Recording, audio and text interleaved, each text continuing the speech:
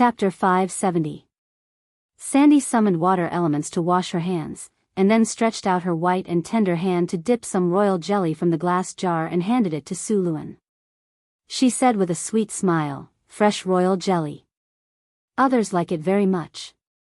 Su Luan, would you like to have a taste?" Looking at Sandy's white and tender hands and her expectant look, Su Luan would not refuse her kindness.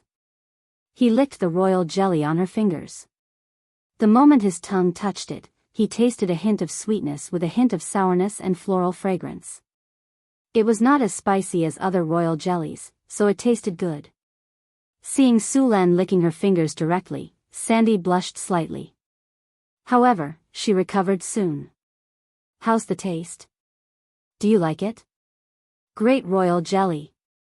Su Luan gave a thumbs up and said. Seeing Sullen's expression, Sandy also became happy. She said proudly, "The amethyst bees I cultivated and the amethyst bees' honey and royal jelly are the best. Oh, come and have a taste of the honey. Compared with royal jelly, honey tastes better." Sandy raised her head proudly and said, patting her chest. As she spoke, Sandy took out a jar of purple crystal honey from somewhere as if she was performing a magic trick. Su Luan took over the jar and smelled it. There was a faint floral fragrance with a hint of sweetness, which was very attractive. He dipped his finger into the jar and put it into his mouth. A mellow floral fragrance with sweetness instantly filled his mouth. It was a feeling that made people satisfied from the bottom of their hearts. Su Luan couldn't help but narrow his eyes and savor the taste. He could guarantee that this was definitely the best honey he had ever tasted since his previous life. The sweet honey had a hint of floral fragrance and a long aftertaste, which made people feel that they were in a sea of flowers. Even if other effects of the honey were ignored, it was the best honey only in terms of taste. "How is it? Is it delicious?" Sandy looked at Su Luan expectantly. "It made me feel the taste of nature. It gave me a sense of happiness and satisfaction. It was great," Su Luan said. "Hee, as long as you like it. I spent a lot of time getting these amethyst wasps to collect different flowers and make this honey according to a special ratio," Sandy said proudly. Su Luan had a whole new level of respect for Sandy. Originally, he just wanted to raise a mascot. He didn't expect that Sandy would bring him a surprise. "Thank you for your hard work." The effect of royal jelly was better than honey. It was a very rare and precious medicinal material.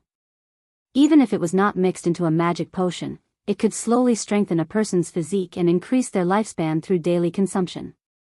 At the same time, it could speed up the effect of meditation and slow down aging. This was a hot commodity for most magi. Unfortunately, the production rate was even lower than the amethyst honey. Basically, it was digested as soon as it was produced, and very rarely would it be sold. Su Luan used appraisal on the 2 jars in his hands, and a large amount of data appeared before his eyes. Item name, purple crystal honey. Quality, excellent.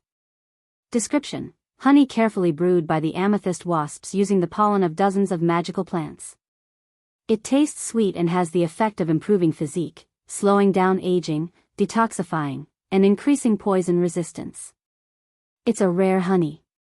Amethyst honey, sweet and delicious plus 42, pleasant fragrance plus 37, detoxifying plus 34, aging plus 25, energy recovery plus 40, mana recovery plus 35. Note, long-term consumption will give you a weak poison resistance. More than 1 liter must be consumed continuously. Item name, amethyst royal jelly. Quality, excellent. Description, liquid secreted by the young amethyst wasps from various flowers collected by the young amethyst wasps. It is the food for the queen bee and also the food for the larvae. It has the effect of strengthening physique, slowing down aging, increasing lifespan, enhancing meditation, and many other effects. Amethyst royal jelly, strengthening physique plus 30, maximum 3 points of physique per person. Maximum physique is 35. More than 300 milliliters must be consumed continuously, rapid growth plus 26, life increase plus 35, aging plus 35, permanent youth plus 35, energy recovery plus 50, mana recovery plus 45, meditation efficiency plus 30. Looking at the attributes of the amethyst honey and the amethyst royal jelly, the quality was not surprising. The price of this quality was directly doubled, and everyone was fighting over it. How much honey is produced? Sulen asked. Xanthi's small white hand supported her head.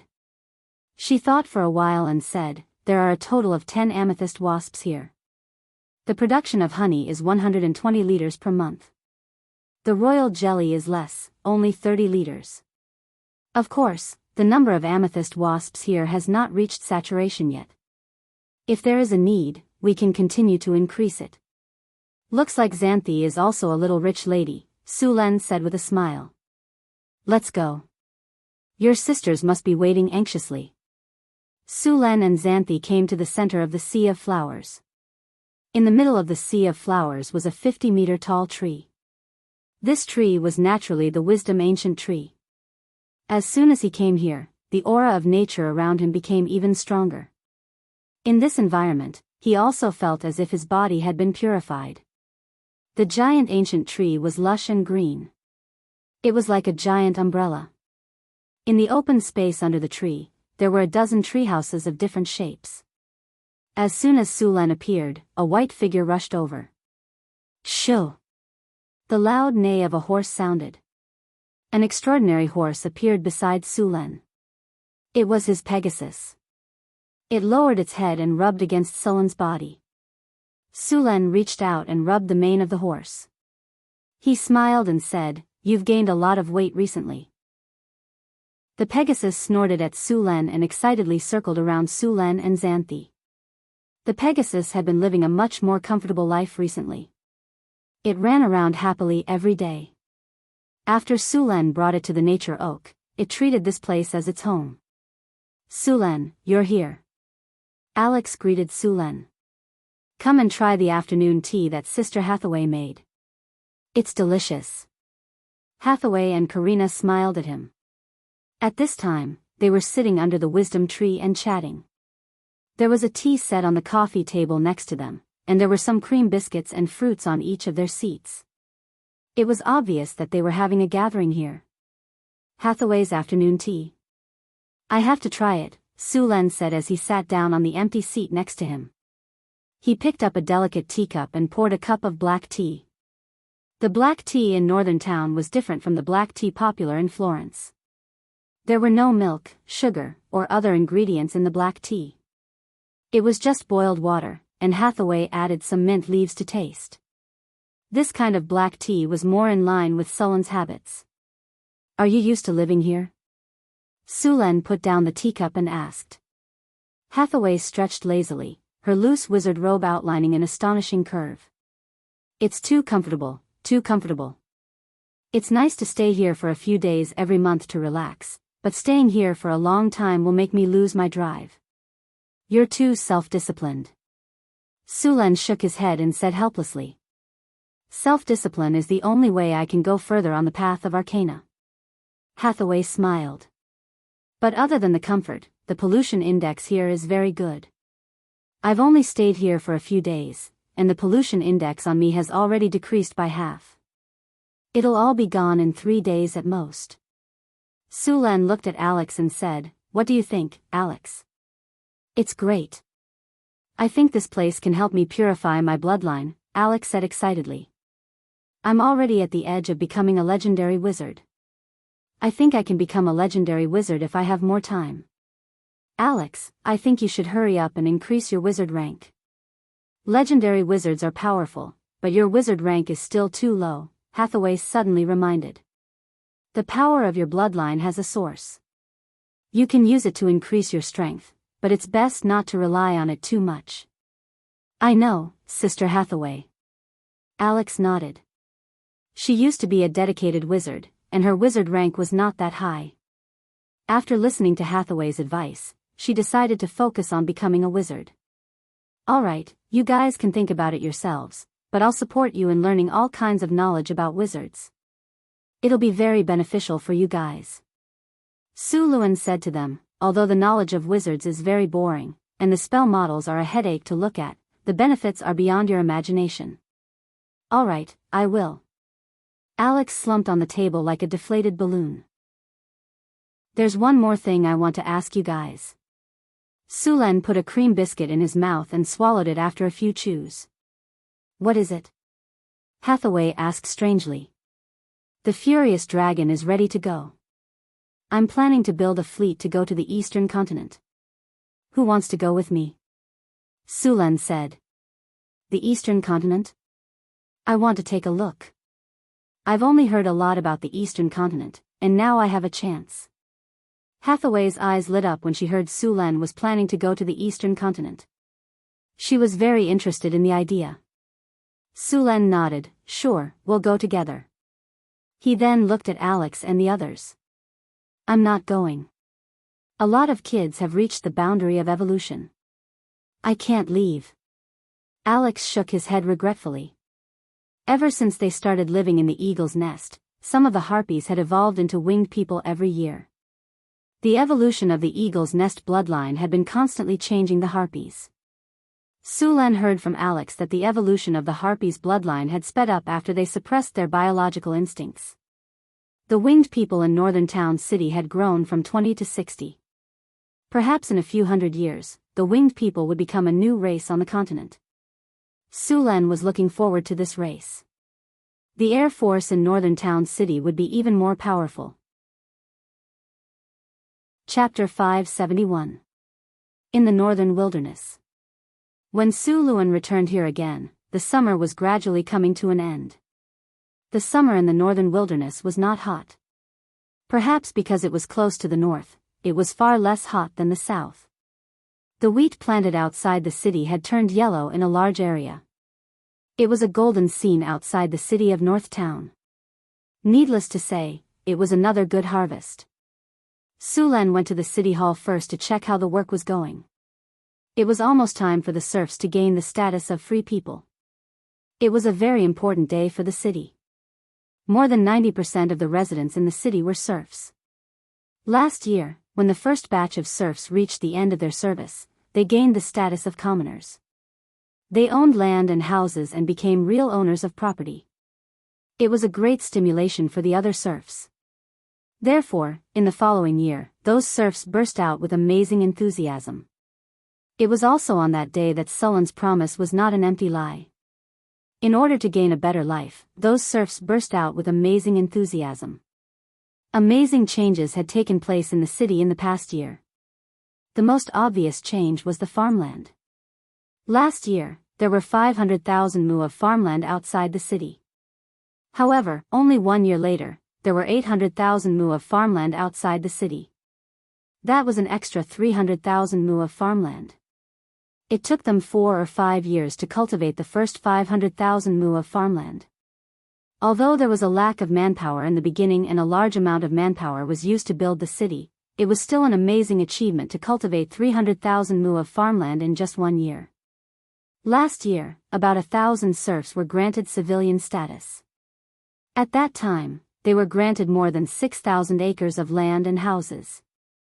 This year, the number of serfs increased by more than 10,000. Moreover, because they worked hard, their labor points were much higher than the previous batch of serfs who were freed. According to the calculation of the officials in the city hall, each serf could exchange for 8 mu of land. Therefore, the city needed to provide at least 80,000 mu of land. Of course, this land was not cultivated. Some of it had been cultivated, and some of it had not yet been. This way, the land could be quickly increased. This time, Sulen took out 40,000 mu of cultivated land and another 40,000 mu of barren land for them. Your Majesty. This is the list of the freed serfs and the land they will be given. A rather beautiful and mature female official smiled at Sulen and handed a document to Sulen. These female officials were actually the family members of the nobles who had been exiled to Northern Town. There were a lot of nobles who had been exiled here. Most of them were lazy. It could be said that 70% of them were rice worms. Sulen would not feed them and directly throw them to the farm. As for those who were capable, they were sent to work in various places. Compared to the men, many of the noblewomen were doing much better. They quickly adapted to the rules of Northgard City. Most of the noblewomen were literate and had received a certain degree of education. These women were assigned to various positions in Northwind Principality, such as female officials, clerks, and archivists. So far, they were doing quite well. Most of the work has been completed. There's still a small part left to check. Sulan flipped through the list and asked, "Where are the farmlands that will be given to them?" "It's all here," the female official said as she took out a map. Su Luan flipped through the map and found that all the farmlands around the northern town were marked, including the locations of all kinds of canals, water wheels, and wells. Sulan was checking to see if anyone was playing tricks on the land distribution this time. Sulan only said to distribute the land, but did not say whether it would be high-grade or low-grade farmlands. The difference was huge. If it was high-grade farmlands, not only would they have a higher yield after planting, but they would also have access to water nearby. The yield would be 2 to 3 times higher than the newly cultivated farmlands. The price of this kind of superior farmland was far higher than that of newly cultivated farmland. Who knew what kind of tricks those officials would play?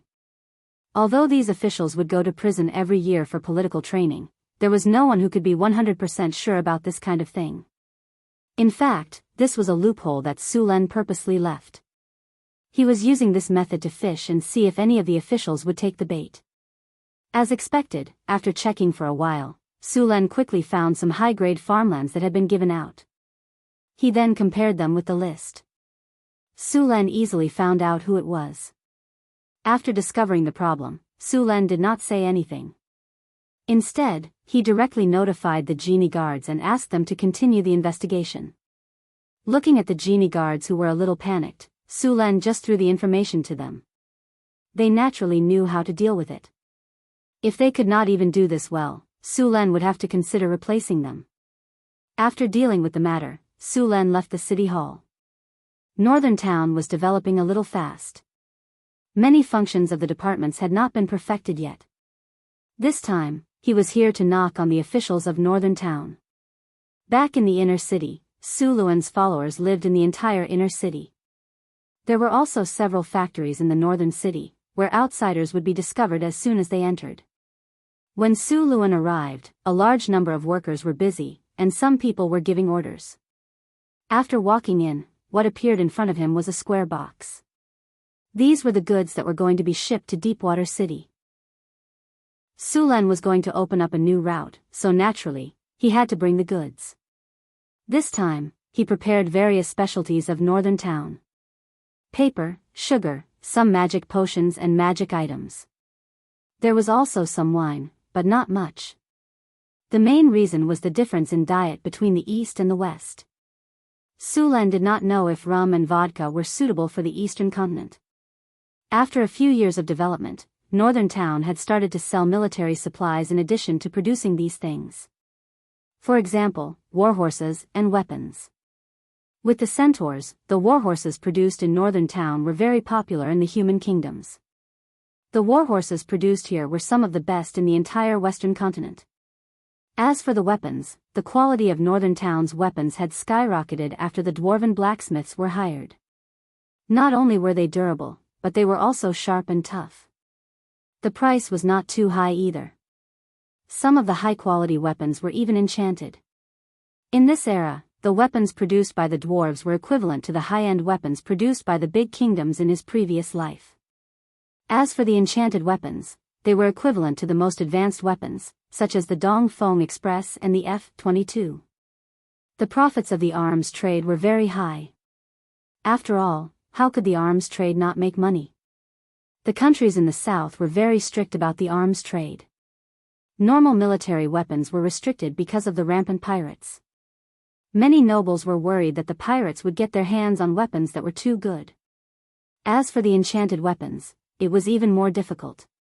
One or two of these weapons were fine, but Northern Town had no such restrictions. After all, these weapons were not used in the Northwind Principality or the Kingdom of Florence.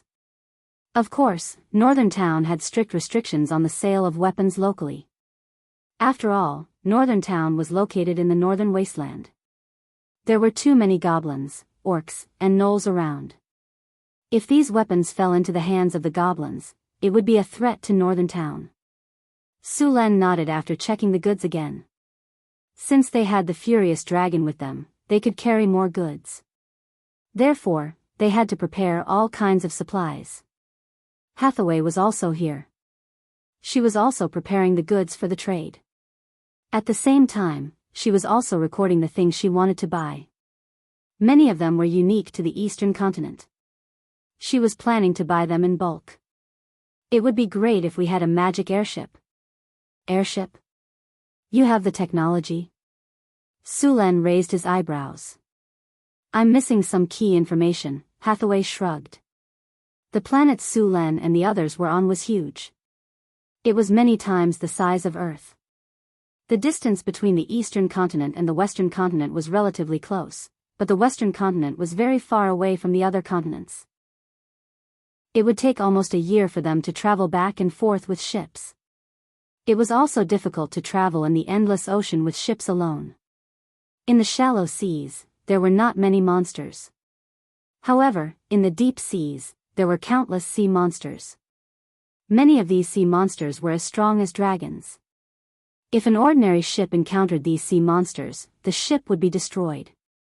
Hence, communication between these continents was usually done through magic airships or long-distance teleportation arrays. Long-distance teleportation circles could not transport large amounts of goods, so airships were the main trade tool between the continents. These magic airships were owned by a few large wizard organizations. They had completely monopolized the trade between the continents. They had made a lot of money by relying on these airships. Airships are not that difficult. You just need to cast a levitation spell or a space expansion spell. However, you still need to deal with the defensive rune circle and energy source, Hathaway explained. Another thing was the means of attack. Although airships could avoid the monsters in the ocean, they would sometimes encounter some monsters in the sky. Therefore, counterattacks were indispensable. Another thing was the energy source. An airship needed to consume a large amount of energy.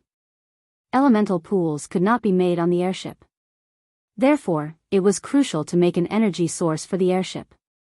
In fact, airship technology first appeared in the early days of the Arcane Empire. It was phased out in the later days of the Arcane Empire. However, there were many gaps in the wizard civilization. Many of the skill trees lacked key points. It could not be helped. Although airship technology was phased out in the era of the Arcane Empire, the technology was still very good. It was cheap and cost-effective. Otherwise, the Arcane Empire would not have used it for so long. Chapter 572. Kingdom of Florence, City of San Filto. Phyllis was awakened by a ray of sunlight at dawn. She first opened her eyes, and then felt a sense of powerlessness coming from the corpse. The battle last night lasted until late at night. Even if she had awakened the dragon bloodline, she still could not bear it. The power of the plasma cannon was too strong. Fighting alone, she quickly threw away her armor and completely gave up resistance. Su Len seemed to feel something and woke up from his sleep. As soon as he opened his eyes, he saw Phyllis's flawless jade-like body seem to be glowing under the morning light. She looked lazy and sleepy, and there was still a touch of last night's lust between her eyebrows. After a night of release, Su Len stood up straight. However, considering Phyllis's ability to bear it, Su Len could only let her go for now. The velvet bed was very soft. Su Len stretched and got up from the bed. The maids outside the door seemed to have heard the movement inside. Soon, two pretty maids came in with clothes. After seeing Sullen's body, the two pretty faces blushed, but they still helped Su Len put on his clothes respectfully. The temperature in the room was suitable. Hathaway had set up a large rune circle around the entire palace. Not only could it protect the palace, but it could also adjust the temperature of the palace area. Su Len stretched, then yawned, and let the maids behind him put on his clothes one by one. The queen needs to continue to rest. You will guard the door later. Don't let anyone disturb her. By the way, remember to prepare breakfast for her. After a simple wash, Su Len ordered the two maids beside him. After giving the order, Su Len went to the dining room to have a simple breakfast. As the king of the Kingdom of Florence, he rarely lived in this kingdom. Although the Kingdom of Florence had been purged several times by Su Len, and a large number of nobles had been eliminated, there were still many rotten rules here, and there was a lot of resistance to reform. After all, these nobles had been living on this land for thousands of years. It was unrealistic to get rid of them all. Besides, there were gods in this world. If these nobles were forced into a corner and turned to the temple, Su Len's efforts would be in vain. After thousands of years of struggle, the human nobles finally reached a relative tacit understanding with the temple. That was, the temple would not interfere in the internal affairs of the country. In their words, the king belonged to the king, and the gods belonged to the gods. The king represented secular rights, while the gods retained the right to worship. However, if someone really wanted to uproot their roots, these nobles would not just sit there and do nothing. They would definitely go to the temple, and the temple would have an excuse to intervene in their internal affairs. At that time, there would be a lot of trouble. Su Len didn't have the power to suppress the shrine, but the shrine couldn't deal with Su Len either. In the end, they could only compromise, so Su Len didn't care much about the Kingdom of Florence. He only made requirements for the slums, the dark side of the city, and the appearance of the city. He also restricted the officials in power, and at the same time, reformed the tax collection. The interests of the nobles were also affected. After a series of attacks and exiles by Su Len, the nobles who refused to comply were already dead. The rest of the nobles could only hold their noses and accept it. Of course, this was also because these losses were within the acceptable range of those nobles. In the palace, Su Len was wearing a hunting suit and was about to go for a walk in the city. At this time, he suddenly saw the captain of the guards rushing over. Su Len frowned slightly and asked, "What happened?"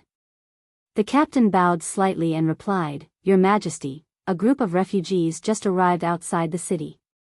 The city hall asked if they should be stopped outside the city. Refugees? Su Len was a little surprised. It was almost the autumn harvest. Why would there be refugees at this time? Ask the city hall to send people to settle all the refugees outside the city. Although he didn't know the specific situation of these refugees, Su Len quickly issued an order, deal with them according to the refugee resettlement regulations. Yes. The captain said respectfully, then bowed and took 2 steps back to prepare to leave. Wait, go and find out where these refugees came from, Su Len suddenly said. Yes, Your Majesty. The captain turned and left. Soon, the sound of footsteps could be heard. Then, a burly man with a scar on his face walked in. He obviously had the blood of a barbarian. He was wearing a fine iron armor and didn't carry any weapons. When he saw Su Len, he immediately bowed and said, "Your Majesty, you were looking for me?" A group of refugees outside the city. Bring some people to maintain order. Let the refugees clean themselves and receive food according to the rules. Remember to kill anyone who dares to cause trouble and rob the food, Su Len said without raising his head. Yes, Your Majesty. The burly man bowed slightly, then turned and left. There was an effective way to deal with refugees in the northern city. First, the refugees would be isolated, disinfected, and cleaned. Then, they would be given food. When the food was distributed, all kinds of information about the refugees would be recorded and organized into a book. Then, the refugees would be allocated houses according to the book. Su Len wouldn't directly take care of these refugees. The most common way was to provide them with relief. This way, not only could the refugees find something to do, but they could also be used to build some infrastructure. When the refugees left, they would also be paid. It was killing 3 birds with 1 stone. At noon, the captain of the guards hurried over to report that the refugees had been settled. Your Majesty. Everything is settled? Where did these refugees come from? Su Len asked directly. I've asked clearly. They came from the city of Wallachia in the north. Their city was attacked by a giant dragon. The dragons stole the treasures in the city and left. However, a group of barbarians from the north came and attacked the city. Because the city had just been attacked by the giant dragon, the barbarians easily took over the city. Barbarians from the north? Su Len immediately turned around and frowned slightly. A trace of anger appeared in his eyes. The barbarians from the north actually dared to attack my city. What are the surrounding nobles doing? Su Len didn't strip the nobles of their military power at the northern border. These nobles who were responsible for the invasion of the north had a strong military force. The barbarians who didn't even have metal weapons were no match for them. Even if Wuxia city was attacked, the nobles could still easily drive the barbarians out with their strength.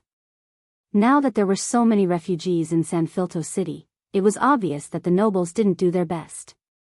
Su Len naturally knew the reason for this situation. It was obvious that the nobles were unhappy that Sullen's reforms had damaged their interests. Order the First Legion to head out and kill the northern barbarians as soon as possible. We'll reclaim Wuxia city. Oh, and bring the surrounding nobles' armies along as well. Teach them a lesson, Su Luen said coldly. Yes, sir. The barbarians of the northern region were a general term that included the barbarians, the Vrykul, and other races. Because of the harsh environment and cold climate, these barbarians were usually tall and hairy. Many of them had the bloodline of the frost giants. Most of these barbarians had brain cramps. If a normal human's IQ was 12 points, then their IQ was at most 10 points. They were also stubborn and could be compared to dwarves. Because they were often cheated by southern merchants in their transactions, they were very unfriendly to the surrounding countries. Although these people were reckless, it wasn't difficult to deal with them. Su Len didn't care about the barbarians who attacked Wuxia city. He was more interested in the dragon that dared to rob the city. A dragon that was active in the north and took the initiative to rob the city. This was most likely done by the white dragon of the Pentashade. Su Len estimated that a white dragon that could easily take down a city was at least in its prime. It might even be an old white dragon. Just because white dragons were the weakest of the Pentashade didn't mean that they were easy to deal with. In fact, white dragons were weak only relative to other Pentashade dragons. They were also very powerful to humans. White dragons that had entered adulthood were already legendary creatures. White dragons of this age were not as brainless as the previous white dragons. If it was an old white dragon, it would be even stronger. Its frost dragon breath could instantly freeze a person into an ice sculpture, and then shatter them into ice shards with a gentle tap. Dragons were born with dragon's aura. Human wave tactics were ineffective against them. Many people couldn't even stand under the dragon's aura. At the same time, they had tough dragon skin and dragon scales. Ordinary weapons couldn't even break through their skin. Many people used to think that white dragons were the weakest of the Pentashade dragons and looked down on them. When they really fought, they realized that even the weakest of the Pentashade dragons was still very dangerous. In addition, the white dragon's innate ability to cast spells was not friendly to adventurers at all. 99% of the adventurers who wanted to make a name for themselves by slaying dragons were killed by the dragons like bugs. Their weapons and armor also became the collection of the dragons. Su Len was very interested in dragons. Slaying dragons not only had extraordinary significance and fame, but also represented amazing returns. Moreover, this was a white dragon that had just robbed an entire city.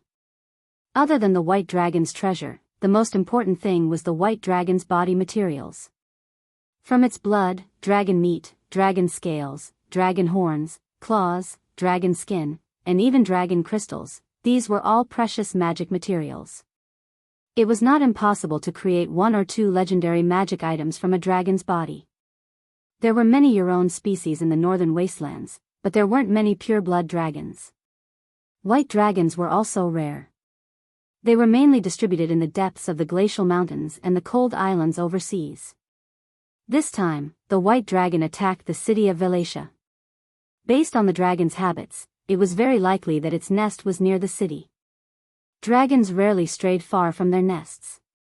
This white dragon had most likely just moved its nest here. Chapter 573. A white dragon that had migrated to the northern wastelands. This was good news for Sulen. If the dragon had lived in the depths of the glaciers, Sulen would have had a hard time finding it. However, if the dragon had come to the northern wastelands, it would be much easier to slay it. The problem now was that the northern wastelands was so vast with so many mountain ranges. Where could the dragon's lair be? A white dragon's hunting range was very wide. Usually, a giant dragon's hunting range would be centered around its lair. It would not be easy to find the dragon's lair in such a large area. Sulen tapped his fingers rhythmically on the table. He was thinking as he listened to the guard's explanation. Do any of the refugees know where the dragon's lair is? Sulen asked. According to the news from the refugees, the dragon is flying northeast. I think its nest should be in the northeast. The guard captain said respectfully. Northeast. Sulen closed his eyes for a moment. He opened the system map and found the location of Wuxia City. He then began to look for a suitable location for the dragon's lair on the strategic map. There were many mountain ranges to the north of Wuxia City. The Granwell mountain range was to the northeast. This mountain range was not big and was part of the Sierra de Lotus. The Ganders mountain range was to the northwest of Wuxia City. There was also the Helbo mountain range further north. If the white dragon had really flown northeast, then the Granwell mountain range was the most likely place to be the dragon's lair. Of course, it could also be the Helbo mountain range. These northern mountain ranges were basically covered in ice and snow. Normal people would not be able to get close to them at all. It would not be easy to find the exact location of the dragon's lair. The next day, the First Legion of San Filto City had finished its preparations and was ready to set off at any time. After bidding farewell to Phyllis, Suluan led the army out of San Filto City and rushed towards Wuxia City. Wuxia City was about 700 kilometers away from San Filto City. They would have to pass by several cities along the way, so the First Legion did not need to prepare too much food. They only needed to bring some food for the journey and buy the rest from the cities. When they arrived at these cities, Sulen could clearly see the temporary residences outside the cities. These temporary residences were filled with refugees. Not all of the refugees from Wuxia City had rushed to the capital. Many of them were scattered to other cities, and only a portion of them made it to the capital. It had been at least a week since the fall of Wuxia, but Sulen had only just received the news. Sulen knew very well that there was something fishy going on. It was nothing more than the work of the nobles. Sulen had secretly made up his mind to increase the scale of the brocade guard when he returned. Before this, Sulen had always let the embroidered uniform guards develop in the southern provinces. At that time, the northern provinces did not have much resistance to Sulen, so they did not pay much attention to the northern provinces. Many northern cities did not have embroidered uniform guards. Now, it seemed that they had been too lenient on them. The embroidered uniform guards and Eagle's Nest had to be put on the agenda as soon as possible to monitor all the provinces in the north. It took 10 days for the army to travel from San Filto to Wuxia City. Nothing happened along the way. Finally, on the 10th day, Sulen's army arrived at Wuxia City. However, unlike what he had expected, the northern barbarians had already abandoned the city and left. At that moment, Wuxia City looked like a ghost town. Broken walls were everywhere in the city, and one of the city gates had collapsed. The city was in a mess, as if it had been raided by the Japanese. The city gates had been torn down, and there were a few stray dogs running around in the city. If it had not been for the words of Wuxia City on the city walls, Sulen would have thought that he had arrived at the ruins. Seeing the situation, Sulen immediately gave the order to set up camp, and then sent people to search the city. At the same time, he began to gather the refugees. At its peak, Wuxia City had a permanent population of more than 50,000 people, and was one of the largest cities in the north. The city belonged to the royal family, and was not infested by the nobles. Therefore, Sulen had to spend a lot of money to repair the city after it was destroyed. With the arrival of the army, Wuxia City began to recover. Coincidentally, Sulen was not satisfied with the city's planning, and began to make changes. While repairing the city, he sent people to gather the refugees. After Wuxia city fell, some people did not escape, but hid in the wilderness. Now that the king's army had arrived, these people began to return. Su Len also began to ask the refugees about the dragon, and where the northern barbarians had retreated. Su Len was not the kind of person who would take a beating without retaliating. He would not let the northern barbarians who had broken into his city and pillaged it. Many scouts were sent out to search. In the next few days, Su Len received a lot of information. Because the northern barbarians had taken a lot of resources with them when they retreated, they left behind a lot of traces. The scouts were able to find them easily by following the traces. The northern barbarians had brought a lot of spoils back to Gander's mountains in the northwest. What surprised Su Len even more was that the scouts had found traces of the white dragon while they were hiding. What did you say? The white dragon's lair is in Gander's mountains? Su Len looked at the scout in front of him in surprise. Yes, Your Majesty. When I was following the northern barbarians, I found the white dragon. The white dragon was hunting when it was discovered. After it was done, it brought its prey back to Gander's mountains. Su Len's expression darkened. What a cunning dragon, he cursed in his mind. There wasn't much information from the refugees. Almost all of them said that the white dragon was heading towards the northeast. However, the truth was that the white dragon's lair was in another direction. The white dragon had purposely flown northeast to mislead the others so that they would not be able to find the dragon's lair. After figuring out the situation, Su Len left the city of Valencia and headed for the Gander's mountains.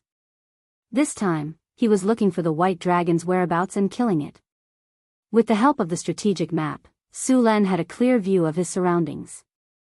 He planned to find the white dragon's exact location first before killing it. There were a dozen mountains around Gander's mountains. There could be a white dragon on any one of them. The mountains were not very big.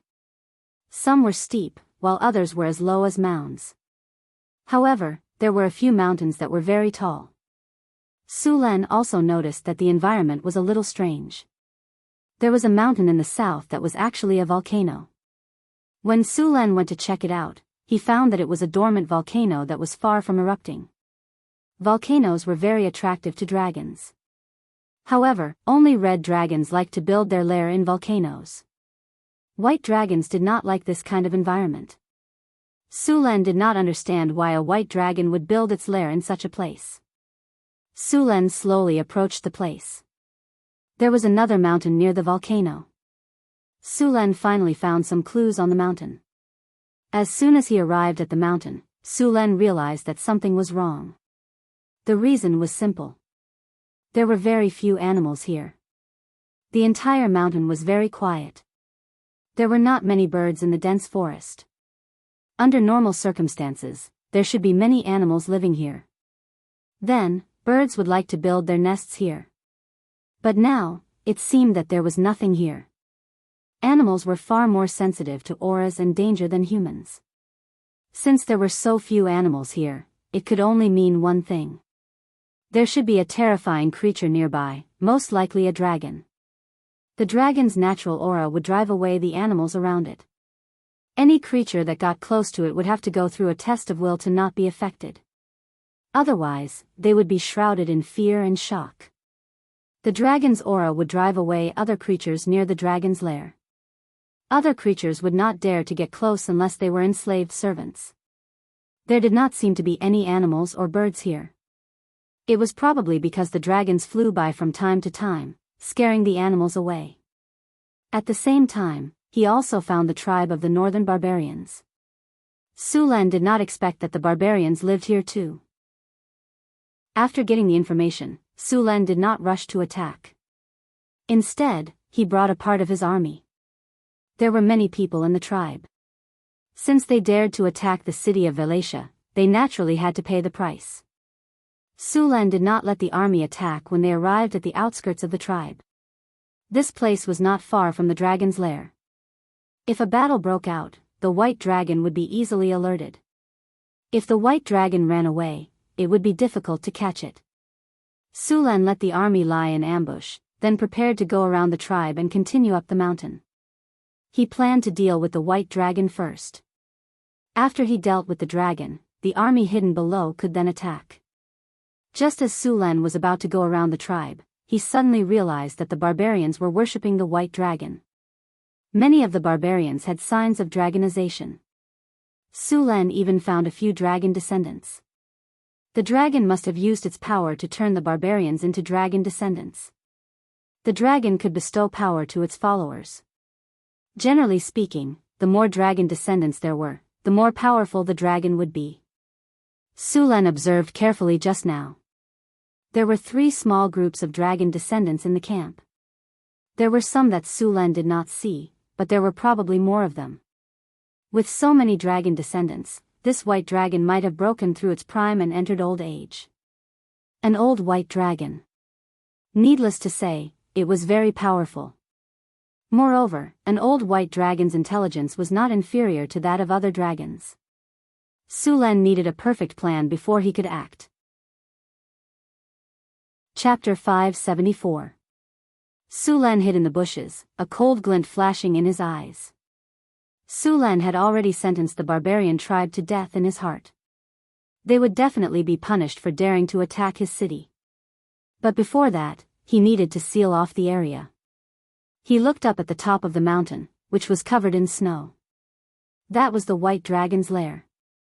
He couldn't alarm the white dragon when dealing with these barbarians. A faint magic power came from Su Len, but the barbarians in the camp didn't notice it at all. They were still busy with their own tasks. A few barbarian warriors were wrestling in the open space, while the dragonkin warriors sat beside them and ate meat. Because they had conquered Wuxia city, the barbarians' harvest was beyond imagination. Originally, most of the barbarians used bone and stone weapons. Now, they had all changed to metal weapons. Some of the barbarian warriors even wore full-body armor. No one knew which unlucky knight had left it behind, but it was obviously a size too small for the barbarian warrior. But he didn't care and walked through the crowd with his head held high. It was difficult to cast a spell to cover the entire camp, and it was even more difficult to cast it in order to prevent the white dragon from discovering the magic waves. In order to suppress the magic waves, Su Len lengthened the casting time by several times. Finally, a dim and weak light flashed, and the spell was finally released. Silent Domain. Maximum spell plus silent spell cast. A transparent barrier descended from the sky, instantly enveloping the entire campsite. The original clamor disappeared in an instant, and the foot of the mountain became silent in an instant. After observing for a while, Su Len sighed in relief when he saw that there was no movement in the white dragon's lair. He then waved at the soldiers behind him, and the soldiers who were already prepared immediately began to attack. Whoosh whoosh whoosh. The archers of the sound shooting battalion instantly burst forth with astonishing speed. Only 30 archers of the sound shooting battalion activated rapid shooting and directly shot out a wave of arrows. The unprepared barbarians of the northern region were instantly turned into porcupines by the rain of arrows. Enemy attack.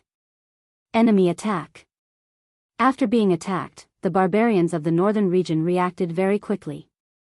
As a tribe that lived in the wilderness, if they didn't react quickly enough, they wouldn't have the right to survive. A dozen barbarian warriors formed an arrowhead and charged forward. These top-level axe-wielding barbarian warriors roared and activated Berserk, then charged forward with their axes. Whirlwind slash, charge, chop, whirlwind slash, charge, chop. Although the moves were simple and crude, corpses were everywhere they passed. The axes of the barbarians' axes broke bones and tore tendons. Although the northern barbarians were strong, they were no better than little chicks when facing this group of berserkers. With a flash of lightning, the storm halberd appeared in Su Luan's hand. Then, with a flash of lightning, the 2 barbarian warriors who had just rushed up were instantly turned into charcoal. Chop! Sullen's storm war halberd swept across. The blade of the halberd shone with a cold light and pierced through the scales of another dragon barbarian. Blood splattered everywhere. A hideous wound appeared on the dragon barbarian's chest.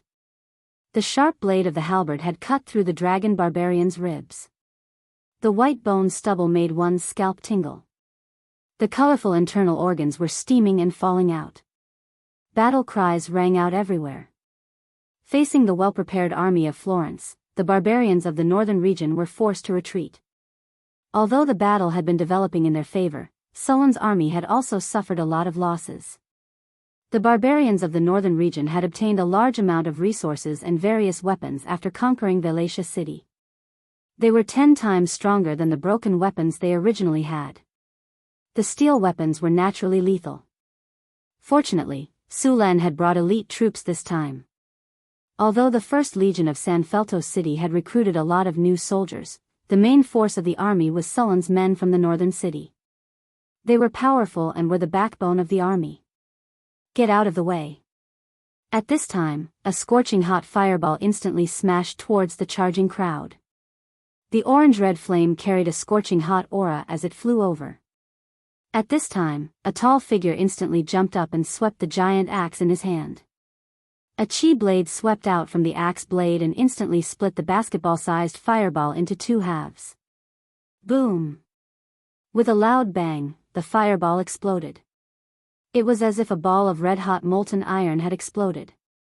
Golden-red scorching flames flew all over the sky. The tall figure was blown far away. The giant axe in his hand was blown to pieces, and the iron armor on his body was scorched red by the flames. Fortunately, the quality of the armor was good, and it was not damaged by the explosion. Otherwise, this would have been enough to take his life. Sulan casually sent a green aura into the barbarian's body. The barbarian's injuries from the explosion began to heal quickly. After the fireball was blown up by the axe, the flames splashed everywhere. The most unlucky ones were the barbarians who lacked armor. Sulan's troops were all wearing armor. Although the flames splashed by the fireball were hot, the armor didn't affect them too much. However, the barbarians were not so lucky. A rain of fire splashed out, and the dirty furs on their bodies quickly burned. These barbarians in the northern wasteland didn't know how to make leather. Moreover, most of the leather on their bodies was covered in oil. When the sparks landed on them, a raging fire immediately rose. Before those barbarians could react, the fire had spread to their bodies. Many of them directly turned into human-shaped fireballs. The morale of the northern barbarians, who had been defeated, was even lower. Soren's hand flashed, and a lightning spear appeared in an instant. With a flash of lightning, it flew out in an instant. Lightning spear. The dragon sorcerer, who had just released the fireball, suddenly felt a sharp pain in his heart. The next second, boundless darkness shrouded him. After killing the dragon sorcerer, the resistance of the northern barbarians began to weaken. Many of them had begun to sneak away, but Sulan, who had already surrounded the whole camp, would not let any enemy go. The barbarians who had fallen into a desperate situation fought madly with bloodshot eyes. They wanted to rush out a path of survival, but it was destined to be futile. The archers who had been guarding the perimeter had long stopped the rain of arrows and started to target the barbarians. These archers were all godly archers. They directly sniped the barbarians who resisted fiercely. With the continuous killing, the resistance of the northern barbarians became weaker and weaker. This tribe of 2,000 people had completely lost the ability to resist. The whole camp was full of barbarians' corpses. About half an hour later, the cries in the camp gradually disappeared. All the rebels were killed, and the rest were captured. It could be said that this battle was a total victory. Your Majesty, all the northern barbarians are here. In addition to those who were killed, there are more than 1,300 people captured. Among them, 230 were seriously injured, and the rest were lightly injured or uninjured. None of them escaped. In this battle, our army lost 37 people, 120 were seriously injured, and no light injuries were taken into account. It was a total victory, a servant said respectfully.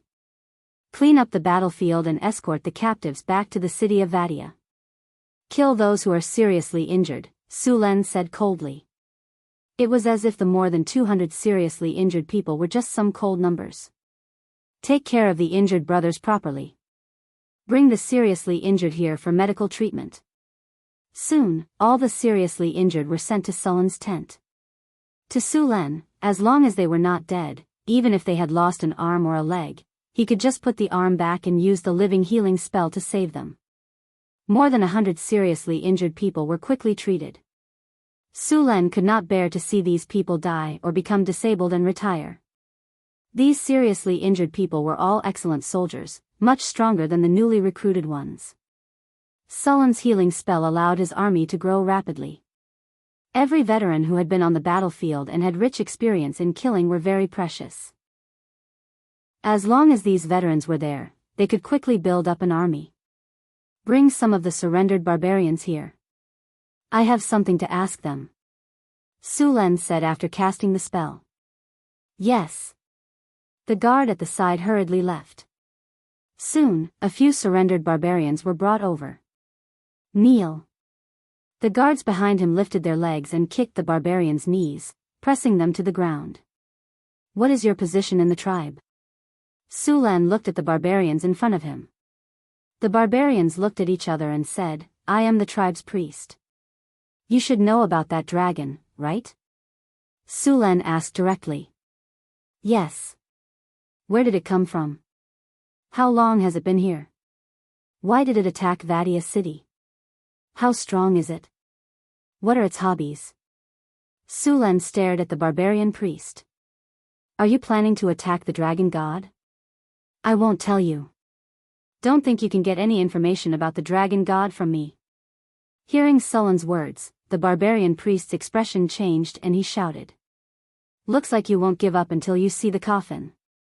Su Len shook his head slightly. You think I can't do anything if you don't tell me? Naive.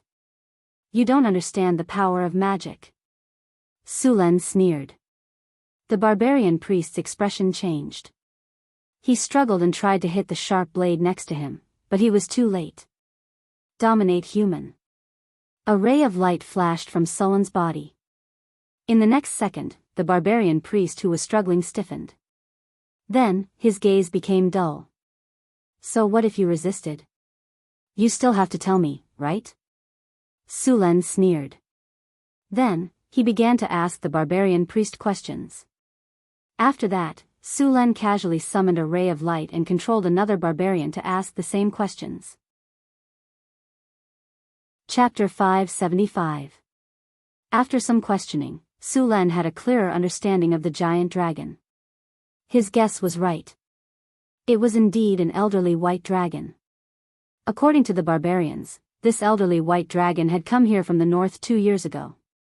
After arriving, it immediately conquered a few surrounding tribes and united them into a tribe of about 2,000 people. After converting a group of dragon descendants, it went into a deep slumber. It was only a year ago that the white dragon woke up and began to move around. The white dragon had attacked the city of Wallachia because it wanted more wealth. After observing for a long time, it made its move. As expected, the city of Wallachia was conquered by the white dragon, and all the wealth in the city was plundered. His followers, on the other hand, obtained a large amount of weapons and resources. After understanding the situation of this white dragon, Su Len began to prepare to slay it. This white dragon was not considered strong among the giant dragons. Its followers had been wiped out by Su Len, and now only the dragon itself was left. According to various records, many giant dragons would enslave large numbers of servants and followers.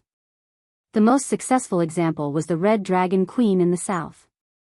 Giant dragons could enslave most monsters as their servants, including all your own species and even those weaker than them. Therefore, most of the time, when facing a giant dragon, it was not just a single dragon, but an entire army. Take the Red Dragon Queen for example. She had several red dragons under her command, as well as numerous dragon descendants. She relied on her powerful strength to suppress the southern countries and make them tremble in fear. Every year, they had to pay her taxes. Even the churches of the gods were not willing to provoke her.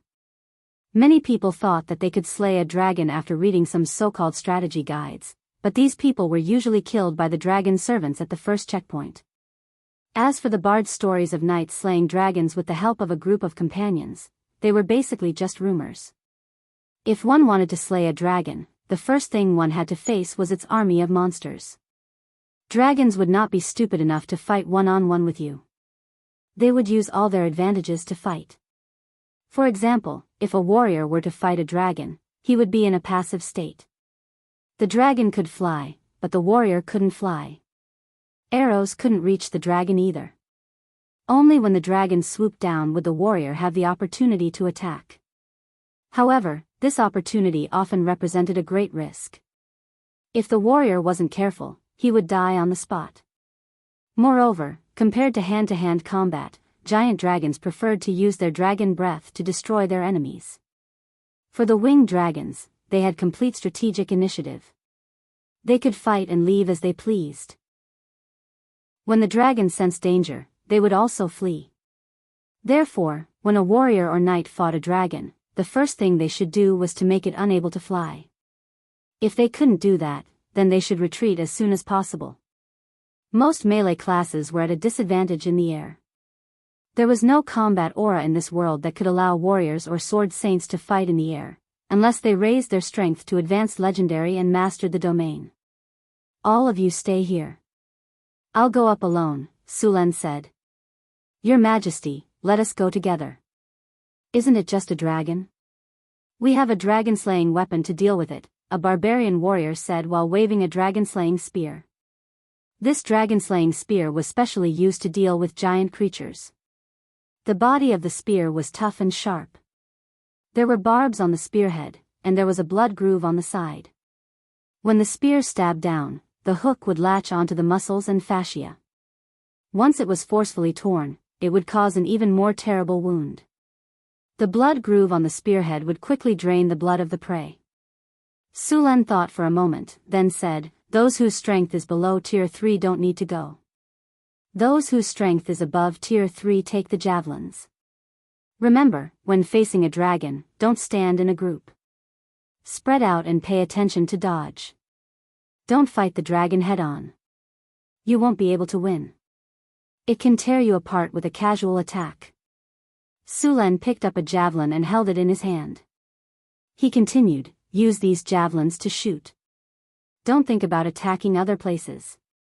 Aim at its dragon wings. As long as it dives down, use the javelins to attack its dragon wings." Dragons had a layer of tough dragon scales, and under the dragon scales was a layer of dragon skin. Its defense was very strong. However, the only part of its body that did not have dragon scales was its wings. Of course, it was said that there were no dragon scales.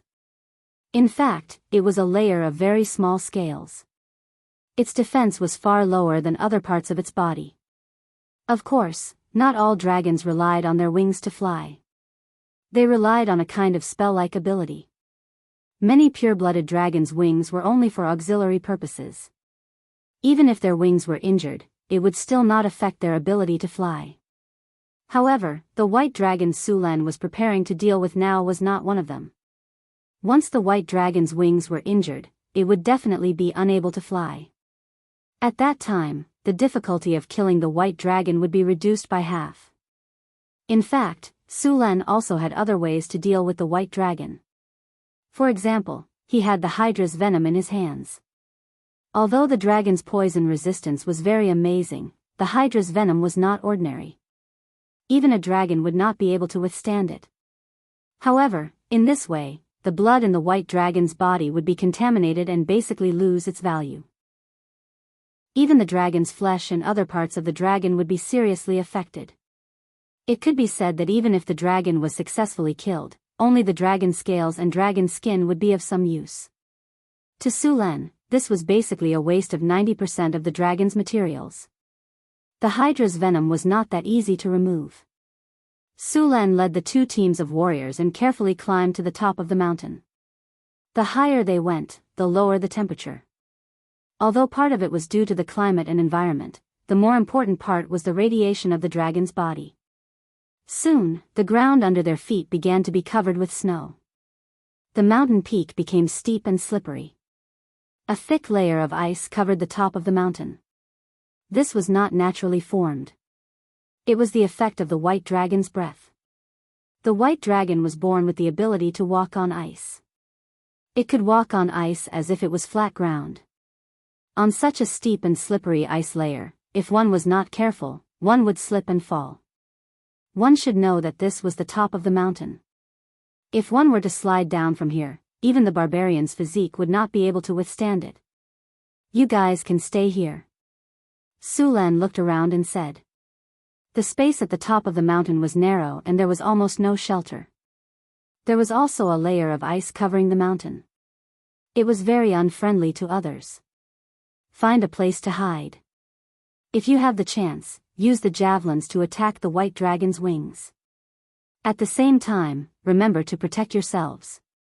Su Lan finished speaking and walked directly to the top of the mountain. Greater invisibility. A light flashed and Sullen's figure completely disappeared.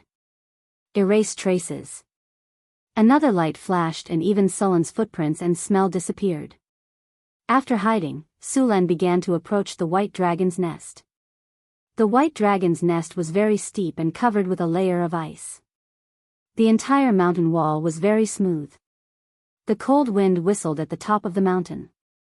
It would be a problem for ordinary people to even stand, but for Su Lan, it was not difficult at all. With a walk on the ice, Su Lan walked on the ice as if it were flat ground. At the top of the mountain was an open platform that was smooth and flat. Dragons usually took off and landed on this platform. Because of their weight, dragons preferred to fly from high places.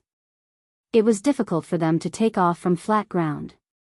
As soon as Su Lan arrived, he felt something strange. An invisible pressure enveloped him.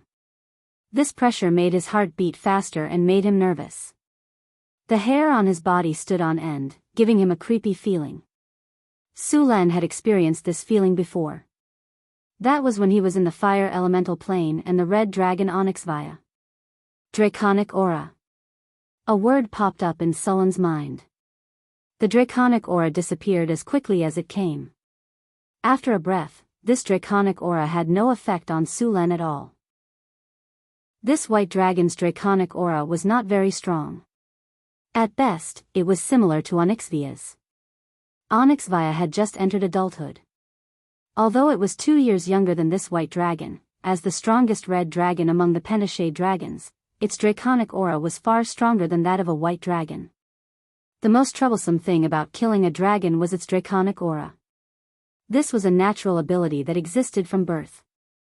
As time passed, the draconic aura would become stronger and stronger. Draconic aura was very important to a dragon. They could easily enslave a large number of monsters with their draconic aura. At the same time, when facing a large number of enemies, it could intimidate the enemies. Those creatures with weaker minds and weak wills would not even have the courage to attack. Ordinary people could not withstand draconic aura at all. Even professionals would have to go through a test of will. More than 80% of professionals would not be able to withstand it. Therefore, there was no need to think about using human wave tactics to deal with a dragon. In fact, the more powerful and high-end the battle, the higher the requirement for will. In a battle of this level, there would often be a need for a test of will. Many of the wizard's control spells also required a test of will. Once the test failed, the target would be controlled by the spell. The more powerful the monster or demon, the more likely it was to have this kind of control spell. For example, the succubus queen in the bottomless abyss. Her seduction spell could not be resisted even by high-grade legendary figures. Once the target failed the test, they would be controlled by the succubus queen. When he came to the platform, Su Lan quickly found the white dragon's nest. Before he got close to the nest, the dragon's nest was not deep. Su Lan saw the target at a glance. It was a huge white dragon. This white dragon was at least 30 meters long. Its scales were smooth and had a layer of mirror-like silver white. It had sharp claws, sharp bone spurs, and a small mountain of gold treasures under its body. It was very similar to a powerful dragon. The wealth possessed by a dragon also represented the dragon's strength. Chapter 576. A cold wind blew, and a few snowflakes drifted down. It was snowing lightly in the sky. The white dragon in the center of the dragon's nest was still sleeping. Long and drawn-out breathing sounds could be heard. As the white dragon breathed, countless small pieces of ice flew out of the dragon's mouth and nose. Su Lan moved slowly and lowered his footsteps as he approached the sleeping white dragon. Although the white dragon was sleeping, as long as Su Lan made the slightest noise, it would immediately wake up. Under normal circumstances, the white dragon's nest was guarded by its kin, but this white dragon was very lucky. Its kin had all been killed at the foot of the mountain, so there were no guards around the nest at all. Su Lan carefully moved forward, carefully observing the surrounding ground. Sure enough, he found a few hidden magic traps near the nest. Fortunately, the white dragon's magic ability was average, so these magic traps were not difficult enough. Su Lan spent some time and successfully removed the magic traps. Su Lan carefully followed the small path and continued to move deeper into the nest. He was less than 30 meters away from the white dragon. At this distance, he could clearly see the white dragon. It was more than 30 meters in size, with white scales and sharp claws. Below the white dragon's body, there was a dazzling light. That was the white dragon's treasure. In addition to gold and silver, there were many magic gems here. In addition, it had just ransacked a city. The number of treasures in front of him was astonishing. Su Lan did not continue to approach. He was not a professional thief, and he was not confident that he could continue to approach without waking the white dragon. However, this distance was enough. If he wanted to, he could close the distance in the blink of an eye. Sullen's figure immediately pounced on the white dragon. The moment he moved, the white dragon seemed to sense something. Its body moved slightly, and in an instant, it opened its huge eyes. Roar! The white dragon's painful roar instantly resounded in the dragon's nest. Su Lan only felt his ears rumbling. The storm war halberd with infinite lightning instantly slashed on the white dragon's wing bone. A sound of fine iron colliding rang out, and the hard dragon bone was directly broken. The dragon, who had just woken up, immediately felt the excruciating pain. It immediately spat out a mouthful of dragon breath at Su Lan. A bone-piercing chill spread out. Sullen's body stiffened, and the ice dragon breath gushed out. At this moment, a flash of light appeared, and Sullen's figure disappeared. The extremely cold ice dragon breath instantly enveloped the place where he had been. Even the air seemed to have frozen. Although the white dragon's breath was the weakest of the chromatic dragons, and its damage was only half of that of the red dragons, the slightest contact with it would cause one's body to stiffen, which was very unfavorable for melee professions. Sullen's figure appeared at the entrance of the cave. He waved his hand and a lightning spear appeared in his hand. He then threw it at the giant dragon and ran out of the dragon's nest without looking back. Rumble. Muffled thunder came from the dragon's nest. Despicable ambusher, how dare you ambush the great king of the north? I will freeze you into an ice sculpture and smash you into powder. The giant dragon roared angrily, followed by the sound of flapping wings. In the next second, the white dragon's huge body rushed out of the dragon's nest. The dragon race's agility was not high. Adult giant dragons could be said to be clumsy on the ground, but their speed was not slow. The white dragon rushed out of the dragon's nest and swooped down. It spread its huge dragon wings and flew up in an instant. Then, it opened its mouth and spat out a dragon breath, wanting to freeze Su Lan into an ice sculpture. The white dragon breath flashed with countless ice crystals in an instant. Sullen's body flashed again, and the moment before the dragon breath arrived, he disappeared and reappeared above the white dragon. War roar. The huge roar resounded through the sky, and a powerful sound wave spread out from Sullen's body. The terrifying sound wave spread out like a wave, accompanied by an intense energy fluctuation. With Su Lan as the center, the sound wave spread out rapidly within a 500-meter radius. The hard ice on the mountain top was directly shattered by the loud sound.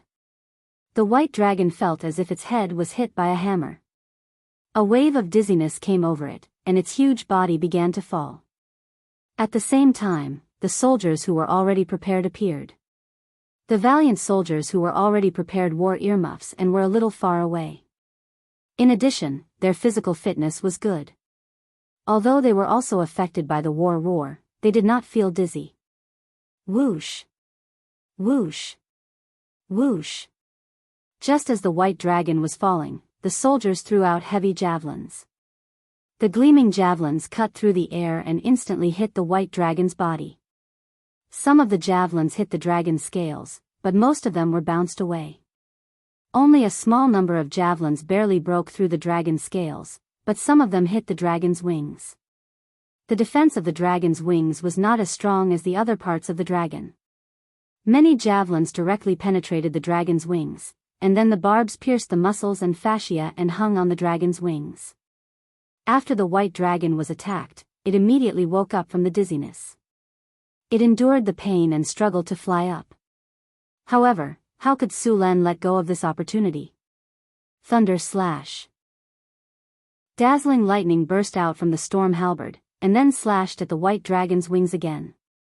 The halberd cut through the air, and a sharp whistling sound was heard. The storm halberd once again hit the white dragon's wing bone. Roar. The white dragon roared in anger and pain. Su Len jumped and flipped onto the white dragon's back in an instant. He exerted force with his feet. Su Len ran quickly on the white dragon's back. At this moment, the white dragon noticed Su Len on its back. Its body rolled directly and crashed into the cliff beside it. It looked like it was going to smash Su Len into meat paste. Su Len exerted force with the tip of his foot and jumped directly from the white dragon's back. Then, he tilted his body and kicked hard on the cliff with his right foot. Once again, he rushed toward the white dragon. Frost breath. Seeing Su Len rushing toward it, the white dragon showed a cruel and bloodthirsty expression. Seeing that Su Len was about to rush up, the white dragon suddenly turned its head and opened its ferocious mouth. A bone-chilling frost breath was instantly spat out. Su Len, who was charging at a high speed, could not dodge at all. The lightning on his body flashed instantly, and a shield made of lightning appeared in front of him. In the next second, the frost breath collided with the thunder shield. The bone-chilling coldness was felt, and a thick ice sculpture was formed on the thunder shield. Seeing that the ice sculpture was formed in an instant, the white dragon's eyes flashed with a hint of violence. However, before it could do anything, countless lightning bolts exploded from the ice sculpture. Su Len swung the storm halberd from the sky and pounced on the white dragon's neck like an eagle. Roar! The white dragon's dull roar was heard, and it was in great pain. The white dragon's huge body could not help but tremble. Then, its thick dragon tail swept toward Su Len. Scorching blood gushed out. The storm halberd left a deep wound on the white dragon's neck. The dragon's scales were broken, and the wound was 30 centimeters long. Through the wound, one could even see the bones inside. The dragon's tail came with a whistling wind. Su Len did not even look back. With a flash of light, his figure disappeared in an instant and reappeared in mid-air in the next second. The white dragon's huge body made it difficult for it to turn around. Moreover, its huge body also provided plenty of attacking positions. Its body could even become a tool for Su Len to dodge. Lightning flashed, and the storm halberd in Su Len's hand danced quickly. Cold light slashed continuously on the white dragon's body. The white dragon's hard dragon scales could not block these attacks at all. Soon, a large number of wounds appeared on the white dragon's body. However, these wounds were not serious. They were just some superficial wounds. Relying on the white dragon's strong recovery ability, the bleeding would soon stop. The damage caused by Su Len's rapid and continuous attacks was limited. Perhaps the white dragon was tired of Su Len jumping up and down beside it, so it directly breathed dragon's breath on its body. For the white dragon who was immune to frost damage, the dragon's breath only made it feel a little cold and did not cause any damage. However, Su Len had to dodge to other places. Seeing that the attack was effective, the white dragon did not stop. A strong wind covered its head. The white dragon flapped its wings. The wind whistled. Su Len stuck close to the white dragon's wings and dodged. After dodging Su Len, the white dragon immediately flapped its wings to attack. The javelins on the white dragon's wings played a role in this violent movement. After the white dragon flapped its wings, it directly tore a hole more than half a meter in the white dragon's wings. Bright red dragon blood gushed out. Not only did the attack not hit Su Len, but it also caused more serious injuries. The white dragon's flying ability was completely destroyed. This kind of injury would prevent the white dragon from flying for a long time. Of course, with the powerful recovery ability of the dragon race, this kind of injury would be completely healed in a month at most. The immense pain from the white dragon's wings caused its body to tremble. Its movements also became stiff for a moment. After seeing this flaw, Su Len did not hesitate at all and instantly rushed forward. The powerful power of thunder quickly gathered in Su Len's hands. The storm battle halberd once again bloomed with dazzling thunder. Su Len's halberd swept horizontally and once again slashed at the white dragon's neck. At this moment, 50 points of strength exploded. The storm battle halberd directly broke through the white dragon's scales, then cut through the tough muscles and fascia, and deeply cut into the white dragon's neck bone. A mournful dragon's roar sounded out, and the immense pain made the white dragon even crazier. It tried to throw Su Luen away, but Su Luen used this force to put away the storm war halberd. Although the white dragon's neck was not cut off, the injury was also very serious. Su Len knew very well how hard the white dragon's bones were. Unless he was holding the silver sword of Gith or an artifact of the same level, it was basically impossible for him to cut off the white dragon's neck with one strike. The sharp pain from the white dragon's neck caused a trace of fear to rise in its heart. At that moment, it felt the fear of death. The fear in the white dragon's heart began to spread. After seeing Su Len, the white dragon spat out a bone-chilling dragon's breath again. At the same time, a strange energy appeared in an instant. Ice fog spell. A large amount of ice fog rose in an instant and enveloped the white dragon. The ice fog spread quickly, and in the blink of an eye, it covered an area of a few hundred meters. Su Len's vision blurred, and the surroundings instantly turned into a white world. At the same time, a large amount of ice began to condense on Su Len's body. A flash of lightning flashed, and the surface of Su Len's body was instantly wrapped in lightning. All the ice fog around him was dispersed. It's hiding in the ice fog? Seeing the scene in front of him, Su Len's eyes quickly scanned the surroundings. However, it was a vast expanse of whiteness, and he could not see the white dragon's shadow at all. And as time passed, the surrounding coldness became stronger and stronger. Su Len's body flashed, and then he rushed out of the range of the ice fog spell in the next second. The white dragon hid in the ice fog, and the white scales on its body became the best camouflage color.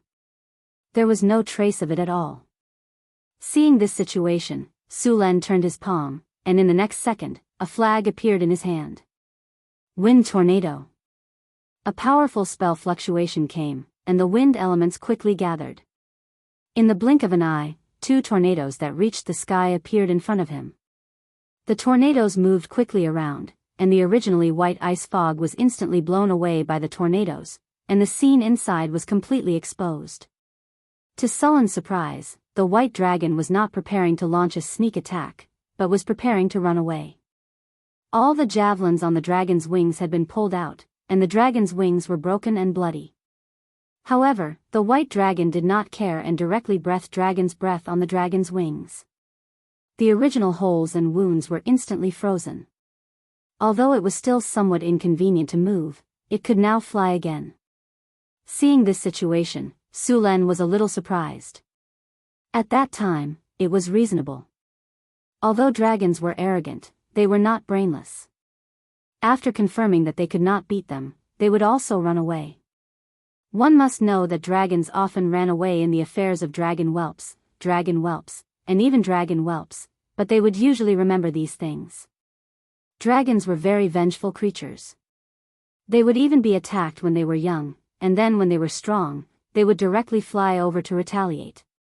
Seeing that the dragon was about to run away, Su Len rushed up without thinking. He did not want to be remembered by a dragon in the future. Thunder Spear. The dazzling thunder flashed in Su Len's hand, and in the next second, a spear completely composed of thunder and lightning flew out in an instant. In the blink of an eye, it hit the dragon's body.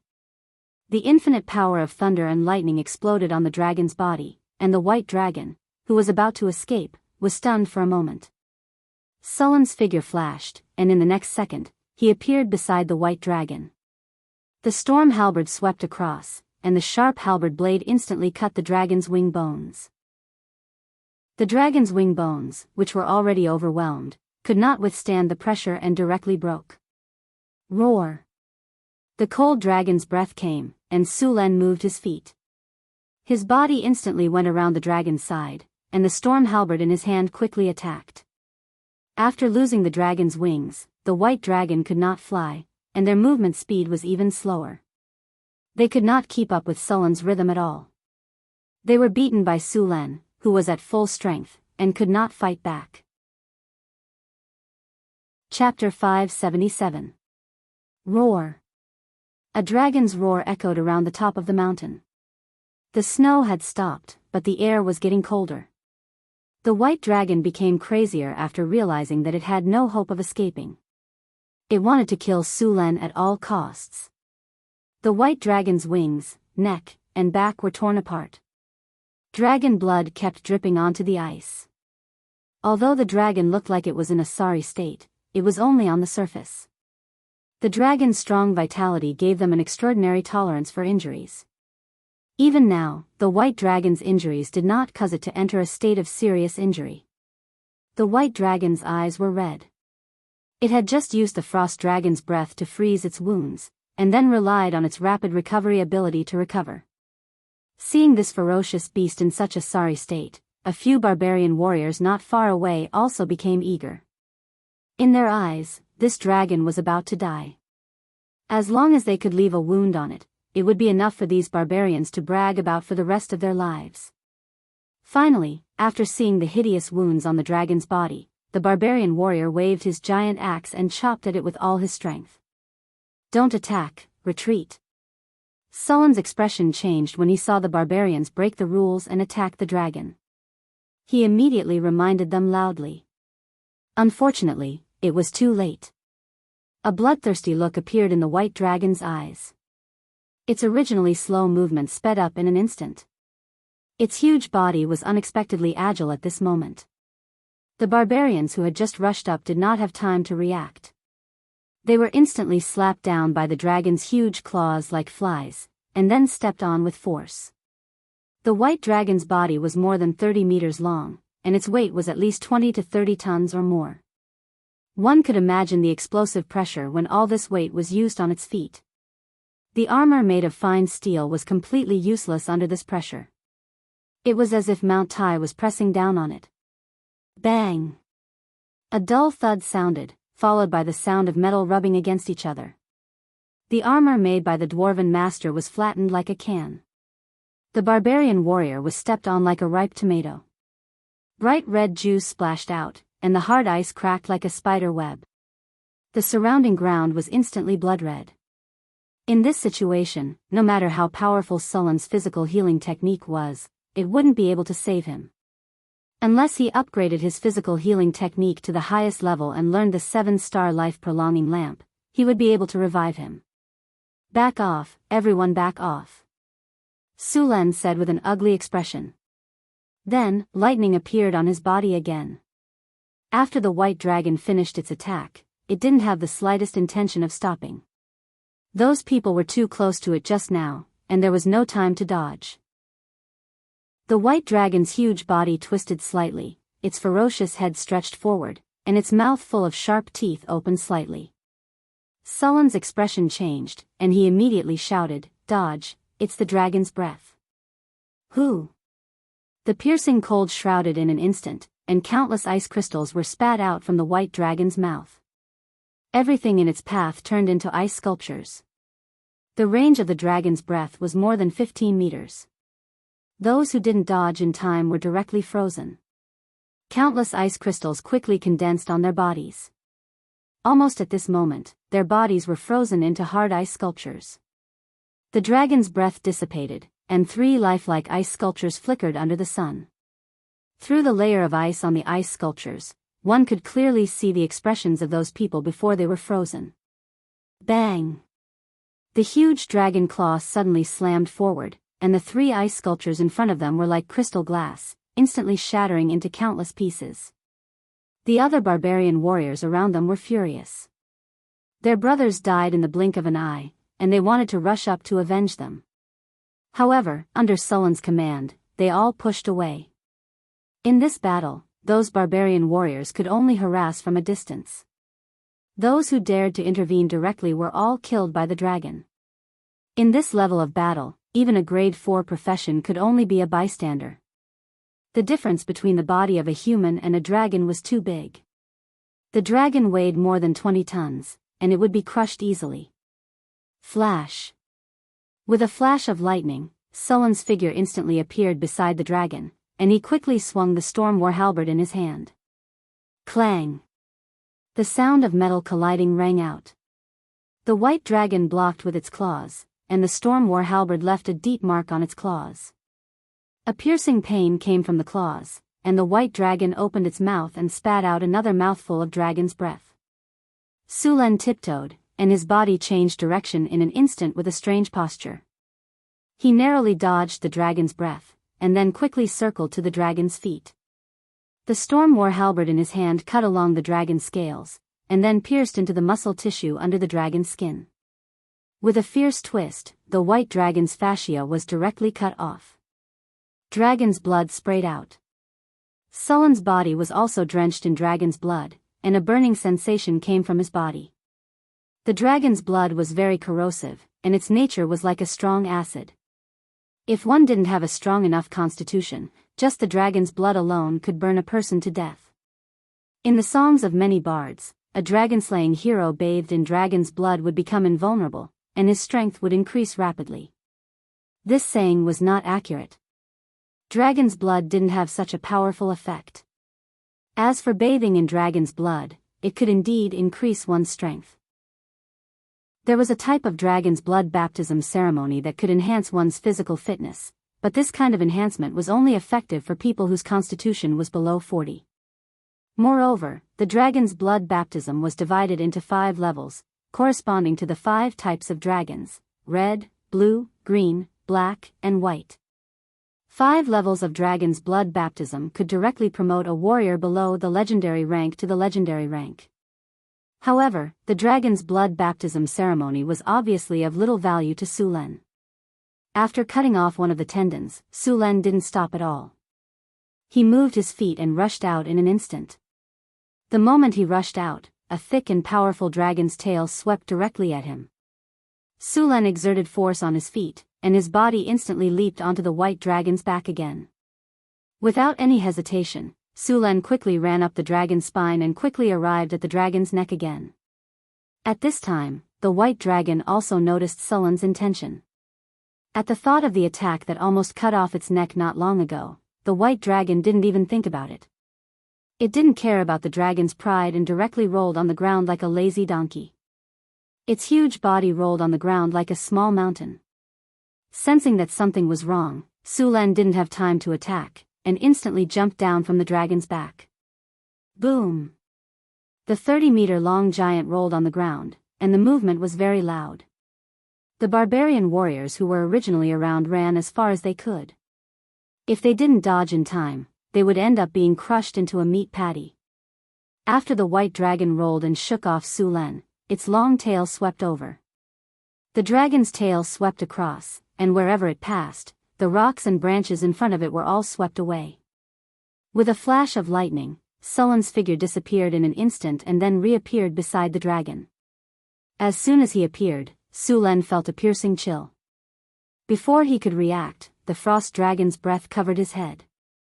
Sulen had just used flash, so he didn't have time to dodge again and was directly hit. The cold chill shrouded Sulen, and the surface of his body began to condense ice. After this period of battle, the white dragon had discovered a pattern. Every time Sulen flashed, he would appear around it. So when it saw Sulen flash, it directly used Frost Dragon's breath to cover the surrounding area in an instant. This was also the reason why Sulen collided with the Frost Dragon's breath as soon as he appeared. Feeling the stiffness of his body, Sulen's expression changed greatly. The lightning power in his body exploded in an instant, and the ice on the surface of his body quickly shattered. In the blink of an eye, Su Len was about to break free, but it was too late. The huge dragon's tail swept over with a whistling sound. Sullen's vision turned black, and he felt a sharp pain. His body flew backward involuntarily, and the lightning shield on the surface of his body collapsed under this huge force. Bang! With a loud sound, Su Len crashed heavily on the rock, and the hard rock was directly smashed into cracks. After the white dragon sent Su Len flying, it didn't stop at all. It rushed up, ready to completely tear this guy who had caused it so much damage into pieces.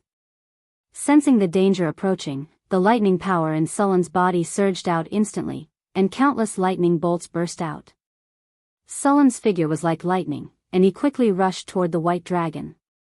This time, his burst of power was extremely shocking. In short distances, he was even faster than when he flashed. The moment he clashed with the dragon, Su Len instantly turned over and jumped on the dragon's back again. The storm battle halberd in his hand carried infinite lightning bolts as it swung down fiercely. Thunder slash.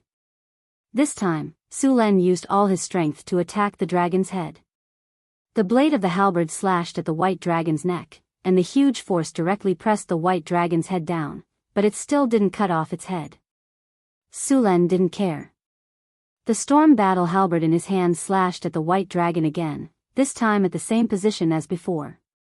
The white dragon let out a mournful cry, and its huge body fell to the ground. The storm battle halberd sank deep into the dragon's neck bone. With a soft crack, the white dragon couldn't bear the huge wound. The dragon's neck bone was directly broken, and its breath of life was quickly fading away. The white dragon in front of him was finally dead. Congratulations, host, you have successfully killed an old white dragon. You have received 378,600 experience points. You have won the battle. Congratulations, host, you have successfully killed a powerful dragon. You have received the title of Dragon Slayer. Your name has been widely spread throughout the continent. Your name has been sung by bards. You have successfully killed a dragon. Your own creatures will fear your aura, and Penishe dragons will loathe you. The chances of evil dragons attacking you have increased. You have received the favor of the metallic dragon. Congratulations, host, you have successfully killed a powerful dragon. You have received 1 legendary skill point as a reward. You have received 3 diamond treasure chests as a reward. You have received the item Dragon Bone. Chapter 578. The battle is over. You have obtained the dragon blood baptism that you obtained in the battle. You have obtained a partial ability bonus. Because your strength has exceeded the range of the dragon blood baptism, you can't increase your strength. Baptism complete. You have obtained a special talent, Dragon Blood Baptism, White. Dragon Blood Baptism, White. You have successfully killed an old white dragon. After this dragon slaying, you have undergone a dragon blood baptism and obtained a partial ability bonus. The dragon blood makes you stronger. At the same time, your skin becomes tougher. You have permanently obtained a natural armor point. Your toughness has increased by 1 point. This ability can be improved with the number of dragon blood baptisms. Scarlet blood slid down from Sullen's body. The dragon blood had lost its magic power, but there was still a lot of blood in the dragon's body. Su Len only used a small part of it. He snapped his fingers and a flash of light appeared. The dragon's huge body was directly sealed. This kind of sealing spell could temporarily preserve the dragon's body so that it would not lose its magic power over time. Then, the dragon's body could be stored in the storage space. The dragon's body was a very precious treasure. After special treatment, the dragon's meat could be used to increase attributes. At the same time, many nobles were eager to buy the dragon's meat because dragon meat generally had the effect of enhancing sex drive, especially the dragon's penis. As long as this thing appeared, nobles would be willing to spend a lot of money to buy it. A dragon was about 20 tons. After excluding the scales, bones, claws, teeth, and internal organs, about 8 tons of meat could be obtained. The hard dragon scales were a good magic material.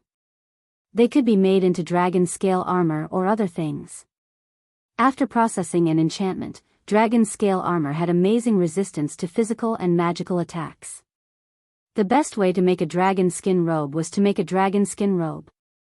This kind of dragon skin robe was not made from the skin of a lesser dragon. A dragon skin robe made from the skin of a true dragon was at the legendary level. Since Hathaway became a legendary, her wizard robe could no longer keep up with her. Now was the time to change it. White dragons had enough dragon skin.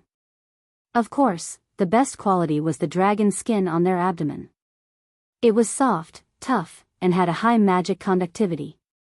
The dragon skin on other parts of the body was slightly inferior.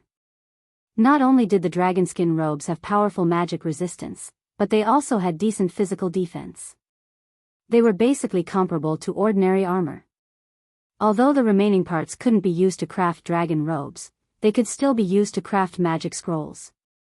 Due to its excellent magic conductivity and amazing tenacity, dragon skin was an excellent material for crafting advanced magic scrolls.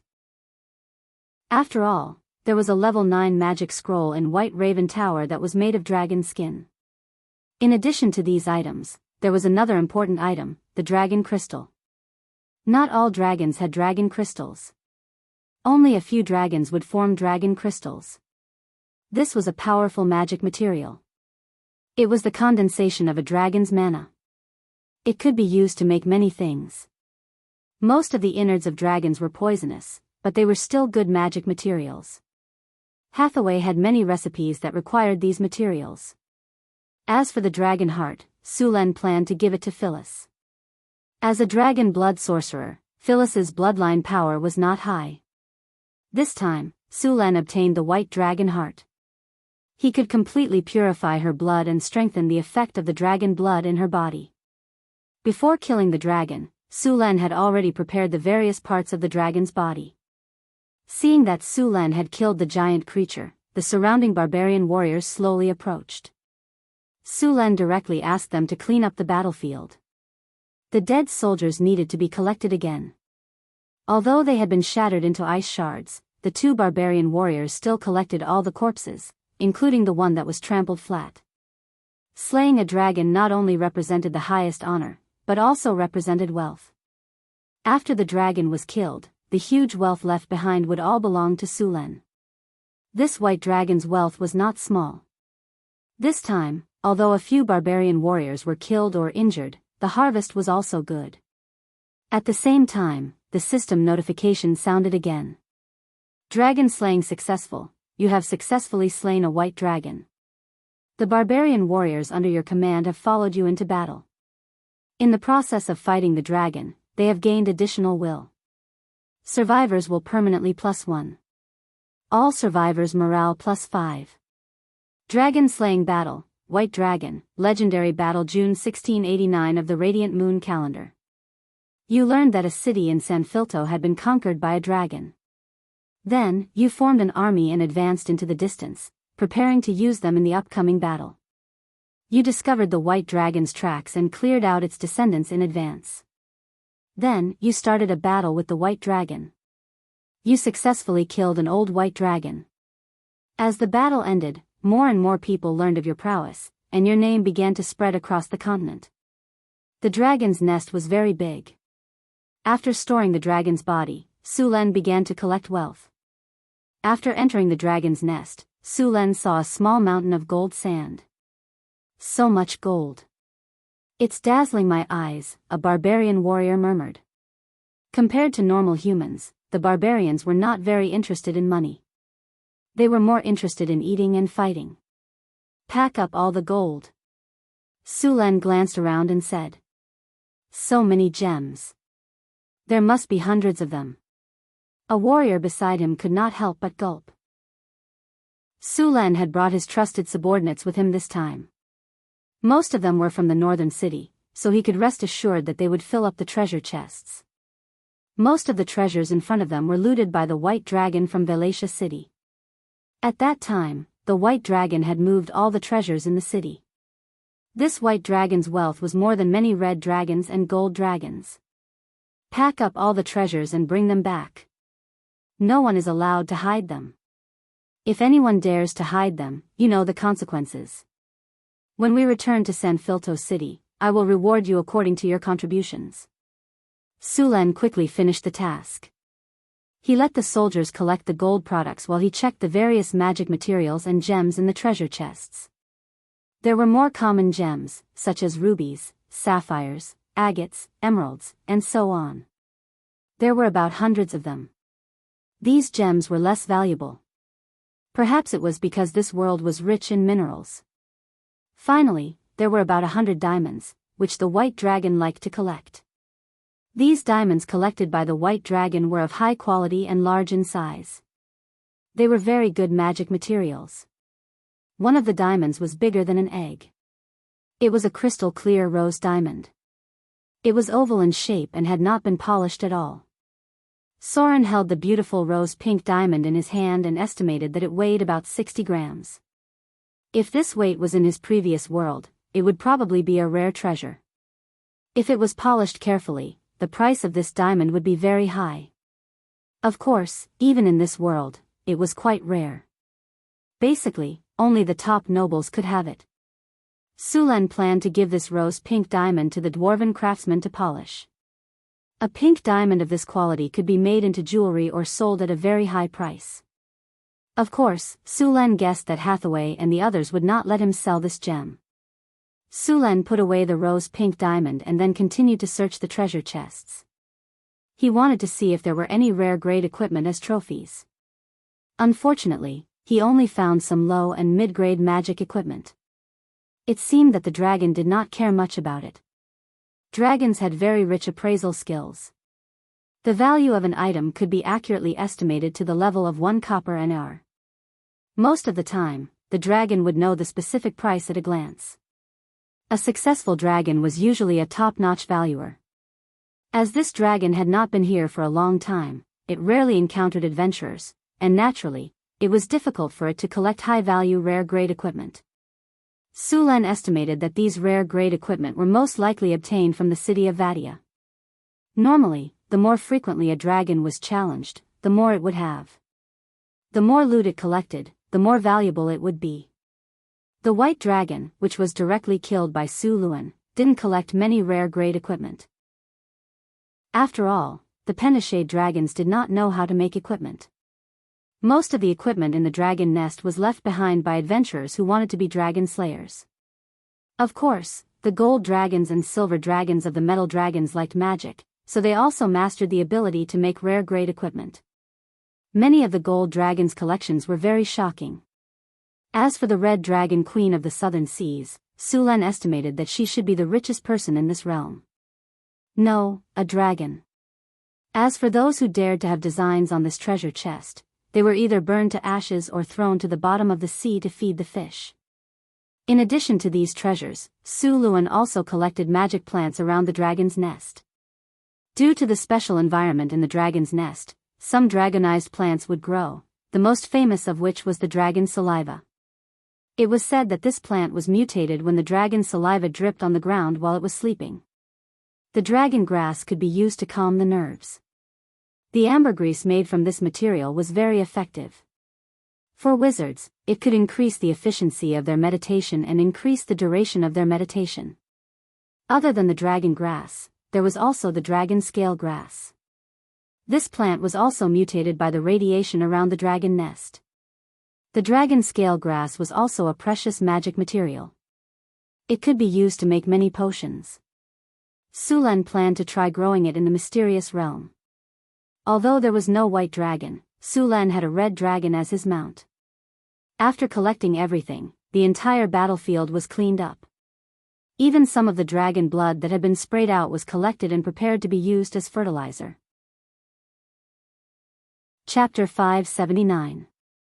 Under normal circumstances, the red dragon was the wealthiest among the chromatic dragons. The red dragon was powerful, arrogant, and liked to rob. An old red dragon usually had a shocking amount of wealth, so it attracted many adventurers to go and slay the red dragon. Of course, most of the time, they would give the red dragon equipment. An hour later, the dragon nest was finally cleaned up. All the gold and jewels were put into leather bags. Sullen's storage space was limited. It was already difficult to fit a dragon's body, let alone all the gold and jewels. He had to let the barbarian warriors carry them. Fortunately, the barbarian warriors were as strong as bulls. Each bag of gold weighed at least 300 to 400 pounds. Ordinary people would not be able to carry it, but they could easily carry it along the mountain path. "Boss, there's about 6,000 pounds of gold, thousands of jewels and diamonds, and 12,000 pounds of silver. We haven't tallied up the rest, but we made a lot of money this time." A warrior quickly calculated their gains. The white dragon Sulan had killed was an old one. It was about 800 to 1,000 years old. All the treasures in front of them were accumulated over 800 years. If a white dragon was so rich, one could imagine how rich the other dragons were. No wonder so many people wanted to be dragon-slaying heroes. The Kinnar coins minted in northern town were 80% gold. One Kinnar weighed 5 grams, which required 4 grams of gold. 6,000 pounds of gold could be used to make 750,000 Kinnar coins. Together with 12,000 pounds of silver, there were about 1,000,000 Kinnar coins. There were even more jewels and jewels. After everything was packed up, Sulan left the dragon nest with the army and returned to Wuxia City. Wuxia City would be rebuilt in the coming days. It was located at the northern border and was the gateway to the northwest. Sulan could not give it up. Although the city had been breached not long ago, the city's population had suffered heavy casualties, and even more people had fled to other cities.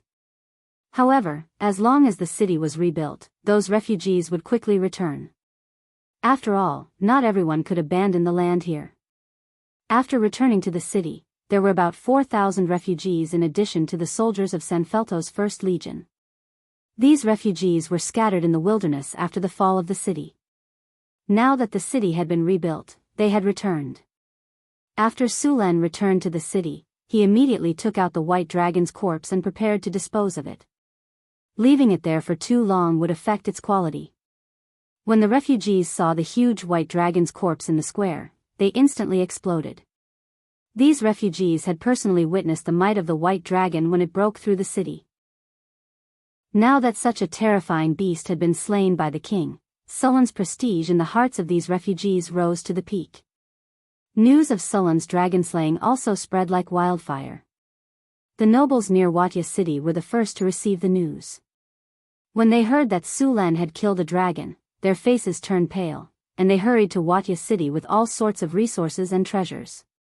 Disposing of the white dragon's corpse was not an easy task. Sulan immediately contacted Hathaway and asked her to bring some things to help. When Hathaway heard that Sulan had successfully slain a dragon, she was so shocked that she could not close her mouth.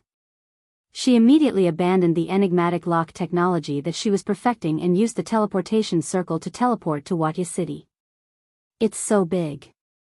It really is an old white dragon." Hathaway's eyes lit up as she looked at the white dragon's corpse. "Save this white dragon's skin for me. I want to make a sorcerer's robe with it." "Don't worry, I've saved the best for you," Sulan said with a smile. Hathaway walked around the corpse and said, "What do you plan to do with this white dragon's corpse?" "I haven't thought about it yet." "You're a sorcerer, so you have more say about this material." "You tell me," Sulan said. "Okay, I'll tell you first. If you have other ideas, you can add them." Hathaway nodded and said, "Dragon scales and skin can be used to make dragon scale armor and dragon hide armor. The skin on the belly and wings is soft and tough, so it can be used to make sorcerer's robes. The rest of the dragon's skin can be used to make dragon hide armor. After enchantment, the worst of the dragon hide armor will be Transcendent Grade 3. The better ones can be Grade 4 or even Legendary. Even if you don't need it, it's not bad to give it to your core subordinates. The rest can be made into magic scrolls. Dragon scales can also be used to make armor. Compared to dragon hide armor, dragon scale armor has stronger defense. I checked the dragon's blood just now. There's still a lot left and it's been preserved well. It's very active and can be used to make dragon blood potions. Of course, It can also be used to carry out dragon blood baptism. As for the dragon's heart, I suggest you give it to Sister Phyllis. Although she's a dragon disciple now, her bloodline purity and aptitude are average. This white dragon's heart can at least raise her bloodline to excellent. The innards of the white dragon can also be used to make lesser dragon blood potions. It can be sold or used as a reward. Hathaway quickly distributed the white dragon's heart. Let's do that. Sulan had no objections. He then started to deal with the body. Although the white dragon was dead, its skin was still very tough. In order to keep the skin intact, Sulan personally led a dozen barbarian skinning masters to work. It took a lot of effort to peel off the dragon's skin. The dragon's skin was so tough that dozens of skinning knives were broken. Dragon meat was poisonous to a certain extent, so it couldn't be eaten directly. It had to be processed first. Therefore, the dragon meat was preserved for now. There was also a long and thick dragon penis. This was good stuff. Perhaps North Town could produce dragon dick wine in the future. Next were the dragon's tendons, teeth, and bones. Sulan planned to use the dragon tendon to make a whip for Phyllis, the teeth to make a scimitar or dagger, and the bones to make a dragon bone staff. Of course, there were plenty of dragon bones in a dragon's body. However, not all of them were suitable for crafting magic staffs. These dragon bones were excellent materials for crafting legendary battleships. When the time came for crafting a legendary dragon bone battleship, it would be a surefire way to fight naval battles. Although a part of the dragon's wings would be used to make dragon robes, the rest would be enough to make sails. Since the dragon's skeleton was used to make the dragon bones of a warship, the sails would be a good choice. All of the dragon's blood was extracted. The dragon's blood filled 7 large water tanks. Hathaway used a special crystal ball to preserve the dragon's blood. After all the parts of the dragon's body were cut up, only a complete dragon's head was left. Sulan didn't plan to make the dragon's head into a magical tool. It was better to keep it as a collector's item. Sulan planned to hang the dragon's head on a warship or the city walls of North Town. Of course, he also took out the dragon crystal from the dragon's head. The dragon crystal had many uses. It could be used as a high-tier legendary soul crystal. It could also be used as a magical tool. In the hands of a lich, it could even be used to summon an undead dragon. Sulan planned to make the dragon crystal into a legendary construct. After spending an entire day, the white dragon was finally completely dissected. Hathaway didn't stay any longer. After dissecting the dragon, she took some of the materials back to Northwind Tower. Sulan still had matters to attend to in Vadia City. Today, the nobles of several cities around Vadia City hurried over. As soon as they saw Sulan, they prepared gifts without saying a word. These nobles were very smart. They knew that Sulan wanted to rebuild Vadia City, so they sent all kinds of materials. After delivering the materials, they requested an audience with Sulan. Sulan wasn't happy with these nobles, but he still received them on account of the materials. Your Majesty. 6 nobles bowed respectfully. The leader of the nobles was called Western Otto. He was the dungeon lord of the nearby Chilly Winterfell. Chilly Winterfell was the most powerful city in the surrounding area. It had a resident population of 70,000. Western Otto, dungeon lord of Chilly Winterfell. I remember that your city is only 50 kilometers away from Vadia City. Sulan stood up from his seat and said to Western Otto. Western Otto's expression changed. He lowered his head and said, "Yes, Your Majesty. You took half a month to travel 50 kilometers. I rushed over from San Filto City, but you weren't there. Can you tell me the reason?" Sulan said without emotion. I'm very sorry, Your Majesty." Western Otto broke out in cold sweat. Vadia City fell too quickly. I immediately mobilized my men after receiving their request for reinforcements, but by the time I gathered my men and prepared to depart, the city had already fallen. That's why you didn't go to the rescue? Sulan looked coldly at the middle-aged noble. To be fair, the Western Australian did not look like those nobles in the south who were fat, greedy, and stingy like pigs. On the contrary, he should have been very handsome when he was young. The hardships in the north had given him an iron-blooded temperament. Coupled with his noble temperament, he looked somewhat valiant. However, his behavior was more like a veteran. "Your Majesty, shut up." Su Luan forcefully interrupted their next words. A powerful aura erupted from his body in an instant, and the faces of the nobles on the other side instantly turned pale. The powerful aura made it hard for them to breathe. At this moment, they felt as if they were about to die. Su Len noticed that the nobles were about to collapse, so he retracted his aura. The nobles gasped for air with their mouths wide open like fish out of water. "I was going to strip all of you of your titles," Su Len said in a low voice, and the nobles froze. "However, it's too much to ask you to face the dragon. Since you don't dare to face the dragon, you can at least provide resources and manpower. Now that Vadia city is undergoing reconstruction, each of you must provide 5,000 men to replenish the city, as well as resources." Su Len didn't plan to kill the nobles, but he wouldn't let them off easy either. He wanted to take advantage of the situation to extort them. He wanted resources and other things, and at the same time, he wanted to use this opportunity to reform the city.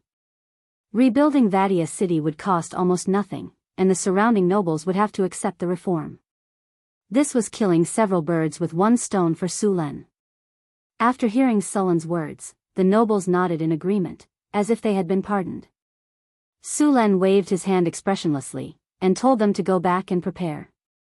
Su Len was very experienced in rebuilding a city, and there was a large group of experienced craftsmen in northern town city. After giving orders, Su Len found a quiet room and went into seclusion. He hadn't used the system reward he received from killing the white dragon, and Su Len wanted to use it now. Although he received a lot of EXP from killing the white dragon, he didn't level up. However, he still received one legendary attribute point.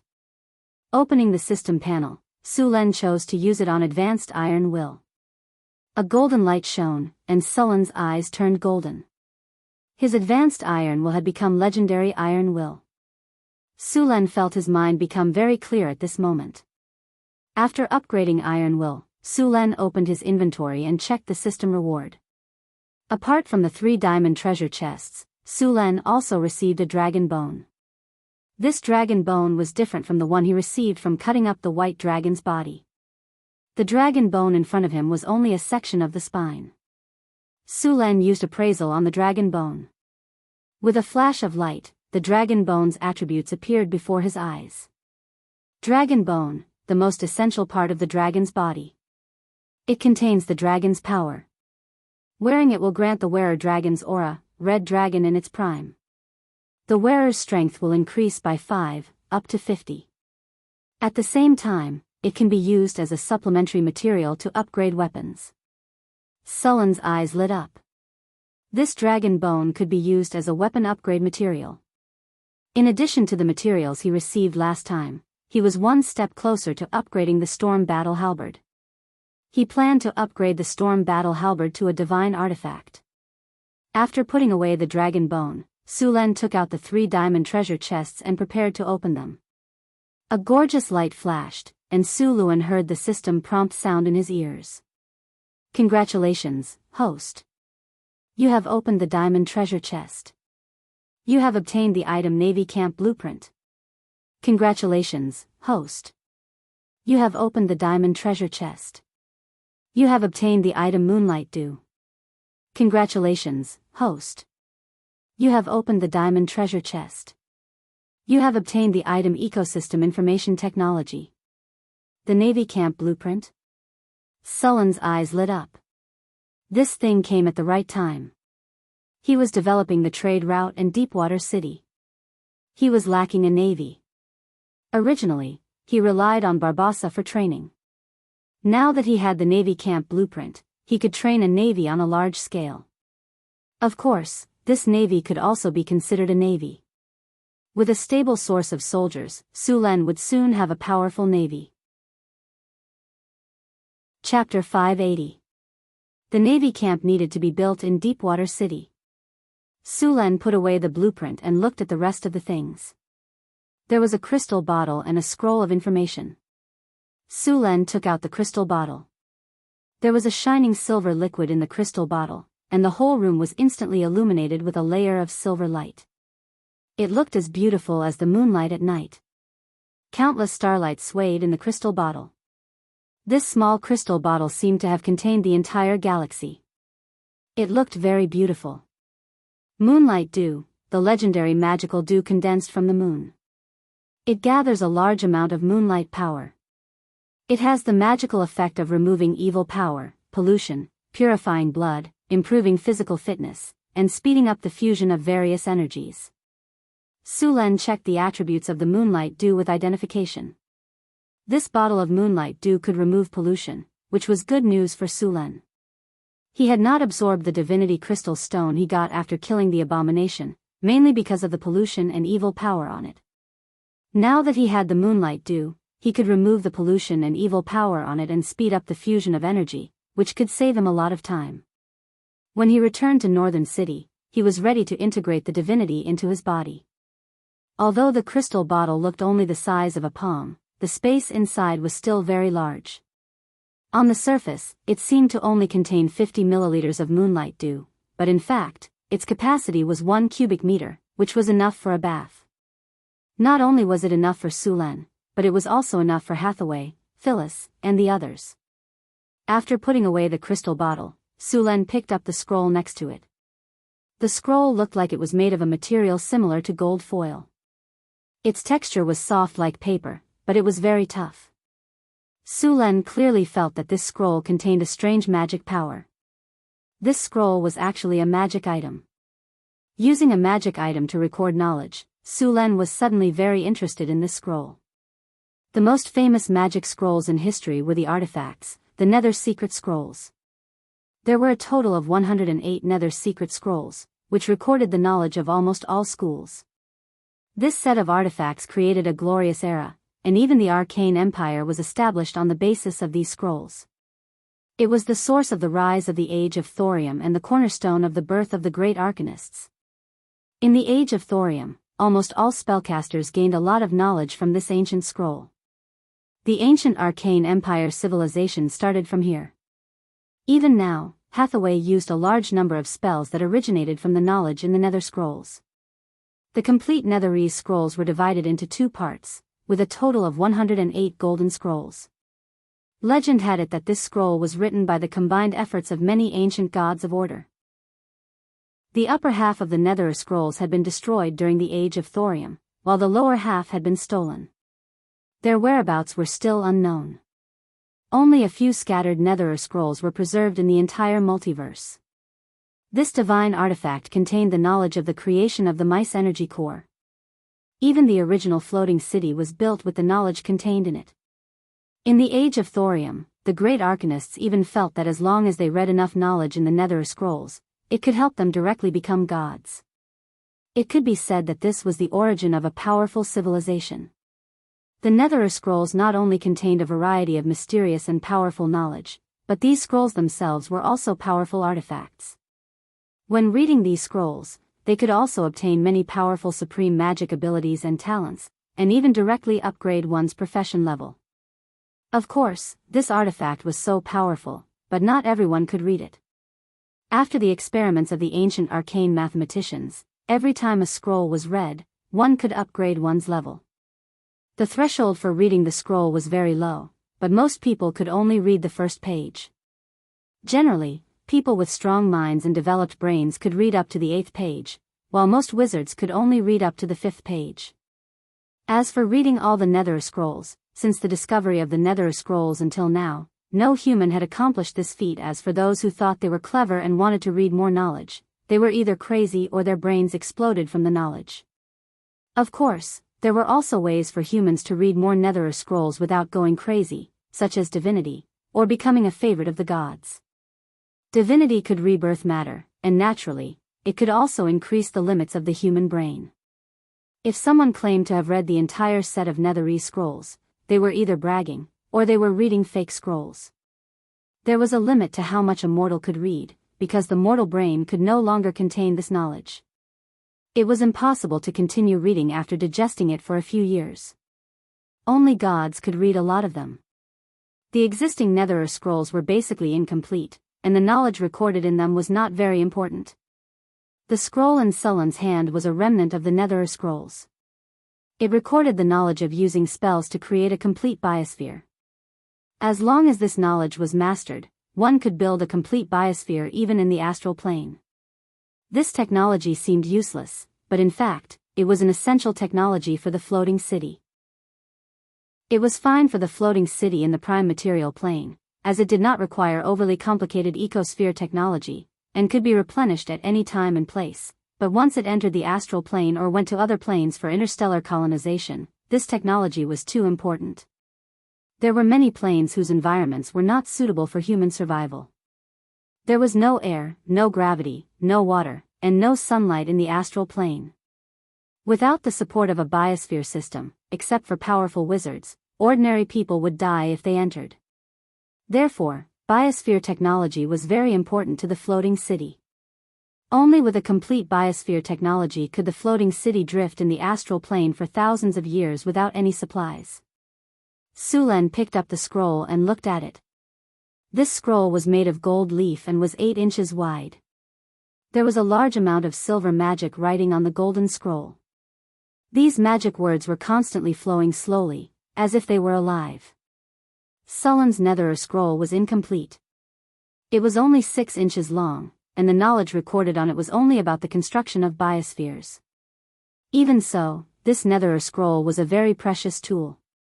One had to know that there might not be a complete Netherer scroll in the entire continent now.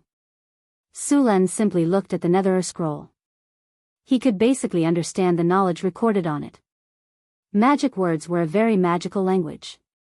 Even if you were completely illiterate, you would know the meaning of these magic scrolls when you saw them. However, it was not so easy to understand. It would take at least a few months for an ordinary person to read a Netherer scroll. How much knowledge they could master in the end depended on their own talent.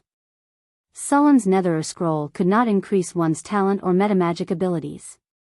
It could only allow one to master some spells and knowledge. It was not very useful for increasing one's strength, but it was very helpful for improving one's control of energy. After looking through the scroll, Sulen put it away. Now was not the time to study these things. There was still no sign of the floating city. However, when he returned, he could first open up a demiplane to experiment. Even if he built the floating city in the future, this demiplane could be connected to the floating city. After putting the scroll away again, Sulen began to deal with the affairs of the city. After being taught a lesson by Sulen, the surrounding nobles all became well-behaved. All kinds of resources were sent to the city, and the refugees who had escaped from the city were sent back. The reconstruction of the city required a lot of manpower. Sulen could not let the army rebuild the city, so he could only rely on the refugees. After receiving a lot of resources, Sulen directly used the method of providing relief through work. Most of the refugees were poor. After Sulen promised to work hard and give them houses after the city was built, the refugees became very enthusiastic. In order to rebuild the city, Sulen transferred a group of grassroots officials from San Filto. These officials had basically just completed their training in the academy. They were also a bit flustered when they were brought here to work. However, with the army around and Sullen's guidance, there were no problems. These people had been trained and had a good foundation. Although they were a bit flustered at first, they quickly adapted, and all kinds of work were on the right track. Northern Citadel already had enough experience with this method of providing relief through work. As long as there were enough resources and grassroots officials with good work efficiency and execution, it could be done easily. This method of providing relief through work had been proposed in ancient times. It was first implemented during the reign of Duke Jinggong of the Kingdom of Qi in the spring and autumn period. There was a story in the spring and autumn annals of Yanzi that said, due to the hunger of the Kingdom of Qi, Yanzi was forced to provide relief to the people because of the battle at Lumu. To put it bluntly, this method had long been used by the ancestors. It was not a bad method, but why wasn't it popularized? The key was the problem of governance. As long as the problem of governance was not solved, even the best policies would be useless. Many times, the country would allocate a lot of food during disaster years, but in the end, it would be good if even a tenth of it reached the hands of the common people. People were very familiar with all kinds of tricks like burning the granaries and borrowing food from the Yin soldiers. Su Len had the political education of the prison and the powerful supervision of the embroidered uniform guard. Those who dared to commit corruption were directly sent to the Eagle Castle to breed with the harpies. Only such a strict system allowed the officials of Northern Citadel to fulfill the conditions of providing relief through work. Otherwise, according to the nature of the nobles of this era, they would be lucky if they did not sell the refugees as slaves. Chapter 581. The damage to the walls of the city wasn't too severe. Only the city gates and part of the walls were damaged. The dragon had flown straight in when it first attacked the city, and the gates were destroyed by it. Fortunately, it was a white dragon that attacked the city. The white dragon's breath was a breath of ice. Although it was powerful, it wouldn't have caused a fire. If it had been a red dragon, the city probably wouldn't have needed to be repaired. They could have just rebuilt it somewhere else. The houses in the city were more severely damaged. After all, the northern barbarians had plundered the city without restraint. Su Len had demolished all the severely damaged areas and flattened the slums in the city. The city was rebuilt according to the model Su Len had used to rebuild the other cities in the Kingdom of Florence. This saved a lot of work. As the city's restoration work began, the refugees who had escaped from the city began to return to their homes. Originally, there were 50,000 to 60,000 residents in the city. After a series of natural and man-made disasters such as war and fleeing, Su Luen estimated that at most 30,000 people could return from the city. In addition to the people Su Len had forced from the surrounding nobles' territories, the final population of the city could reach 50,000 people. The city had basically recovered to its pre-war level. Apart from the refugees, Su Len also selected 500 able-bodied refugees to train the militia. The 1st Legion of Sanferdo couldn't be stationed here for long. The soldiers in the city had either died or escaped, and there weren't many left. As a border city, it couldn't do without a sufficient army to defend it. Su Len had no choice but to start the training from scratch. Training a militia of 500 people wasn't difficult. Sulan's veterans could easily do the job.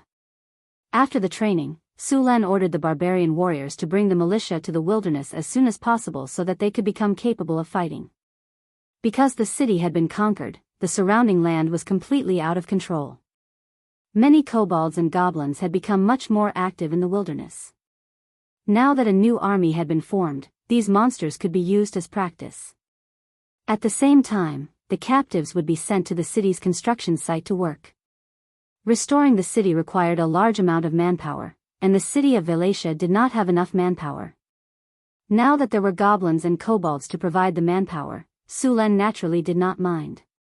Those new recruits only needed to go through a few encirclement and suppression battles before they could be considered qualified soldiers. Then, they would not be afraid to fight against the gnolls and northern barbarians of the wilderness. The battlefield was the best place to train new recruits. After a few battles, these people would become elites. Of course, only Su Len could do this. As long as the army under his command did not reach the upper limit, killing enemies would give experience. As long as they didn't die in battle, they would level up after a few uses. As a border city, 500 soldiers were far from enough. Su Len planned to station 5,000 soldiers in the city. Of course, Wallachia alone would not be able to support so many soldiers, so the soldiers' pay and food were provided by the kingdom. The army was also directly under the kingdom's command. Su Len planned to expand the city to 100,000 people. Wallachia city had many mines, such as copper, iron, and coal. While it was not very big, it would be enough to supply the surrounding cities. Su Len had also checked the land outside the city. It was considered fertile, and the surrounding water was abundant. Just the plains near the city would be enough to support 100,000 people. Wallachia city was also the only way from the Northwest Desert Kingdom to Northgard city. As long as there were no problems, the city would soon prosper. After taking control of the city, the surrounding nobles would have no choice but to obey the king's orders. Su Len stayed in Wuxia City for half a month, then handed everything over to the newly appointed consul before returning to Northgard City. Northwind Tower, Astrology Platform.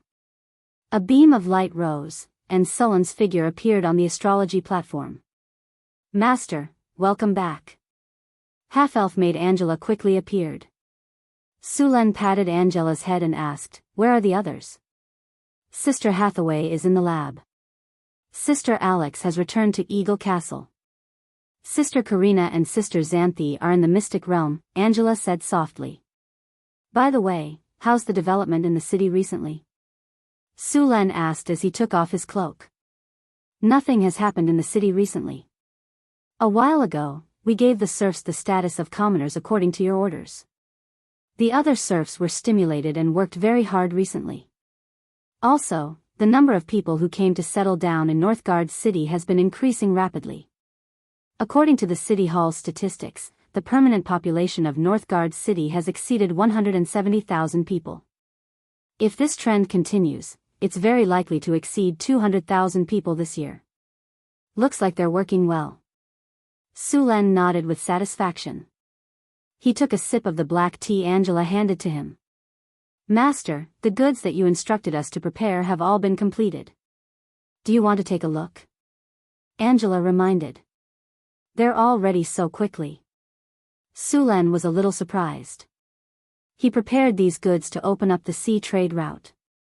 They were going to be transported to the eastern continent to be sold. Now that the goods were ready, it was time to open up the new sea route.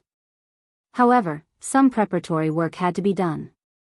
The Navy camp Su Len obtained this time had to be built as soon as possible. At the same time, the divinity had to be absorbed and integrated. Not long ago, Surin had absorbed 2 divinity crystals obtained from the abomination. There were still 6 divinity crystals in his own divinity crystal, 7 in Hathaway's divinity crystal, and a lot in the god's corpse sealed in the basement. With so much divinity added up, the divinity of a god with weak divine power was more than enough. Soon, Su Len arrived at Hathaway's laboratory, and poured a part of the moonlight dew into a crystal bottle. The entire laboratory was instantly illuminated in a silvery white color. "It really is moonlight dew." Hathaway looked at the liquid in surprise. "This thing is not easy to find. It's a waste to use it to remove the pollution and evil power on the divinity crystals directly." "It's okay, I still have a lot. Besides, it's not safe to keep the divinity crystals in your hands. It's better to integrate them into your body quickly and convert them into strength directly." "That's true." Hathaway thought for a moment and agreed. The next step was to set up the runic magic circle. Although it was possible to use the moonlight dew to remove the pollution and evil power directly, it required more moonlight dew to do so. The requirements for the purification runic magic circle were not high, and Hathaway completed it quickly. Su Len poured the moonlight dew into the center of the magic circle, and a silvery white aura shrouded it. With the surge of magic, the moonlight dew was quickly integrated into the magic circle, and the whole magic circle shone with a sense of holiness. Hathaway waved her hand gently, and a wave of magic emerged. Then, the whole runic magic circle began to operate. Su Len took out a black stone.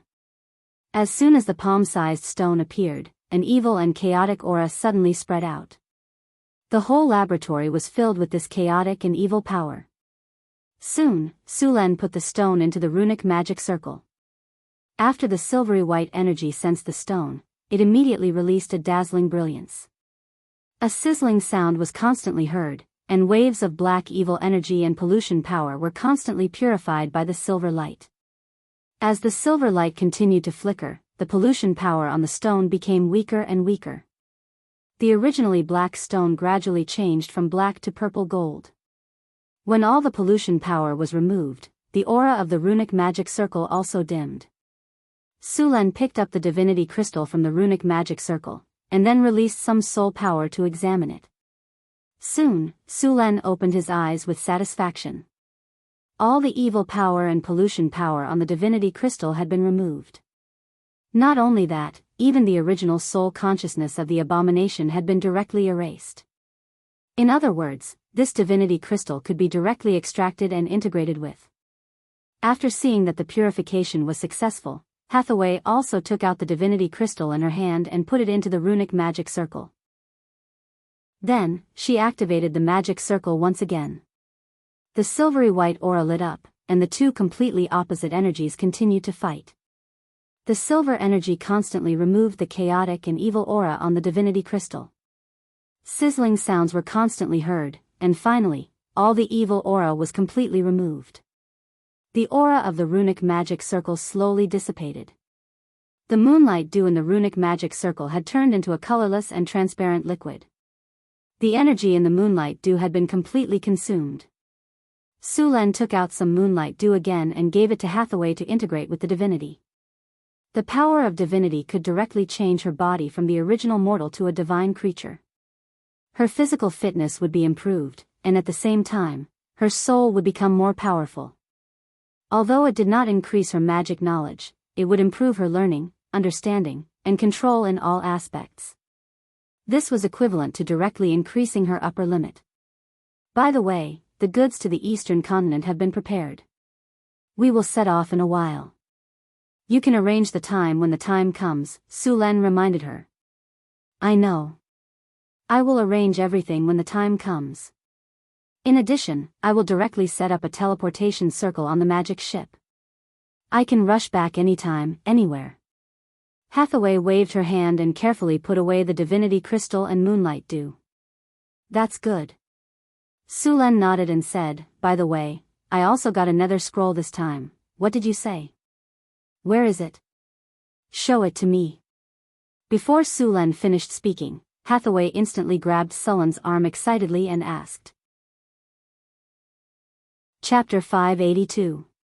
What's the rush? Sulen grabbed Hathaway and pinched her nose. You're the chief wizard of the Northwind Tower. Who else can I give it to? Sulen took out a golden scroll from his inventory and handed it to Hathaway. This is the legendary treasure trove of knowledge, the Nether Secret Scroll. Hathaway looked at the golden scroll in front of her with curiosity. Legend has it that you only need to learn the knowledge in this scroll to level up your profession and obtain talents. So this is what the Nether Secret Scroll looks like. This is a remnant scroll. The knowledge in it is not a powerful spell. It's biosphere technology. If you have time, you can learn it. Anyway, you'll definitely need it to build the floating city in the future, Sulen said directly. Biosphere technology. Hathaway was a little disappointed. I was wondering if it was the technology to create the mice energy core. Are you dreaming? Sulen reached out and pinched Hathaway's bouncy cheeks, then put her down. The mice energy core can be said to be the top technology in the Nether Secret Scroll. How can it be so easy to get it? Sulen shook his head. Hathaway wrinkled her nose. Then what will be the energy core of the floating city in the future? Let's use the elemental fission furnace first, Sulen said after thinking for a moment. The energy produced by the elemental fission furnace is not enough to let the floating city leave the main material plane. Hathaway said, only when the elemental fusion furnace can the floating city be supported to roam the astral plane. Don't we have a full set of information on elemental fission and elemental fusion? We can slowly level it up. Sulen said with a smile. There's no sign of the floating city yet. There's no need to rush. That's true.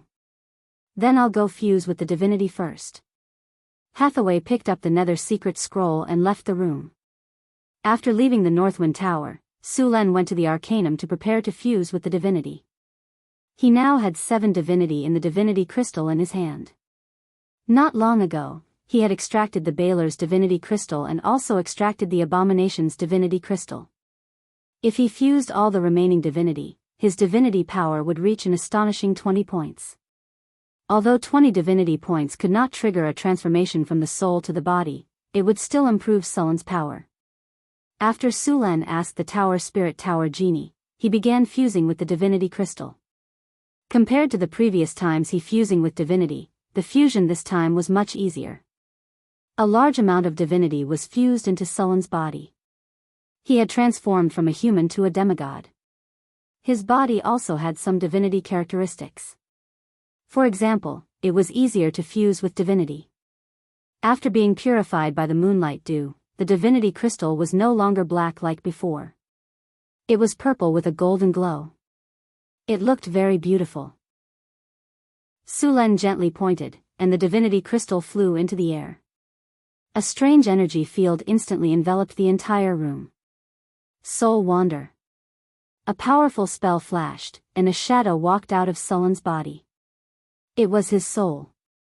After absorbing a large amount of divinity, Sullen's soul had become pale gold. His soul did not feel illusory at all. Instead, it looked solid. Sullen's soul had surpassed the mortal and had a trace of immortality. After the soul left the body, Su Len suddenly had a light feeling. It was as if all the shackles had been removed in an instant. The soul would have this feeling after leaving the body. After entering the soul state, Su Len became more sensitive to energy. After adapting to the soul state, he began to cast spells. A golden light flashed. Divinity extraction. The golden light was extracted from the divinity crystal and then poured into Sullen's body. The golden light on his soul began to increase. A large amount of golden light was extracted. The golden light in the divinity crystal was extracted little by little. As time passed, the golden light in the divinity crystal became less and less. Soon, all the divinity was extracted. Su Len burped. His soul felt bloated. Then, with a flash of light, his soul returned to the body. Just now, he had only swallowed the divinity. It would take some time for him to completely integrate it. However, this was already many times more efficient than before. From the storage space, he took out the moonlight dew that he had already prepared. The room was filled with moonlight. Su Len gently flicked the bottle of moonlight dew. Countless water droplets with starlight instantly floated up. A strange energy spread out from Sullen's body. These water droplets with starlight slowly integrated into Sullen's body. The moonlight dew passed through the body and directly entered the soul. A cool feeling spread out from the soul. It was as if Su Len was purified from the inside out, from the soul to the body. The speed of the integration of the divinity instantly increased several times. In the depths of Sullen's soul, a ray of moonlight illuminated the entire spiritual world. As the moonlight continued to enter the body, some of the impurities in Sullen's body were also slowly cleaned out. These impurities were the residue in the soul. After cleaning up these residue, Sullen's soul became clearer, and the integration of the divinity became more perfect. In the end, when all the moonlight entered the body, the integration of the divinity in Sullen's soul was complete. With the help of the moonlight dew, Su Len finally completed the integration of the divinity. However, this had temporarily reached a limit. He could not continue the integration for a short period of time. Su Len slowly opened his eyes. A ray of light flashed from the bottom of his eyes. The entire room was illuminated at this moment. Just after the integration of the divinity, Su Len moved his body. A powerful force emerged from his body, and he regained control of his body. After coming out of the room and asking the tower spirit, Su Len learned that 2 days had passed. Su Len did not stay any longer. He directly went to Deepwater City through the teleportation formation. He would soon go to the eastern continent. He needed to finish the construction of the Navy camp as soon as possible. Deepwater City's construction speed was very fast during this period. After the barbarians continuously cleared the surrounding monsters, a large number of kobolds, goblins, and gnolls were caught as laborers. The city could be said to be different every day. When Su Len came to Deepwater City again, the city walls were almost finished. Because Deepwater City was a trading port, the scale of the city was very large from the beginning. Su Len directly designed the city according to the scale of 100,000 people. After this period of migration, Deepwater City now had about 12,000 people. Most of these people were refugees who migrated to the northern city. Su Len directly arranged for them to board the ships in the northern city, and then they went along the Red Sand River to Deepwater City. At the same time, the northern city also transported a large number of bricks and other building materials by water. After several years of development, the northern city's production of various building materials was very high. With enough materials and abundant manpower, the city's construction speed was different every day. Sulan had a simple understanding of the affairs of Deepwater City. Consul Holland did a very good job. All kinds of things were arranged in an orderly manner. The whole city was busy but not chaotic. Everything was in order. Everyone was working at their respective posts. The port of Deepwater City had been completed. The whole port was wide and flat, and the berths were neatly arranged. There was even a specially built shelter. The port's water depth was 12 meters, and it could dock all the ships of this era. It was an excellent deepwater port. However, the breakwater of the port had not been built yet. The amount of work required to build a breakwater was very high, and a lot of rocks were needed. Now that the deepwater port had just been built, there was not enough manpower to build a breakwater. Fortunately, the deepwater port was near the Red Sand River. If there was a storm on the sea, the ships could sail into the river or dock at the island in the middle of the river. Sulan looked for Holland after checking the construction sites in the city. He asked him to send some people to the island in the middle of the river to build a navy camp. The navy camp could not be built anywhere. After looking for a while, Sulan finally decided to build it on the island in the middle of the river. Although the island was close to the sea, the wind and waves were not too strong. It was very suitable for new recruits to train. Moreover, it was surrounded by water and separated from the outside world. It was not easy to be disturbed. It was very good for training troops. After hearing Sulan's request, Holland immediately sent two 100-man teams to Sulan to build the navy camp. All kinds of materials were directly transported to the island in the middle of the river. These two 100-man teams were all experienced craftsmen. In the past few years, the construction of the northern town city had never stopped. Therefore, there were a lot of experienced craftsmen in the city. Sulan directly gave them the blueprint of the camp and told them to build it according to the blueprint. The construction of the navy camp did not need to be too complicated. There were all kinds of materials, and it would not take long to build it. After making the arrangements, Sulan asked people to keep an eye on the place and then went to the shipyard. At this time, the shipyard was very busy. Since Sulan announced the opening of the new waterway, the shipyard had worked overtime to build ships. Although the shipbuilders were a little rusty in the beginning, after building a sailboat, a training warship, and an armed merchant ship, they were very experienced. Next, they began to build real warships and merchant ships. Sulan planned to build a navy in Deepwater City. It would be used to maintain the safety of the waterway, protect the port, eliminate pirates, and crack down on smuggling. This warship was allowed to carry out commercial activities, so the ships were built to be slender. This appearance could increase the speed of the ships, and they could be used to chase pirates or provide quick support. The ships were made of iron oak wood. This wood was slightly heavier than ordinary wood, but its defensive power was not inferior to steel.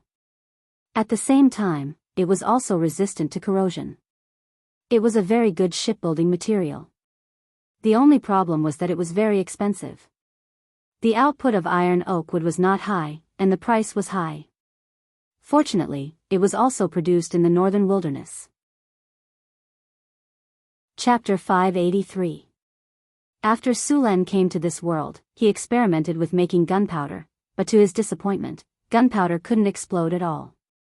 Cannons could only stay on the drawing board. Sulan heard that the mountain dwarves had something similar to gunpowder, which was used to split rocks and excavate mineral deposits, but the material was very expensive. The dwarves called this gunpowder-like thing fire crystal powder, and the main material was a kind of fire crystal stone. After the fire crystal stone was ground and mixed with several other materials, it would produce an effect similar to that of gunpowder. However, this kind of thing was much more expensive than gunpowder. Even in the southern seas, there were very few ships equipped with this kind of fire crystal powder weapon. Su Luan intended to build some fire crystal cannons and install them on his warships. The first batch of Marines trained by Barbossa returned to Deepwater City.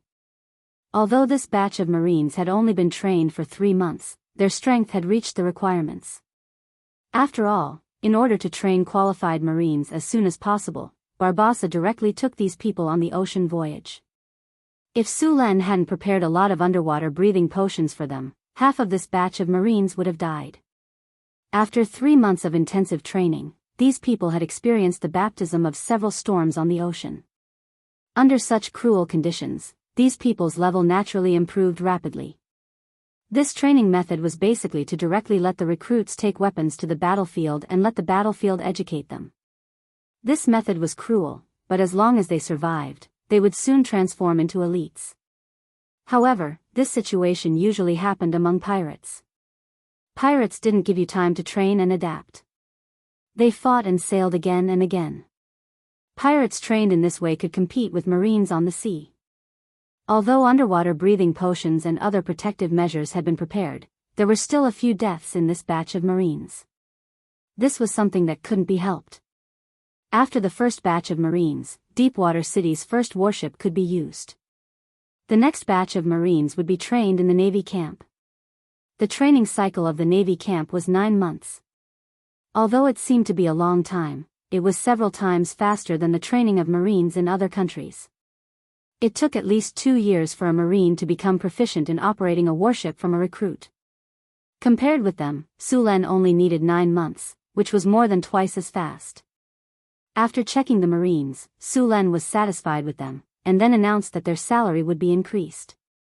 Those who unfortunately died in the training would be compensated according to the standards of martyrs, and various supplies would be given to them by Northern Town City. After hearing that they had passed the test, all the soldiers cheered excitedly. These soldiers directly received citizenship in Northern Town City, and their families also received land and houses. Su Len was very generous to the army. After the completion of the training, Su Len gave the Marines a few days off, and then waited until the construction of the new warship was completed to officially establish the Navy. Barbossa was the Deepwater City's Navy. Deepwater City now had 2 ships, one was a training warship, and the other was an armed merchant ship. These 2 ships would not join the Navy. After all, these 2 ships were the practice works of Deepwater City's shipyard, and there were many problems in them. Of course, these problems were not serious, and it was not a problem to use them as merchant ships, but it was not possible to use them as warships. Sullen's Deepwater City Navy was about 2,500 people, with 15 to 20 main warships, as well as a number of scout ships and supply ships. Such a fleet was naturally incomparable to the navies of the southern countries, but the combat effectiveness of the Deepwater City Navy was not weak. Although the navies of the southern countries were powerful, few of their ships were built with iron oak wood. Iron oak wood had a very good firepower, and the hull was very hard. After installing a ram, it could easily destroy a ship made of teak at full speed. Even in his previous life, the ram was not completely retired from the stage of battle until the end of the 19th century and the beginning of the 20th century. The reason was that the ram was very powerful. Many times, when there were naval battles at sea, both sides would fire hundreds of shells, and the result would be that although the 2 ships would be damaged, there would still be no signs of sinking. However, a weapon like the ram could kill the enemy in 1 hit. Such a powerful weapon was the trump card of naval pirates. As long as it was hit, it could easily create a huge hole in the side of the ship, and seawater would immediately gush in. It would not take long for the ship to sink. In contrast, the fire crystal cannon's power was very limited. After all, the fire crystal cannon's hit rate was not high, and on the sea, the hit rate was even worse. In the era of navigation in his previous life, artillery battles were completely done when 2 warships were side by side, relying on numbers to solve the problem of hit rate. This required a lot of money.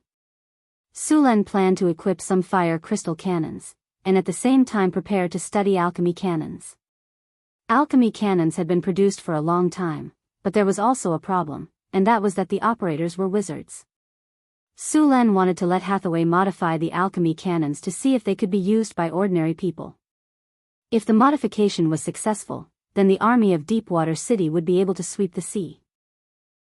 Alchemy cannons used mana, and directly injected mana into them to form a spell attack similar to a fireball spell. However, not long after this alchemy cannon was developed, it was thrown into a corner. The main reason was that wizards could already use fireballs, so why would they use alchemy cannons to attack? As a result, this alchemy cannon directly became a joke among wizards. Su Len helplessly shook his head about this idea of alchemy cannons. This thing had been going in the wrong direction from the beginning. He should have made alchemy cannons that ordinary people could use, not wizards. The blueprint of this alchemy cannon was collected in some wizard books as a negative example. Hathaway naturally knew about it, but it was not easy to modify it into a magic tool that could be used by ordinary people. The magic tools that wizards made were basically for wizards to use, and they rarely considered the use of ordinary people. However, it was not impossible. After all, some magic tools that could be triggered could be used by ordinary people. If alchemy cannons could be successfully made, Su Len planned to replace the ballistas on the magic ship with alchemy cannons. The ballistas on the magic ship had a range of 500 meters, and their shooting accuracy was very accurate. After the ballistas were modified with fire oil, the burning effect was very good. One salvo could set the ship on fire. However, compared to alchemy cannons, it was still a lot less powerful. Su Len was very clear about the power of fireballs. It was very threatening to wooden ships. A few fireballs could easily send a ship to the bottom of the sea. Su Len summoned the magic ship Raging Dragon. During this time, the ship had been sleeping at the bottom of the sea to accumulate energy. Now that the ship's energy was full, Su Len planned to take this magic ship to the eastern continent. This time, Su Len had prepared a large amount of resources for the trip to the eastern continent. At the same time, he would also take 2 merchant ships to form a fleet. The Raging Dragon had been tested a few times. No matter if it was sailing speed or defense, there were no problems. Under the curious gazes of the navy on the shore, the Raging Dragon slowly entered the port. The Raging Dragon was bigger than a warship or an armed merchant ship. Also, the Raging Dragon had cast a space spell, so the ship had a lot of space. It could carry a lot of goods.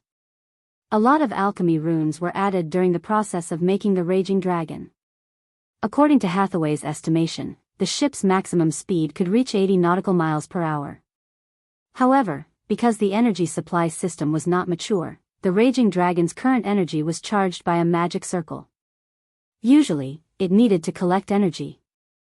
Of course, wizards could also inject mana or place magic stones to extract energy, but the cost would be much higher. After collecting energy, the ship could sail at full speed for about a day. If it used cruising speed, the Raging Dragon could sail for about a month. Of course, if it only relied on sail power, it could sail at sea for a year if there was no war. Su Len boarded the Raging Dragon. There were also some merchants and scholars who were familiar with the eastern continent. Su Len was mainly going to do business this time. He did not want to cause any trouble. He wanted to open up a new channel to make money. The western continent was located in the north of the planet. It was quite a distance away from the eastern continent. In the southeast of the western continent, there was another continent near the equator. On the magic ship, the scholars who were familiar with the eastern continent were introducing the environment of the eastern continent to the merchants. There were a lot of poisonous creatures on this continent, so after arriving there, they must not eat anything in the wild. At the same time, they also talked about the local customs of the eastern continent. The proportion of poisonous creatures in the entire eastern continent was close to 1/10. That was to say, 1 in 10 species of creatures was poisonous. Therefore, the intelligent species of the entire eastern continent had gained additional poison resistance over the long period of biological evolution. Then, because the eastern continent was closer to the south, the environment there was hotter, and the climate changed more dramatically than here. It might be sunny in the morning, but it might become stormy in the afternoon. It was somewhat similar to a tropical rainforest. In addition to these, the eastern continent was also rich in products. Many specialties were completely unavailable in the western continent. In addition to these, the eastern continent was also the birthplace of the monks. Because of the serious accidents in the era of the Arcane Empire, there were many ancient evil creatures that were sealed on this continent. These evil creatures were basically suppressed by the monks' monasteries. Su Len was also very interested in these evil creatures. However, in this long time, many of them had been suppressed and killed. Maybe he could kill a few to earn some experience. Chapter 584. Su Len drove the furious dragon around the sea and returned to Deepwater City after satisfying his craving. The entire Deepwater City became extremely busy. Ships transporting goods from North Town City came one after another. All kinds of goods piled up in the warehouse of the dock. These goods would be loaded onto the furious dragon. In addition to these goods, more refugees were also sent here. Chris brought many refugees to Deepwater City. After this period of fusion, she had completely controlled her own power. With the help of the Soul Snatcher Church, she successfully absorbed the Baler as nourishment and successfully advanced into a legendary demon. She had come this time to prevent the refugees from causing trouble. After all, these refugees who had just migrated from other places were being moved here again. This was different from the conditions they had previously promised. In order to prevent them from resisting, she had specifically asked Chris to handle it. With her charm that even legendary figures were extremely afraid of, these refugees had no complaints at all and were very well behaved. After arriving at Deepwater City, these people were quickly assigned to various places. After not seeing her for a while, Chris became even more attractive. Su Len, who had been exposed to the sea breeze for a week, was also a little restless. He was completely unrestrained. Looking at the furious dragon docked at the port, Su Len directly pulled Chris onto the ship. The furious dragon started, and the ship quickly submerged into the sea. The furious dragon entered underwater mode. The entire ship was wrapped in seawater like a crystal palace. In this environment, the two were particularly excited. It could be said that they had met their match. In Northtown City, the combat power of Hathaway, Karina, Xanthi, and the others added together could not compare to Chris. After all, the succubus had the talent bonus. However, facing Sullen's plasma cannon, they were still defeated. The furious dragon did not return to the port until the next day after going out to sea. After working overtime for this period of time, the construction of the Navy camp was finally completed. Next, Su Len recruited 2,000 refugees who were good at swimming to train. These people would be the Navy of Deepwater City in the future. At the same time, the shipyard on River Heart Island had also completed the construction of 2 armed merchant ships. The Deepwater City Chamber of Commerce, which had been established a long time ago, couldn't wait to take over the 2 merchant ships. After a simple trial run, the 2 merchant ships began to transport goods. After staying in Deepwater City for almost an hour, all the materials used for trading during this period of time had been transported here. The 2 armed merchant ships were quickly loaded. Hathaway also came to Deepwater City from the North Wind Tower. After everything was ready, the annual trade winds began to blow. Every year, this was the best season to trade with the Eastern continent. 2 days later, on a sunny morning, the furious dragon slowly sailed out of the Deepwater harbor with 2 armed merchant ships and then sailed towards the Eastern continent. The exchanges between the Eastern and Western continents were quite frequent. In the past 2,000 years, the trade between the Eastern and Western continents had begun to flourish. With the frequent exchanges between the 2 continents had begun to be influenced by each other. The most obvious example was the Sword Saint class. Sword Saints learned how to use Qi from monks, and then came the Qi raising slash, which became the signature skill of Sword Saints. As for the Sword Saint's ultimate skill, Blade Storm, it required specific conditions. Monks also evolved into a weapon master class because of the influence of the Western continent. Many high-grade mages were very wary of Sword Saints. After all, this class could break the energy shield of a high-grade wizard with a single slash. For high-grade wizards, Sword Saints were a greater threat than those rogues. However, although Sword Saints had powerful attack power, they also had obvious shortcomings. That was, their defense was very poor. Sword Saints couldn't wear armor, not to mention iron armor, they couldn't even wear leather armor. To put it bluntly, it was like a sword from the beginning to the end. Because they gave up all defense, Sword Saints gained unprecedented attack power, but this kind of power was fragile. On the battlefield, sword saints were always the first to be targeted. They didn't have the strong defense of warriors, nor did they have the survival ability of rogues, so sword saints had the highest death rate of all classes. Of course, if a sword saint had the help of a wizard, then the destruction they could cause would be beyond belief. In history, there was once a legendary sword saint who killed 3 legendaries. Greater haste plus greater enchanted weapon plus aura / plus expose weakness plus whirlwind / equals bladestorm. Because there were 2 armed merchant ships, the speed of the raging dragon was reduced to the same level as them. With the help of the ocean currents and trade winds, the speed of the armed merchant ships could reach 15 nautical miles per hour. It only took a day for the merchant ships of Deepwater City to enter the deep sea. We've traveled almost 400 nautical miles. Hathaway sat beside Su Len with some boredom. If the raging dragon didn't slow down, it was estimated that the ships behind them would have long been left behind. After a day of sailing, all they could see was the blue sea.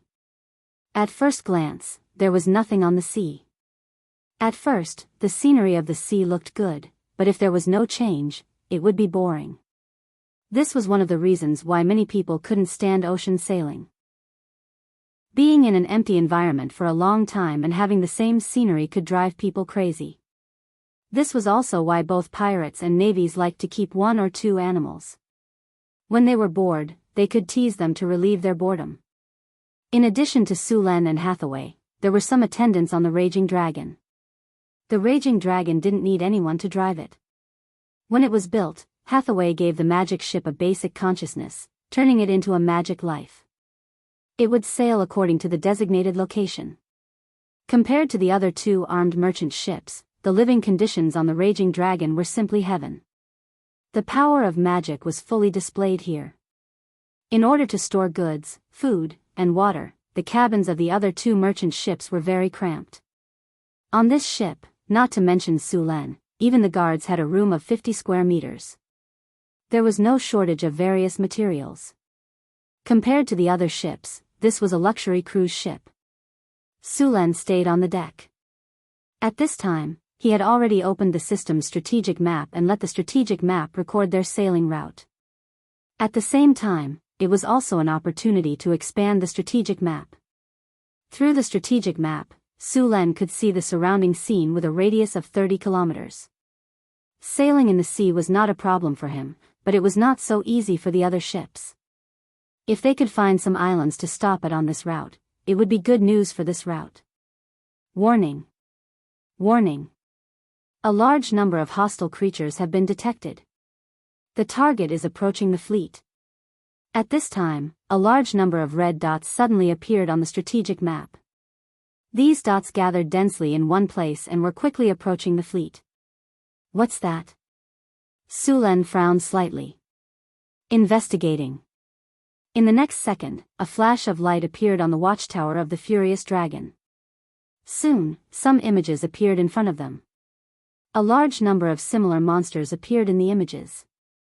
These monsters had the head of a fish and their bodies were covered in green or blue scales. They looked ferocious and ugly, and their bodies were similar to humans. They had a thick crocodile tail behind their bodies and a dorsal fin that extended from the tail to the top of their heads. Their heads were wide and their exaggerated mouths were filled with saw-like teeth. Their limbs were strong and their fingers were covered with frog webs. Although it was the first time Su Len saw these creatures, he could recognize them at a glance. These were Sawajin, the natives of the sea. These evil creatures would attack all the creatures they saw in the water. The people who lived on the sea usually called them the demons of the sea. These Sawajin were a serious threat to the trade of the sea fleet. They were monsters that were more hated and feared by the merchants than the pirates. Soon, the guards in the cabin rushed to the deck. After seeing the Sawajin, they all pulled out their weapons. Send the signal to the merchant ships behind. Prepare for battle. Su Len looked at the Sawajin that was controlling the waves and approaching quickly. Yes, Your Majesty. A guard stepped forward and bowed. He then immediately climbed to the watchtower of the furious dragon and began to send the signal to the 2 ships behind. After receiving the signal, the two merchant ships immediately became active. All the sailors pulled out their weapons and were ready for battle. Soon, a large number of sawajin appeared in the surrounding sea. As soon as these demons of the sea appeared, they could not wait to climb to the surrounding ships. Sulan did not attack these sawajin. He wanted to see the strength of the sailors. Although these sawajin looked ferocious, they were not very strong.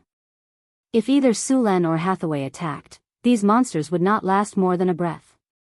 With him and Hathaway around, these sawajin could not do anything. They were perfect for the sailors to sharpen their skills. After all, after forming the merchant fleet, they would often travel the sea in the future. There would be many situations like this. They would not be lucky enough to have Sulan with them every time, so they had to grow up as soon as possible. Soon, the sawajin climbed to the deck.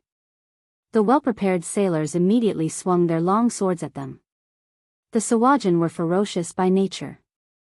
They would eat any creature that they caught. The sailors naturally knew their habits, so they did not hold back at all. A sailor swung his long sword. A cold light flashed, and a sawajin that had just climbed up had its arm cut off. Then, with another swing, the sawajin was killed. Smelly blood splattered all over the deck. Poochie. Like a water bag that was pierced, a sawajin's body was thrown out with a flick of his wrist. The surrounding sailors cooperated with each other. The sawajin could not climb onto the deck at all. Chapter 585. There were also a large number of sawajin on the furious dragon ship, but they obviously chose the wrong opponent. Although there were not many guards on the ship, they were more than enough to deal with the sawajin. Sullen's guards were all level 3 professions, and they could easily crush the sawajin who were only level 1 or 2. Not a single sawajin could get close. Perhaps it was because the sawajin priest saw that the sawajin had suffered heavy casualties, but the progress was limited. The sawajin priest at the back could not wait any longer, and a wave of mana spread out from him. The sawajin priest held a trident in his hand and chanted. His expression was one of madness, and the thick smell of blood in the surroundings made the sawajin even crazier. Many sawajin had already gone berserk. Hurricane whistled. When the last part of the chant was completed, the surrounding sea suddenly began to rise. This wave quickly approached the fleet, and it grew taller and taller. In just a few breaths, the wave had already exceeded 10 meters. The 10-meter-tall wave came crashing down on the fleet. It was obvious that the sawajin priest wanted to sink the ship directly. However, its plan was quickly foiled. The experienced sailors skillfully maneuvered the ship so that the bow of the ship was facing the huge wave. As soon as the ship adjusted its position, the next second, the huge wave surged over. The bow of the ship suddenly sank, and in the next second, it quickly floated up, and then the entire ship was lifted by the huge wave. The wave rushed over quickly, and the ship suddenly sank. Then, it floated up again under the buoyancy of the sea. The whole process was smooth except for some bumps on the ship. The wave summoned by the sawajin priest was easily handled by the sailors. On the furious dragon ship, Sulan looked at the operation of the two armed merchant ships and nodded with satisfaction. The sailors had done well in this test, and he was very satisfied. Since they had passed the test, there was no need to continue wasting time. A wave of lightning energy surged out from his body, and in the next second, countless lightning snakes appeared out of nowhere, and instantly covered the surrounding sea. The dazzling lightning flashed, and bolts of lightning fell continuously. The entire sea was covered by the power of lightning. The entire surface of the sea turned into a sea of lightning at this moment, and hundreds of sawajin were drowned in the endless lightning. When the lightning dissipated, the entire sea surface was empty. After witnessing this miraculous power, the surrounding sailors looked at Sulan with even more reverence. After dealing with the sawajin, the fleet continued to sail. After the battle, everyone was much more cautious. Sulan and Hathaway were also observing from the deck. There were a lot of creatures in the ocean. After sailing for some distance, a group of whales swam by not far away. People who saw such huge creatures for the first time were stunned. These huge whales had almost no natural enemies in the ocean, so they swam leisurely in the sea. As they ventured deeper into the sea, the fleet encountered many large sea monsters. Other than whales, Sulen also discovered some giant squid. The deep sea was the territory of these giant sea monsters. Most of these sea monsters had a challenge rating of 15 plus and above. However, most of these sea monsters were neutral. As long as they were not provoked, they would not attack the fleet. After discovering these sea monsters, the fleet did not get too close.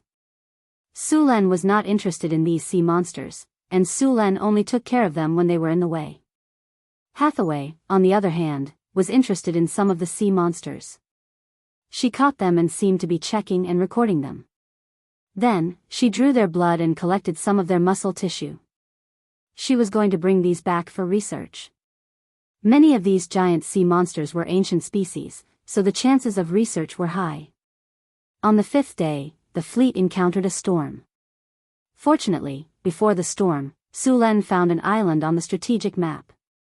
The fleet arrived at the island in advance to rest and avoid the storm.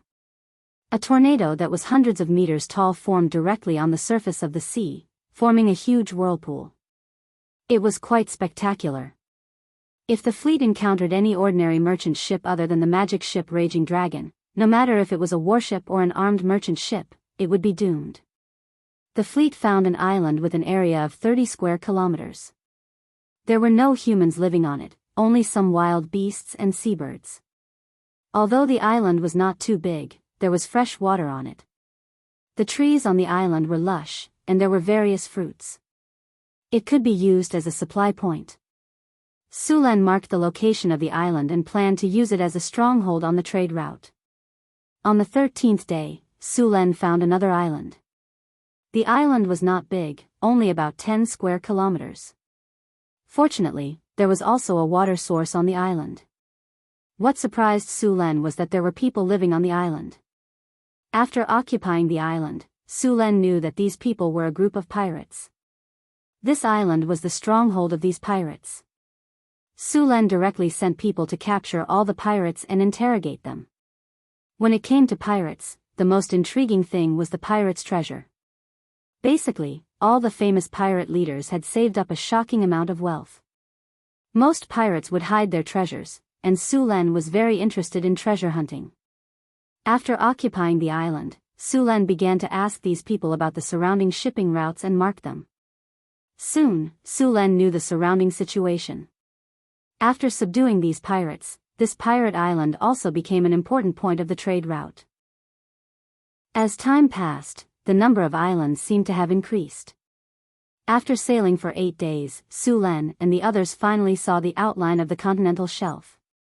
This place was very close to the eastern continent. Due to the warm climate of the eastern continent, this ocean could be said to be rich in resources. There were a lot of fish, lobsters, abalones, and so on. There were several lobsters alone. The most common lobsters were 3 kinds. The first was the king shrimp, which was a fierce creature. It could reach a maximum length of more than 5 meters. Its claws and teeth were sharp, and its diet was very varied. Its lower limbs were thin and strong, and it was a very fierce sea creature. The second kind was the giant lobster, which was an ordinary marine product. There were a lot of them, and the lobsters were not small. They tasted good. The last kind was called the splendid lobster, which was a very expensive lobster. It tasted the best among all the lobsters. However, the production was generally low. After arriving at this area, Sulen had people catch some lobsters of all kinds. He wanted to taste these delicacies first. Chapter 586. Now that he had decided to try it, Sulen directly stopped the ship in this area and then went into the sea to catch some seafood himself. A 1-meter-long ornate embroidered lobster was caught. Such a big ornate embroidered lobster waved its 2 big pincers and looked very intimidating. However, it was not facing the sea creatures this time. Sulen snapped his fingers and a tiny lightning flashed. The lobster was electrocuted and twitched all over. After handing the lobster to the chef, Sulen was ready to go to the sea again. He saw a clam shell in the sea just now. Maybe there were pearls inside. The underwater world was very beautiful. Su Luan found many beautiful corals and colorful fish swimming back and forth in the corals. The coral reef was unexpectedly lively. On the surrounding rocks, there were a large number of shells, oysters, shrimps and crabs living. A few turtles the size of millstones were leisurely paddling in the water. At this time, a little blue fluorescent light flashed in the sea not far away. Soon, the fluorescent light swam over. When it got closer, it was discovered that the fluorescent light was actually a large number of jellyfish. Jellyfish were widely distributed in the sea. These beautiful creatures that looked almost transparent were very dangerous. 90% of jellyfish were highly poisonous. Although they looked beautiful, they were actually carnivorous. A large group of light blue fluorescent jellyfish appeared in front of them. There were hundreds of jellyfish in this group. The small fish around the coral reef were all scared and hid in the crevices. A few turtles that were paddling nearby immediately became spirited after seeing the large number of jellyfish. They quickly swam over. These jellyfish that were very dangerous to other creatures were the best food for the turtles. The usually slow-moving turtles quickly caught up with the jellyfish. Then, they bit down on one of the jellyfish as if they were drinking water. In an instant, more than half of the jellyfish were sucked in. Then, with another bite, the jellyfish was eaten by the turtles. The group of jellyfish that were showing off suddenly panicked. Hundreds of jellyfish fled in panic under the onslaught of the turtles. Su Len watched for a while and lost interest. He was going to look around for the giant clams. The pearls of the Eastern Sea were very popular in the Western continent. These pearls were not only beautiful, but also had magic power. They were important materials for enchantment. The most precious one was a kind of pearl called mermaid pearl. It was said that this pearl could only be cultivated by mermaids in the Eastern continent. It was very rare and very precious. Su Len quickly found a giant clam in the sea. The giant clam seemed to feel danger and closed its shell tightly. Su Len gently knocked on the clam's shell. The clam's shell was as hard as iron. A flash of lightning flashed on Su Len's hand, and then it instantly disappeared to enter the shell. A burst of thunder and lightning sounded. Soon, a gap opened up on the clam's shell. The thunder and lightning just now had paralyzed the giant clam's body. Su Len easily opened the clam's shell. A pearl swayed slightly in the clam's shell. The pearl had a diameter of 10 centimeters, and its color was light blue. It was very beautiful. Su Len directly took out the pearl. After taking out the pearl, Su Len let go of the giant clam and then looked around for more clams. When Hathaway called him for lunch, he had already found more than 10 pearls. However, other than the first pearl, the rest of the pearls were not big. Lunch was very sumptuous. The chef that Su Len brought this time was the best student of the halfling Frodo. His cooking skills were very good. The 1-meter-long splendid brocade lobster was made into a full lobster feast. The crystal-clear lobster meat was neatly cut on the plate, and there was a layer of ice below. The ice was emitting a faint chill, which made the lobster meat even more chewy. Together with the carefully prepared dipping sauce, the lobster meat was delicious. Of course, other than this way of eating, there was also a serving of stir-fried lobster meat. The lobster meat was stir-fried with onion, bell pepper, and pepper. Every bite was blissful. On the side, there was also a serving of lobster soup. The lobster meat was braised with some seaweed. It was delicious. After enjoying the delicious meal, Su Len gave the pearls that he had just collected to Hathaway. After seeing the big pearl that was more than 10 centimeters long, Hathaway's eyes lit up. She could not wait to snatch the pearl. It's so beautiful. Is there more? Hathaway asked while holding the big pearl with both hands. There are still some small pearls. If you like them, you can have them all.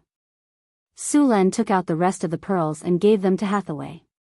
By the way, Su Len, did you find the magic pearl clam below? Hathaway suddenly asked. The magic pearl clam? I didn't see it. Su Len shrugged. It's hard to find that thing. Oh. Hathaway looked disappointed. I remember that the magic pearl clam is the product of the ancient arcanist's transformation. If you want it, you can try to cultivate it. Sulen said, we can open up a water area in the wizard tower to cultivate the magic pearl clam. That's worth a try. Hathaway thought for a moment and nodded in agreement. Then the two went into the sea again and searched for many different kinds of shells and clams. Then they opened up a room on the furious dragon, poured seawater into it, and put the clams in.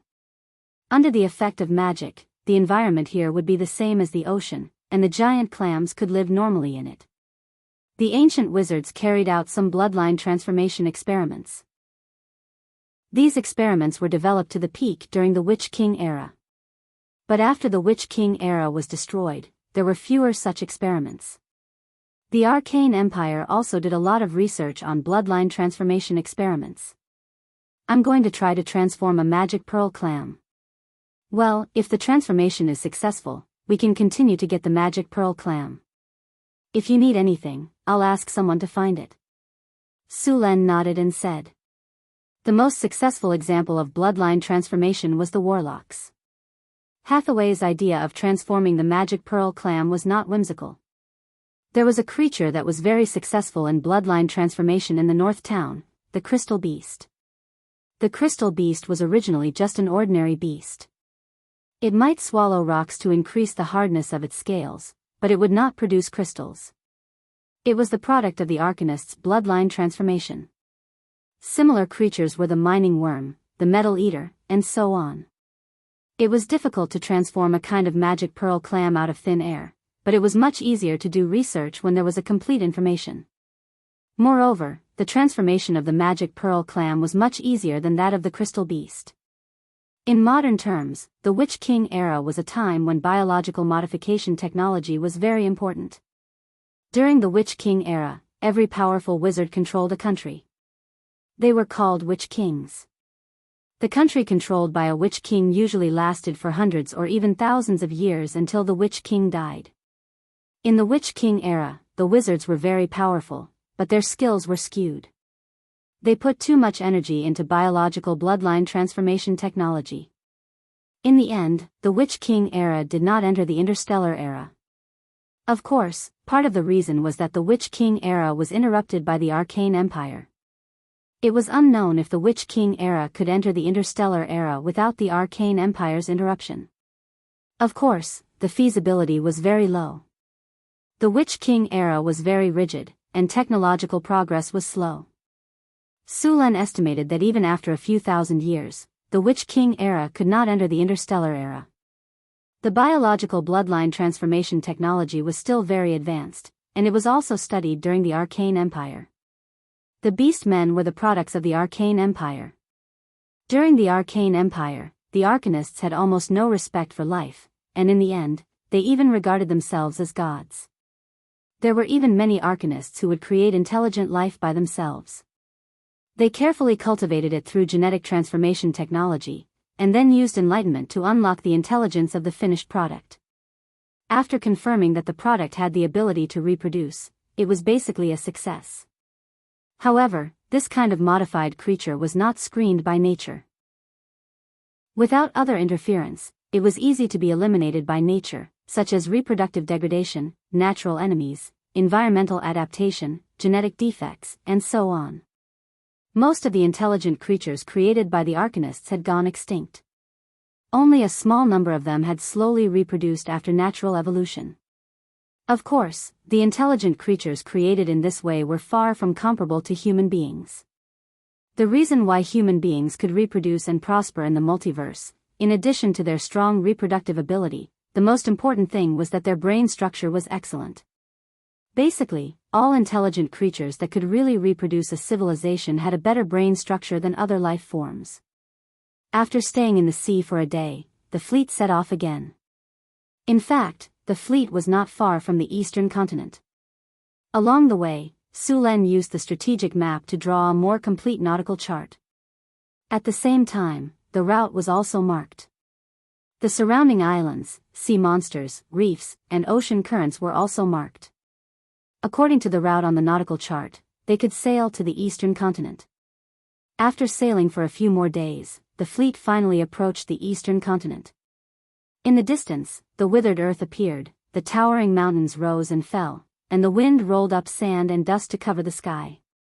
Sulan did not need to be close to know that the environment here was very bad. The eastern continent was severely damaged in the war. Nearly half of the originally fertile continent had become desert. Even after thousands of years, the environment here was still very bad. The eastern continent was 4 to 5 times the size of the western continent, but the population here was only half of that of the western continent. Most of the population here was concentrated in the southern plains and coastal areas. The other areas had a very bad environment and were not suitable for living. The fleet continued to sail south along the coastline. After about 2 days of sailing, other ships began to appear on the surrounding sea, indicating that they had arrived at a busy shipping route and were very close to the nearest port. When the sun rose again, a lighthouse appeared on the distant coastline. They had arrived at their destination this time. Chapter 587. A huge port appeared in front of them. A large number of merchant ships were constantly entering and exiting the port, and the whole port looked very busy. As soon as Sulan's fleet approached the port, a small boat came to guide them. Following the small boat, the 3 ships soon docked at the berth.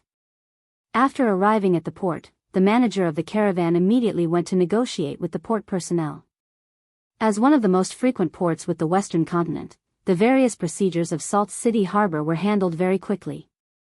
After paying taxes on the goods transported this time, the fleet could find someone to unload the goods and trade. Sulan did not trade directly. It was his first time coming to Salt City Harbor. He was not clear about the prices here, so it was best to observe first before making a decision. At the same time, Sulan came to open up a new channel, so he needed to negotiate with the manager of this port. Of course, these worlds were in charge of professionals. Sulan did not need to come forward. After handing over the matter to the officials who came with him this time, Sulan took Hathaway to visit the city. Sulan and Hathaway kept looking at the surrounding environment. This was an unusually prosperous port city with a permanent population estimated to be more than 200,000. A large ship was docked at the dock, and thousands of coolies were transporting goods. The surrounding people's clothes were very different from those of the western continent.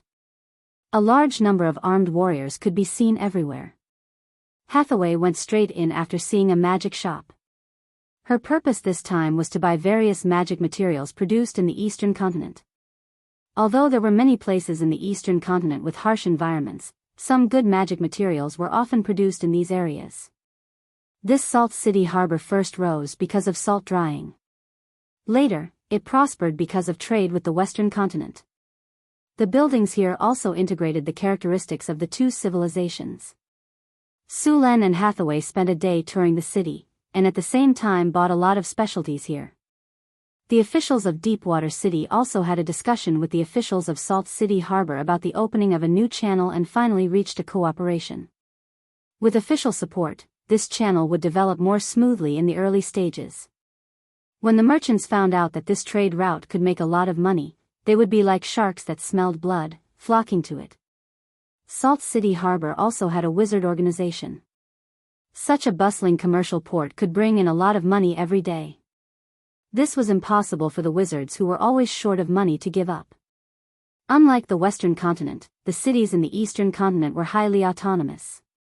The cities would form a loose alliance. There were not many countries on this continent. Many cities were controlled by monasteries or wizard organizations. The business atmosphere here was more prosperous than the western continent. After learning about the wizard organization behind this city, Sulan and Hathaway went to visit.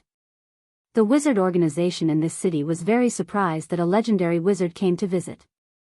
Then, they warmly welcomed them. The great wizard of the city's wizard organization personally welcomed them. What surprised Suran and Hathaway was that this great wizard was also a legendary wizard.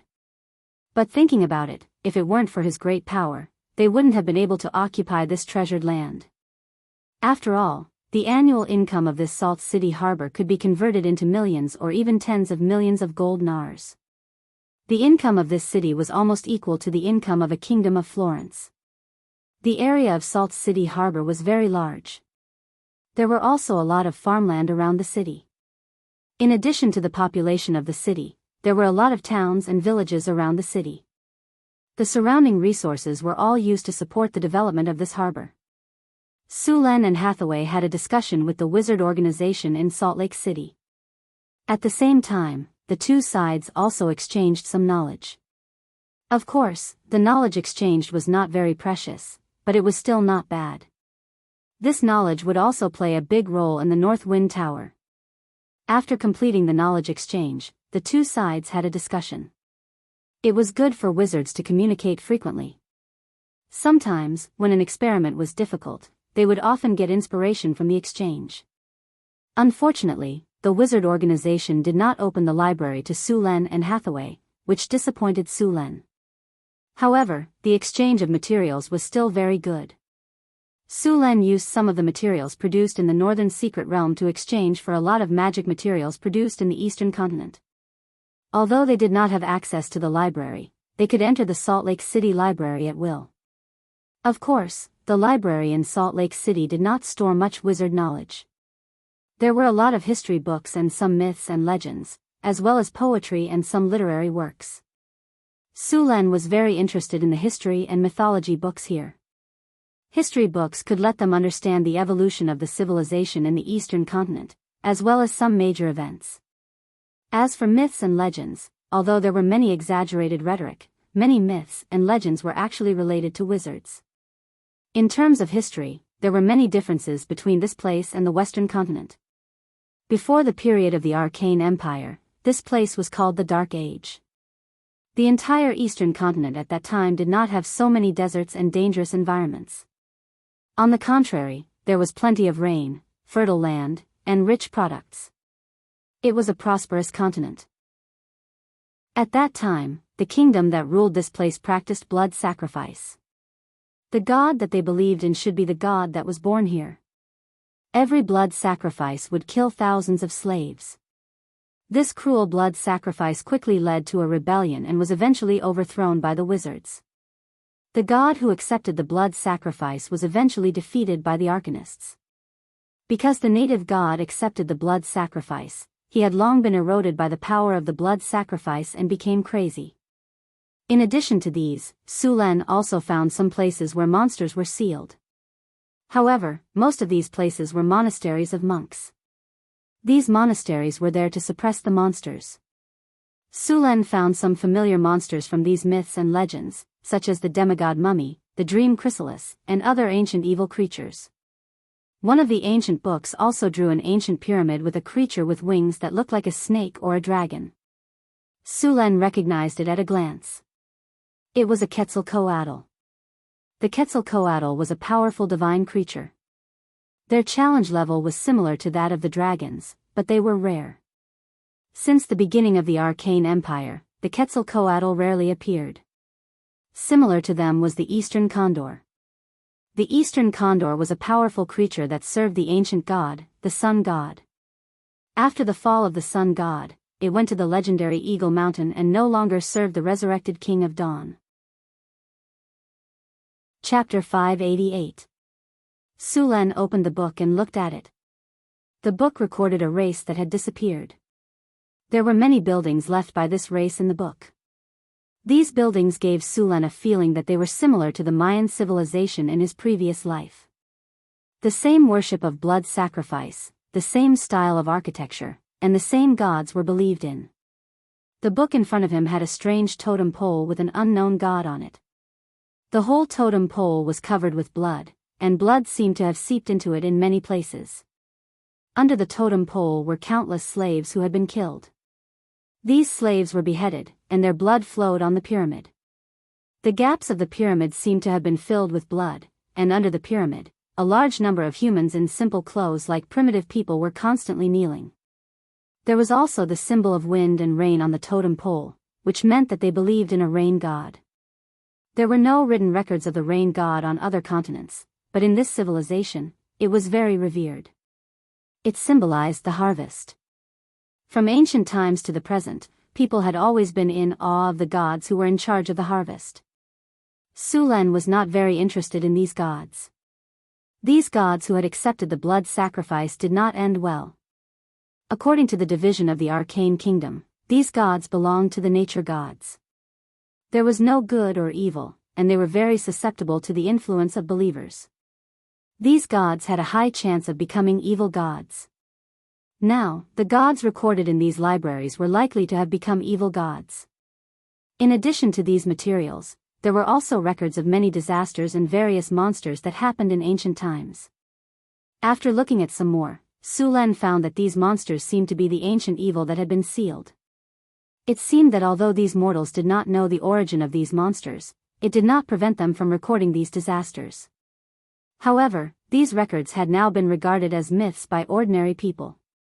Su Len still got a lot of useful information from these stories, such as where these monsters were killed or defeated. Combined with the map, it was easy to find the approximate location of these monsters that were sealed. In addition to these, there were also many ruins of ancient cities, but it was not known what these ruins had left after thousands of years. Because the main purpose of this trip to the eastern continent was to open up new shipping routes and trade, Su Len did not go to these places to search. Searching for ruins sometimes depended on luck. If they were lucky, they could just dig a hole. If they were unlucky, it was not unusual to spend a year and a half. After staying in the library for 2 days, the fleet also completed the transaction during this time and was ready to return with various goods from Salt City Port. Most of the goods they purchased from the eastern continent this time were tea leaves, cotton, silk, porcelain, spices, pearls, and some enchanted materials. According to the calculations of the manager of the caravan, the profits of this trip were between 200,000 to 250,000 gold nars. Originally, Hathaway wanted to purchase some mermaid pearls, but there were no mermaids living in Salt City Port. Of the sea pearls were only produced in small quantities in the southern part of the continent. After all, mermen were too few in number. Because of the hydrological environment and other factors, the eastern continent was rich in pearls, and the quality was better than the pearls in the western continent. Although they did not buy any mermaid pearls, they purchased a large number of pearls this time, and some of them were magical pearls. Low to medium quality magical pearls could purify some potions, remove the side effects of potions, or neutralize toxins. High-quality magical pearls could be used to make magical items, rare-grade equipment, and could also be used to store spells. They were very popular among wizards. There were also a lot of silk in the eastern continent. It was also the best silk production area besides the elves. After all, the elven forest had been closed for more than 1,000 years. The number of half-elves was too small, and the production of silk was limited. Many silk were sold from the eastern continent, and of course, some were sold by the drows in the underground world. However, the drows sold silk stockings more often. Almost all the nobles went crazy for them. Even the witches could not resist the temptation of silk stockings. This thing was expensive. On the surface world was very hostile to the drows and claimed to cut off all trade with them. However, most of them were just words. It was easy to know if they were trading with the underground world. Just look at the women and see if they were wearing silk stockings. In addition to these, 5 of the people who came this time stayed in Salt City Harbor to build a warehouse. The warehouse would buy materials from Salt City Steel, and at the same time, sell various materials from Northern City. Northern City's paper, purple crystal honey, and white sugar were very popular here. The sales of vodka could only be said to be average, but the sales of rum were not bad. Purple crystal honey was the most popular. The wizard organization in Salt City Port directly expressed that they wanted to buy all the purple crystal honey. Although Su Len was tempted, he still rejected them. After all, the warehouse in Salt Lake City still needed money and honey to make a name for itself. There were still many advantages to building a warehouse in Salt Lake Port. When the fleet came again, they could directly transport it back to the mainland. This way, a lot of time could be saved, and at the same time, they could also collect information about the eastern continent. It took a few days for the fleet to complete the supplies and set sail again. This time, in addition to the 3 ships from Deepwater City, Salt City Port also sent 2 armed merchant ships to follow. These people were going to Deepwater City to trade. At the same time, they also planned to build a warehouse in Deepwater City. The return journey was slower than before. After all, when they came, the wind was with them, but now it was against them. Fortunately, the sailing technology of this era was very good. They could still sail against the wind, but the return journey was much slower than when they were with the wind. The 5 ships were lucky this time. They did not encounter those Sawajan. It was also possible that they were badly damaged in the last battle and could not continue to live here. The Sawajan also had many enemies in the sea. Once they declined, their enemies would not let go of this good opportunity. There were also a large number of intelligent races living in the sea. They must be the Kotao Sawajan, mermaids, Naga, Sawajan, sirens, and so on.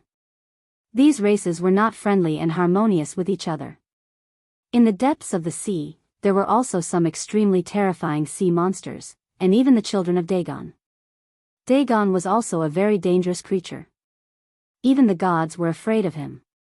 He represented evil, chaos, madness, and blasphemy. It was said that his existence could be traced back to the time of the ancient gods. He was a very powerful and evil creature. He was one of the most powerful demon lords. He was known as the King of the Deep, the god of sea monsters, the shadow of the ocean, and was the nemesis of the god of the sea. Dagon was not a name that was fixed in stone. According to the research of wizards, Dagon was originally a subordinate of an ancient god. This name was more like a title, and only the most powerful of them could be called Dagon. It looked like a creature mixed with fish, mollusks, and eels. Although Dagon was evil, chaotic, and very dangerous, there was still his cult in the coastal area. Many pirates believed in this creature. Legend said that a pirate leader was favored by him and became his follower. He gained great power and the ability to command sea monsters. However, this ability came at a great cost. Dagon's power would change the appearance of humans and make them look like sea monsters. For example, they would grow tentacles like an octopus, or shells like mollusks, sharp claws, and so on. Because they accepted Dagon's power, they would be ostracized by other gods. They would never be able to land and could only drift in the sea forever. Even so, there were still people who were willing to accept Dagon's power. On many islands, many indigenous savages still worshipped Dagon as a god. This worship had lasted for thousands of years. The current Dagon lived in the dark sea of the bottomless abyss. In the records left by the sorcerers, this powerful demon lord was recorded. Some natives would mate with other creatures, mainly swamp giants and half-fish creatures, in order to obtain rich fish and rare treasures. They believed that this ritual could give their offspring great power. Of course, not all sea monsters believed in Dagon. The ancient arcanists had studied and classified the sea monsters. They could be roughly divided into several types. The first type was the tentacle-type sea monsters. These sea monsters looked like giant octopuses. Most of them were Dagon's followers. The second type was the fish-type sea monsters, such as the dragon whale, giant kraken, dragon turtle, and so on. These sea monsters were special demigods. They were neutral sea monsters. Under normal circumstances, as long as you did not get close to them, they would not take the initiative to attack. The third type was the multi-headed sea monsters. The most representative of these was the Hydra.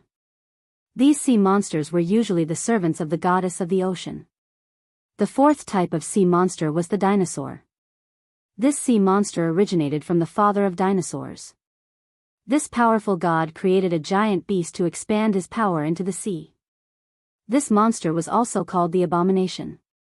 The fleet repaired and replenished some water on the islands marked by Sulen before they continued to sail in the direction of the deep water port. Sulen had decided to send people to build transit stations on the islands when they returned. These stations would provide water and food for the fleet and shelter the ships from storms. After all, apart from pirates and sea monsters, the biggest risk of sailing at sea was getting lost, storms, and other shipwrecks. With these islands, they could at least provide a shelter for the fleet in the event of a storm. This would reduce the occurrence of shipwrecks. This was very important for maritime trade. In this era, there was almost a 1/5 chance of losing one's life. Every time they went out to sea, they would be prepared for the worst. Sailors in this era were brave men. They returned to the deep water port without a hitch. At this time, it had been more than 2 months since the fleet left. Deepwater City had also undergone tremendous changes. Chapter 589. Deepwater City. Since the last time they left, it had completely changed. The original wooden fences had been replaced by bricks. The city wall was about 8 meters high and 6 meters thick. There were also arrow towers built on top of it, which were used to guard against pirates. There was an arrow tower every 20 meters on the city wall. The scale of the whole city was comparable to a medium-sized city. The residents here had reached more than 30,000 people, and there were even more kobolds and goblin slaves. The whole city was very busy.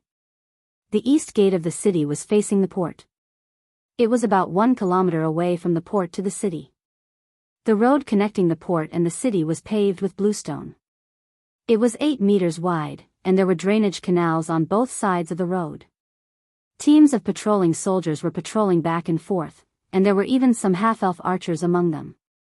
This surprised the people of Salt City Harbor.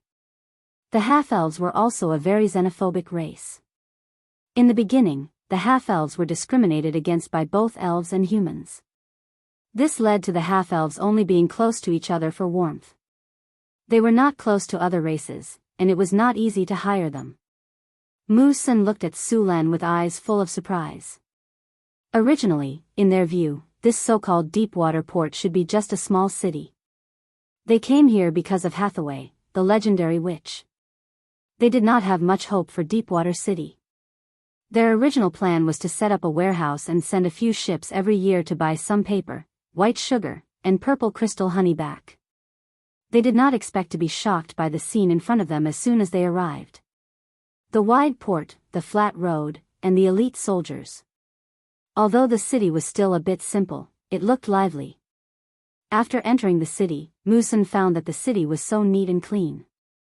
The streets were straight and flat, and there was no debris on the ground. The scene of sewage and feces in other cities did not happen. It could be said that this was the cleanest city he had ever seen. There were neat houses on both sides of the street. The style of the houses was almost identical. Although they did not look exquisite, they were durable and easy to build. There were many pedestrians on the street, but there was no congestion. The pedestrians all walked to the right. Just as they walked into the city, several people who looked like officials hurried over. When they came close, they immediately bowed respectfully and said, "Your Majesty, welcome back. Get up." Su Len waved his hand to let Holland come over. He then pointed to Mu Sun next to him and said, "This is the steward sent by Salt City Harbor. We have reached an agreement with Salt City Harbor to officially open the channel. They will set up an office here. You have to communicate more about the business in the future." "Yes, Your Majesty." Holland nodded and agreed. "I'll leave the rest to you." After a brief introduction, Su Luan left with Hathaway. Now that the city's route had been opened, the rest of the things were left to them. Su Len then patrolled Deepwater City. The construction of the city was progressing very quickly. Carts of bricks and tiles were transported from the west gate. The surrounding land had been divided and was full of busy craftsmen. There were also well-equipped soldiers patrolling around. A large number of kobolds, goblins, and gnolls were working under whips. On the island in the middle of the river outside the city, warships and armed merchant ships were under construction in the shipyard. According to Sullen's requirements, the fleet of Deepwater Port needed at least 12 merchant ships. Half of them would be used for the eastern route, and the other half would be used for the southern route. At the same time, the city's navy needed to be completed as soon as possible. In the south of the city was a newly opened farmland. Some crops would be planted here to maintain the food supply of Deepwater City. In fact, the land here was not fertile. It was close to the sea, so the farmland was not suitable for farming. The first year's harvest would be poor, so it needed high-quality fertilizer. Not far away, a fertilizer processing plant had been built. All the feces in the city had been sent here to be fermented. At the same time, 3 fishing boats went out to sea to catch fish and replenish their food supply. Deepwater Port could now replenish some of the food consumption. After patrolling the city, Su Len and Hathaway returned to Northwind Tower with the various enchanted items they had bought from the eastern continent. A teleportation light descended from the sky, and Su Len and Hathaway appeared on the astrology platform. It took more than 2 months to travel to the eastern continent. Hathaway had accumulated many experimental projects to complete. After saying goodbye to Su Len, she hurriedly left. Just as Su Len was about to check on the northern city, Chris came into the room. Su Len, let me tell you a piece of good news. Alex has successfully advanced. Chris was very happy to see Su Len return. Alex has advanced? Su Len was pleasantly surprised. The northern city now had 3 legendary figures, Su Len, Hathaway, and Chris. Now, there was Alex. If you only counted the top fighters, the northern city could easily beat some small countries. Furthermore, another important reason why Alex had successfully advanced to the legendary rank was that he could now prepare to construct the Northwind Tower's mystery. Hathaway had already studied the puzzle thoroughly. The reason why the northern city had not built it was because they did not have enough manpower. A large puzzle required the cooperation of at least 3 legendary wizards. Although the northern city had 3 legendary figures, Hathaway was the only one who was a proper wizard. Su Len and Chris were both a warrior and a succubus sorcerer. Although they could cast spells, they were still far from being a proper wizard. Alex and Chris were different. Alex was also a wizard and a sorcerer. He did not rely on the power of his bloodline to become a legendary sorcerer. Instead, he relied on his wizard profession to become a legendary sorcerer. Otherwise, with her qualifications, she would have already advanced. After all, she had divine energy in her body. Now that Alex had become a legend, it was the same as having 2 legendary wizards. Although Surin and Chris weren't legendary wizards yet, the 2 of them together were barely enough. Great, let her prepare. We will build the puzzle of the Northwind Tower together, Su Len said excitedly. Hathaway has already prepared all the information. Take a look at it. When the time comes, you'll need our cooperation. Don't worry, I will prepare these. Chris nodded and took the information. Riddles were learned by the ancient arcanists from the High Elves. At first, the human riddles could only cover a radius of 200 meters, but the elves' riddles could easily cover the entire city. The elves' riddles were very powerful because they had the help of the elven gods. The human puzzle waited until the end of the Silver Age, when the emergence of the mice energy nucleus achieved an explosive breakthrough. Since then, the human puzzle technology could be relied on to the floating city and became an indispensable defensive rune. The puzzle also underwent rapid development during the Arcane Empire. It was said that when the Arcane Empire was at its peak, the puzzle of the floating city had been upgraded to an artificial magic net. With the artificial magic net technology, ordinary people in the floating city could also cast some low-level spells. The artificial magic net was made by imitating the magic net woven by the goddess of magic. Of course, it could not be compared with the magic net of the goddess of magic that covered the whole world. The artificial magic net could usually only cover an area of more than 10 square kilometers, which was usually slightly larger than a floating city. The puzzle that Su Len and Hathaway intended to weave was not that big. It mainly covered the range of the Tower of the North Wind. After all, the bigger the puzzle, the more energy it would need to consume. When he saw Alex again, Sullen's eyes lit up. After successfully advancing to the legendary realm, Alex's appearance had also undergone some slight changes. At the same time, after advancing to the legendary realm, her bloodline had also advanced. After completely integrating with the divinity, she had now become more beautiful and had a noble and holy aura. She was wearing a pure white dress with gorgeous patterns embroidered with silver silk thread on the cuffs. The silk thread simply outlined a few strokes on the dress, but it outlined a bellflower, which was very vivid. Her wine-red hair draped over her shoulders, and she wore an exquisite crown on her head. She had a slender waist, a full and plump buttocks, and a pair of long and slender legs that were far more beautiful than the average person's. The pair of wings on her back had been put away, and she looked like a goddess who had fallen into the mortal world. Her delicate facial features, beautiful face, and elegant temperament made Su Len feel that she was even more beautiful than before. Congratulations on successfully stepping into the legendary realm, Su Len said with a smile. Su Len. Alex's beautiful face smiled like a blooming flower. She stepped forward and gave Su Len a warm hug. Her white hands gently wrapped around Su Len's neck, and she tiptoed and gently kissed his forehead. My king, thank you for your help. If you hadn't brought me out of the underground world and provided me with all kinds of resources and even divinity, I wouldn't have been able to reach where I am today. Feeling the warmth on his forehead, Su Len smiled and said, the resources I provided were only a part of it. The main reason is your own hard work. However, you slacked off after advancing to the legendary realm. You must know that the legendary realm is only the beginning of the real world. I know.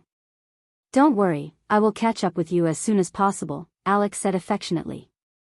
By the way, I have all the information about the puzzle that Sister Hathaway prepared. When do you think we should start weaving the puzzle? In the next few days, there are some other preparations to be done.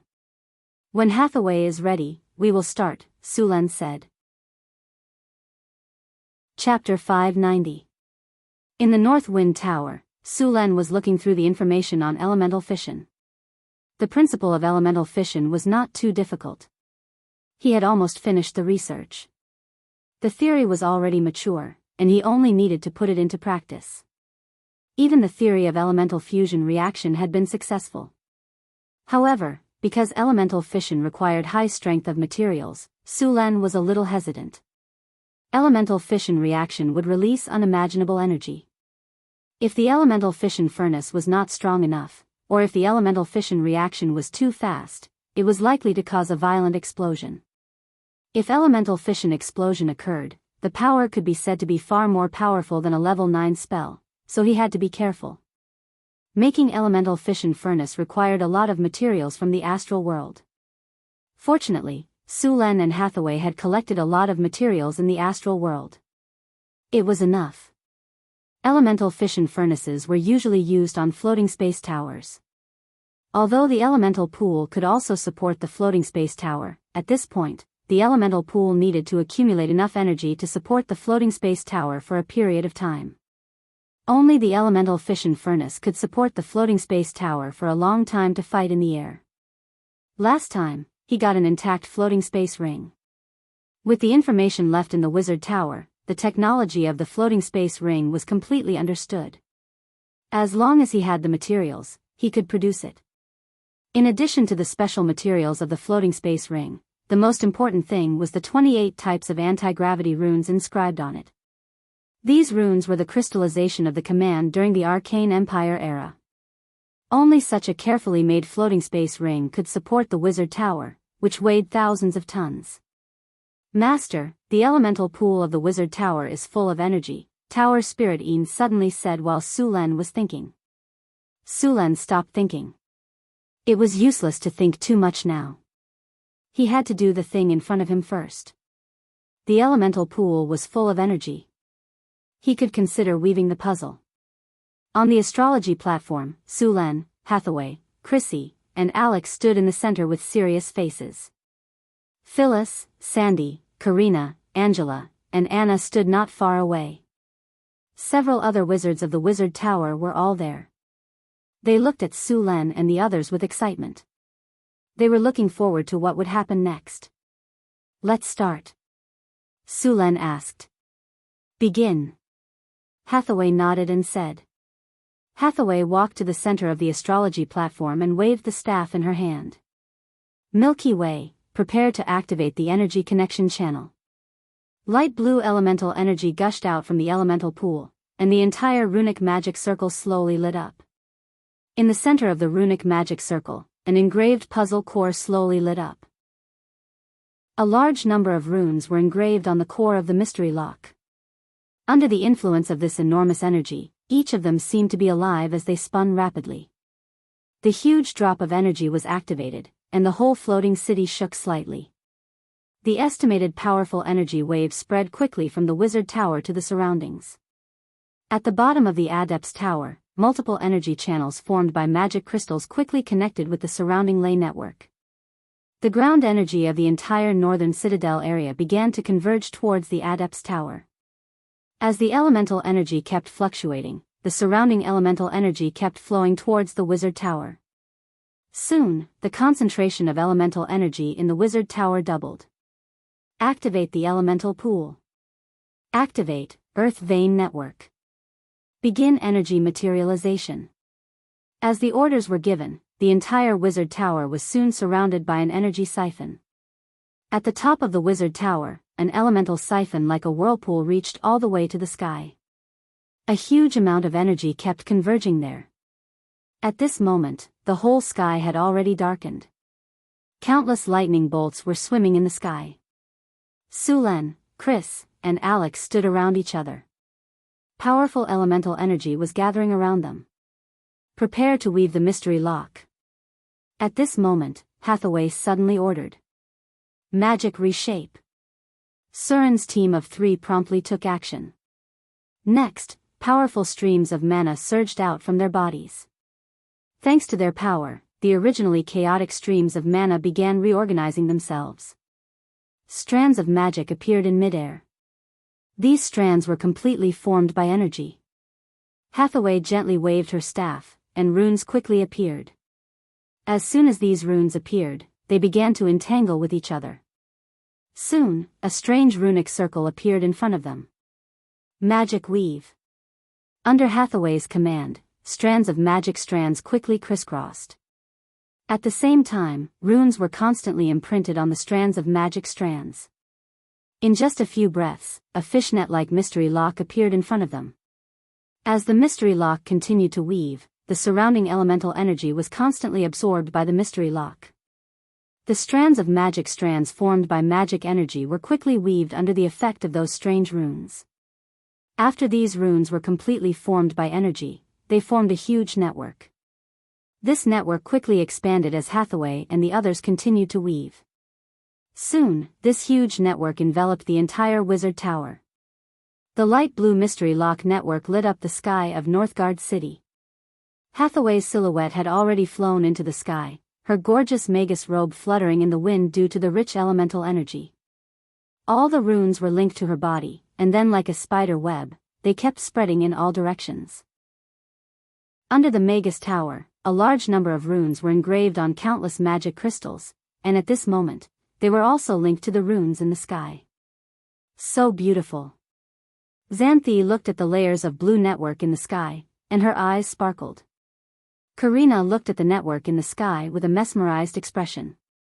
As a wizard, she could clearly feel the power of this power. The elemental energy that was originally like a runaway horse was suddenly bound by the huge energy network in the sky. Those wild horses were quickly tamed, and one by one, they moved according to the command of the leader horse. Grace stood on the astrology platform and looked at Sulen, Hathaway, and the others in shock. That energy network had shocked her. How powerful was this power? This is the power of a god. When it came to the mystery lock network, the stronger one's spellcasting ability was, the more deeply they could feel it. Being in the range of this network, they felt like they were little insects that had fallen into a spider web. The stronger one was, the more they could feel the restriction of this mystery lock network. Layers of the magic network were quickly woven, and the entire network extended outwards with the wizard tower as the core. The surrounding elemental energy was slowly bound. In the end, the entire Northgard city was covered by the magic network. On the astrology platform, Hathaway slowly descended from the sky. After the mystery lock network in the sky was completed, it slowly merged into the surrounding space and disappeared. Although it couldn't be seen with the naked eye, the power from the mystery lock network had covered the area. In essence, the mystery lock network was originally unrestrained elemental energy arranged in frames according to certain rules. The mystery lock weaved by runes covered the surrounding space, and the energy in the area was also controlled by the mystery lock network. The originally unruly elemental energy was now very obedient. It was easy to command it, and the difficulty of casting spells had been greatly reduced. In this area, all the elemental energy was controlled by the mystery lock network. No one could control the energy to cast spells. The mystery lock network covered an area of 10 kilometers with the wizard tower as the center. The scale of this mystery lock network could only be considered a medium-sized mystery lock. During the ancient Arcana Empire, the mystery lock network of the floating city could easily cover hundreds of square kilometers. That kind of large-scale mystery lock network had unbelievable power. The surrounding energy waves slowly calmed down, and the huge elemental siphon disappeared. The power of the mystery lock network slowly retracted, and finally returned to the wizard tower. The light blue elemental energy slowly dissipated, and finally, a layer of energy barrier like a translucent eggshell covered the entire wizard tower. After the hard work of Hathaway, Su Lan, and the others, the mystery lock network of the Northwind Tower was finally completed. At this time, the mystery lock network did not have many functions, and it would need to be constantly added in the future. The entire mystery lock network cost about 20 million kinners worth of materials, which directly emptied half of the Northgard city's wealth. If all the functions of the mystery lock network were to be perfected, it would cost an estimated 50 million kinners worth of materials. Building the mystery lock required more than just kinners worth of materials. There were many rare materials that kinner could not buy. If Su Lan had not obtained a lot of benefits during this period, he would not have been able to build such a large-scale legendary rune. However, a legendary rune like the mystery lock network was indispensable because its effect was too powerful. As long as one was in the range of the mystery lock network, the mystery lock network's effect would be enhanced. The mystery lock network was the home field of the Arcanists. Its effect was similar to that of the gods' kingdom of the gods.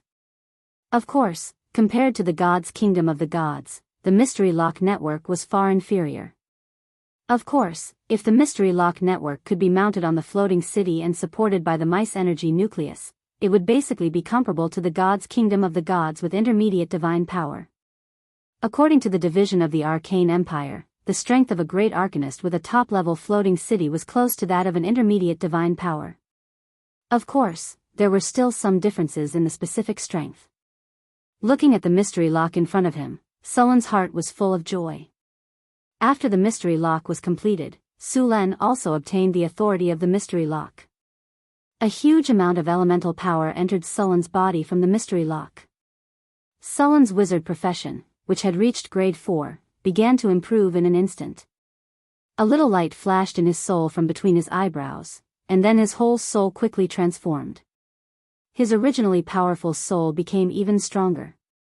A strange energy was integrated into Sullen's body. After a while, Su Lan slowly opened his eyes. A flash of lightning flashed in the depths of his eyes and then disappeared. After completing the weaving of the mystery lock, Su Lan successfully advanced into a legendary wizard with the help of the mystery lock's feedback. Chapter 591. The Enigma of the Tower of the North Wind was not complete. Only the basic part was completed. The complete enigma had 4 effects. The first was the enchantment. The enigma had a strong protective enchantment that was used to protect the area inside the enigma from external damage. The second was the spell sequence. This part of the spell was stored in the enigma. As long as one became a wizard and obtained the authority of the enigma, they could use it. Of course, there was a limit to the number of times they could use it. After all, the energy in the enigma was limited. Not everyone could use it at will. However, Su Lan and Hathaway were not restricted at all. The third was the anti-magic field. The enigma relied on the control of elemental energy to achieve the effect of anti-magic. However, the power of the enigma was limited and could only stop low-grade wizards. The fourth was the enchantment effect. This enchantment could be used to enchant creatures within the enigma. This enchantment effect could be used once every 24 hours. The fifth type was the permanent effect. For example, the creator of the mystery lock had set up the permanent effect to banish every evil otherworldly being that entered the mystery lock. As long as an evil otherworldly being entered the mystery lock, the permanent effect would be triggered and the target would be banished. According to Hathaway's calculation, if they wanted to complete the enigma, they would need to spend at least tens of millions of kiner. The game was completed in a short time. Su Len opened the system panel to check the attributes of the enigma. Enigma, unnamed intermediate enigma range, 10 kilometers in radius, core, Tower of the North Wind enchantment effect, not added, can add up to intermediate spells, anti-magic field, low-grade wizards are forbidden to cast spells within the enigma. Permanent effect, not added, can add up to intermediate spells, activated spell sequence, not added, can add up to intermediate spells. Within the range of the enigma, all people on the same side will be enchanted by the enigma. The magic recovery speed will be increased by 50% to 300%. The difficulty of casting spells will be reduced by 50%. Within the range of the enigma, the difficulty of casting spells will be reduced. Within the range of the enigma, the concentration of elemental energy would also be increased. In the era of the Arcane Empire, even the ordinary civilians could live up to 150 or even 200 years old. In other areas that were not shrouded by the mystery, the residents did not have long lives. Hathaway and Su Len had to slowly add the spell effects on the Enigma lock. They would be even busier in the future. After making the Enigma lock, the next step of the Wizard Tower's transformation could be put on the agenda. Su Len. With the sound of footsteps, Hathaway came over and said, "Now it's time to consider upgrading the Wizard Tower to a floating space tower." "It is indeed time to upgrade it," Su Len nodded and said, "By the way, do you have enough materials for the floating ring and the elemental fission furnace?" "The materials needed for the elemental fission furnace have been prepared. We can begin the experiment. Also, the floating ring can be made. However, there are still some parts of the Magus Tower that need to be built. The base of the Sorcerer Tower needs to be reinforced. The foundation of the Sorcerer Tower needs to be replaced with obsidian. Obsidian was hard and had good magic conductivity. In the past, in order to save money, Su Len used some ordinary materials for the foundation of the Wizard Tower, and then added the hardening spell to make it so tough. In addition, the base of the Wizard Tower and the rocks below needed to be separated. Fortunately, Hathaway had taken these into consideration when building the Wizard Tower. The successful foundation transformation of the Wizard Tower was very boring, so these things were handed over to the rock golems. With the addition of obsidian and the hardening spell, the strength of the entire Wizard Tower had been improved again. Theoretically speaking, when building the Wizard Tower in the future, it was best to reinforce all the places with the hardening spell, because the floating space tower that roamed in the astral world must reach the strength of a strategic defensive fortress. Ordinary rock structures were completely inadequate. The enemies encountered in the astral world were very powerful, and ordinary equipment could not survive. In this way, the workload in the future would be even more terrifying. And when the floating space city was upgraded, the number of hardening spells needed would increase by several times. Under normal circumstances, a floating space city had a total of 3 layers of protection. The first layer was a super-large energy protective force field, which could withstand the impact of small meteorite showers in the astral world. It could withstand the energy pressure in a special environment, and at the same time, stabilize the ecological balance inside the floating space city. It could isolate harmful substances from the outside world, allowing the floating space city to be in an environment similar to the ground. The second protective barrier was the Maze Lock, which was a top-level rune that integrated strategy, attack, and defense. Because the energy consumption was too large, it would only be activated in a combat state. To keep the Maze Lock open for a long time, it required a huge amount of energy. The Arcanists could keep the entire Maze Lock open all the time because they had the Mice Energy Nucleus. The last layer of protection was the strength of the floating space city itself. This was to ensure that the floating space city would not be destroyed so quickly when the first 2 barriers were broken. At the same time, its structure would be quite stable. A large number of buildings in the floating space city must be hard enough, otherwise, they would collapse and shatter before they could fly. The floating space city was the most outstanding building in the era of the Arcane Empire. It was the war fortress of the Arcanists. Those Arcanists relied on the floating space city to conquer and colonize countries in the multiverse. At that time, they directly drove the floating space city to leave the material plane and go to the astral world.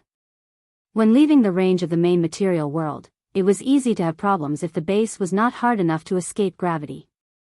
Therefore, the floating space city needed to be built as strong as possible. When the floating space city was teleported as a whole, the pressure that the floating space city needed to withstand was extremely high. The pressure brought about by the space jump was very high.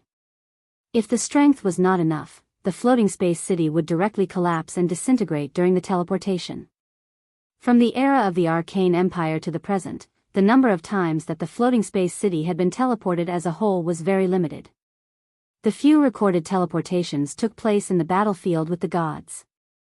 The strategic space jump to stop the gods consumed energy at the same time was provided by multiple mice energy nuclei. A single mice energy nucleus could not provide the energy. Su Len could only wait until the elemental fusion furnace was completed to try it. Milky Way, scan the overall structure of the wizard tower. Scanning. Perfecting the data. Drawing the three-dimensional image. Soon, a series of data flowed quickly, and the three-dimensional image of the wizard tower appeared in front of them. In addition, Milky Way also marked the situation of the wizard tower. The linked area needs to be disconnected. The link separation components also need to be reinstalled here to support the wizard tower when taking off and landing. The structure of the wizard tower is stable. The energy channel is normal. The energy budget of the elemental pool is insufficient. It seems that before the completion of the elemental fission furnace, the floating space city can only be airborne for a period of time after storing energy, Su Len said after looking at the energy consumption budget. Although using the elemental pool could allow the floating space city to take off, it could not be airborne for a long time, and the means of attack were limited. What is the energy transmission efficiency? 70%. The energy transmission consumption is a bit high. Su Len checked and said, the energy channel needs to be optimized, or too much energy will be wasted. Su Len swiped his finger on the three-dimensional image in front of him, and the three-dimensional image world was divided into two, showing the plane of the wizard tower. Then he tapped on some parts of the wizard tower a few times, and soon several images of the energy channel like a spider web appeared. Milky Way, calculate the energy consumption of all the energy channels, and calculate the energy channel optimization plan at the same time. It was a huge project to rely on manual labor to calculate the energy channel consumption, but with the help of the wizard tower spirit, Milky Way, it was easy to put her in charge. Soon, a large number of data flowed in front of Sullen's eyes, and a large number of red marks appeared on the energy channel like a spider web in the wizard tower. There were many areas of the floating space city that needed to be optimized. While Su Len was busy remodeling the wizard tower, Hathaway was not idle. After experimenting with the elemental fission furnace again, she finally began to try to make it. In addition to Hathaway, Alex was also assigned some tasks. As a legendary wizard, she also had the ability to make the materials needed for the floating space city. Alex was making the floating space ring. The floating space ring required a lot of precious materials. The main material was mithril, and some orichalcum and arcane dust also needed to be added. In addition to arcane dust, astral silver sand and arcane steel were also needed. In the case of using elemental fire and astral sand to forge, ordinary steel could be added with a small number of rare materials to make arcane steel ingots in batches. Arcane steel ingots were very durable and had good magic conductivity. Its strength was about 7 or 8 times that of ordinary steel, and it could be permanently reinforced with hardening. Its final strength was more than 10 times or even more than ordinary steel. In the future, this material would be used in many places. The surface of the smelted arcane steel ingots looked similar to titanium alloy. In the future, a large number of arcane steel materials would be used to make legendary golems. About 1 pound of astral sand and 1 pound of arcane dust were added for every 100 pounds of arcane steel. The astral sand and arcane dust collected by Su Len and Hathaway last time were used very quickly. About 1 pound of astral sand and 1 pound of arcane dust were added for every 100 pounds of arcane steel. The astral sand and arcane dust collected by Su Len and Hathaway last time were used very quickly. About 1 pound of astral sand and 1 pound of arcane dust were added for every 100 pounds of arcane steel. The astral sand and arcane dust collected by Su Len and Hathaway last time were used very quickly. About 1 pound of astral sand and 1 pound of arcane dust were added for every 100 pounds of arcane steel. The astral sand and arcane dust collected by Su Len and Hathaway last time were used very quickly. Chapter 592.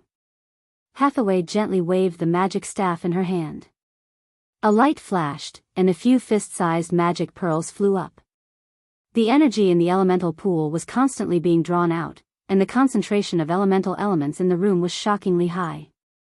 Making an elemental furnace required a lot of energy, and now more than half of the energy in the elemental pool was being used here. On the enchantment table next to her, adamantine, mithril, orichalcum, arcane steel, arcane dust, astral silver sand, magic gems, and other materials were all prepared. Along with the light, a few magic pearls of different colors turned into powder, and the colorful pearl powder quickly merged with the light. The originally blue spirit light now flickered with a rainbow-like radiance. Change form. Hathaway gently pointed the magic staff, and her eyes turned silver.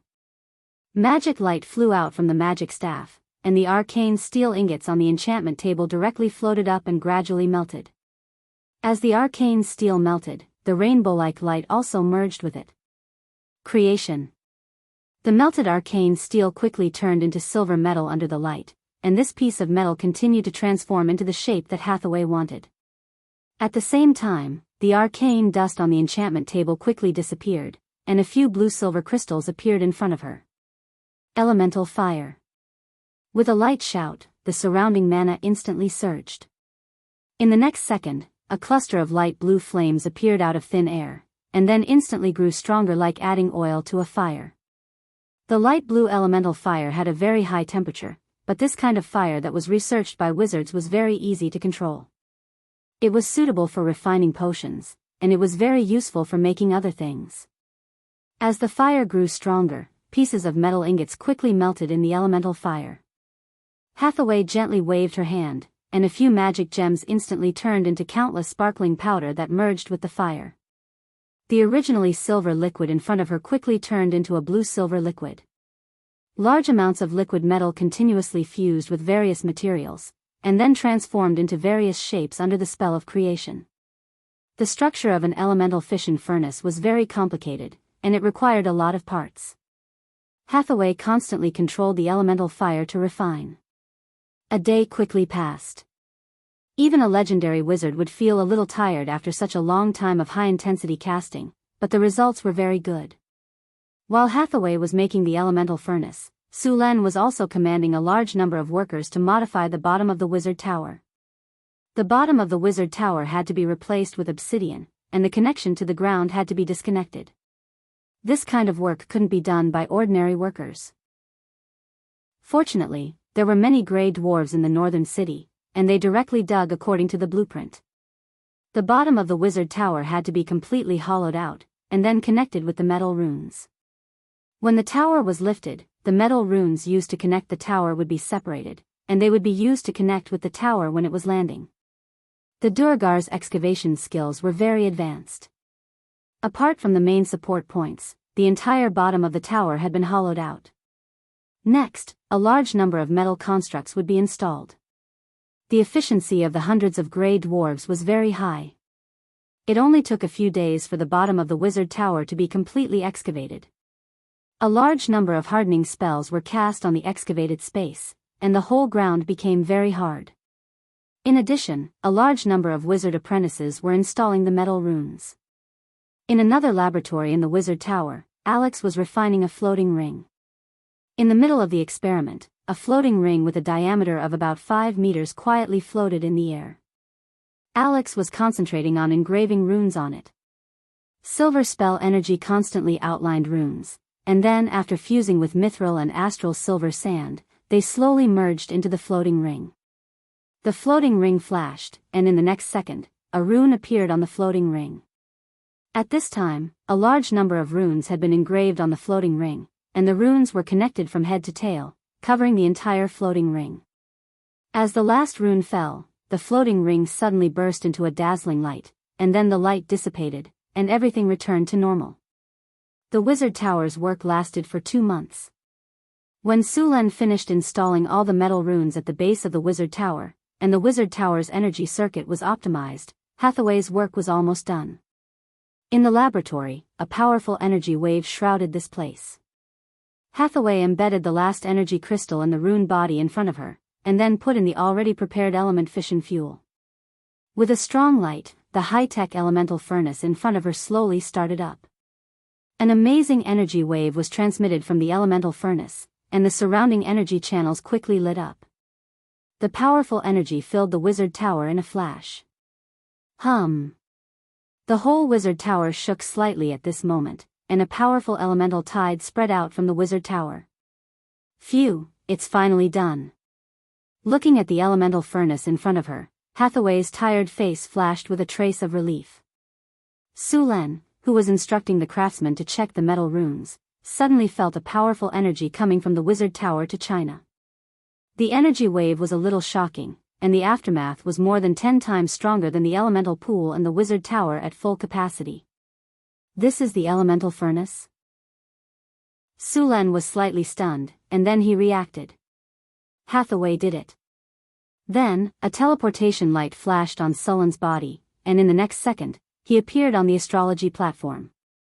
Without stopping, Sulen walked directly to the laboratory. As soon as he arrived at the door of the laboratory, the originally closed door suddenly opened, and a thin figure walked out.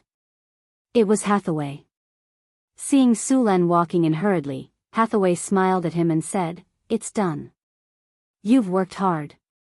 Sulen looked at the tired Hathaway, stretched out his arms, and directly pulled her into his arms.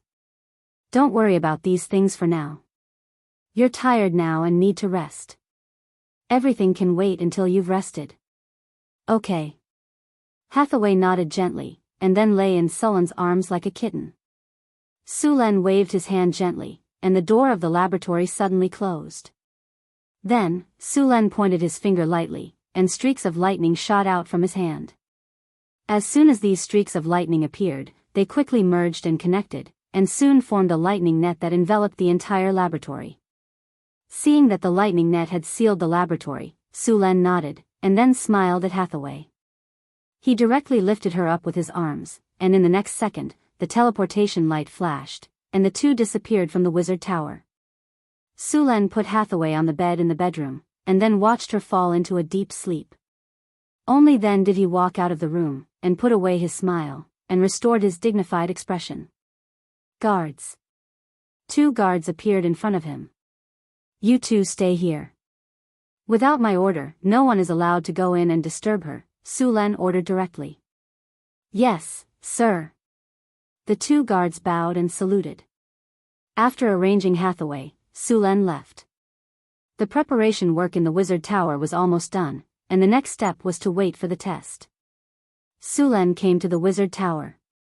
On the astrology platform, Karina, Chris, Grace, and the others were already there. When they saw Sulen coming, they all greeted him. "Sulen, that energy just now was from the elemental furnace?" Sister Hathaway finished making the elemental furnace? Chris couldn't wait to ask. Sulen nodded and said, "Yes, it's done. That energy just now was the energy wave when the elemental furnace was operating." "Really? That's so powerful. It's amazing." Karina couldn't help but say. "Since the elemental furnace is finished, does that mean our wizard tower can fly?" Phyllis asked excitedly. Sulen reached out and knocked on her head. "What are you thinking?" "We'll have to wait until Alex finishes making the floating ring." "Ouch, it hurts." Phyllis rubbed her head with a wronged expression. "After the elemental furnace is finished, the elemental pool can basically be eliminated. Even the elemental fission furnace at full power produces more than 100 times more energy than the elemental pool. The energy output is stable, and the size is small, so it's very convenient to use. We can also continue to increase the number of golems in our army."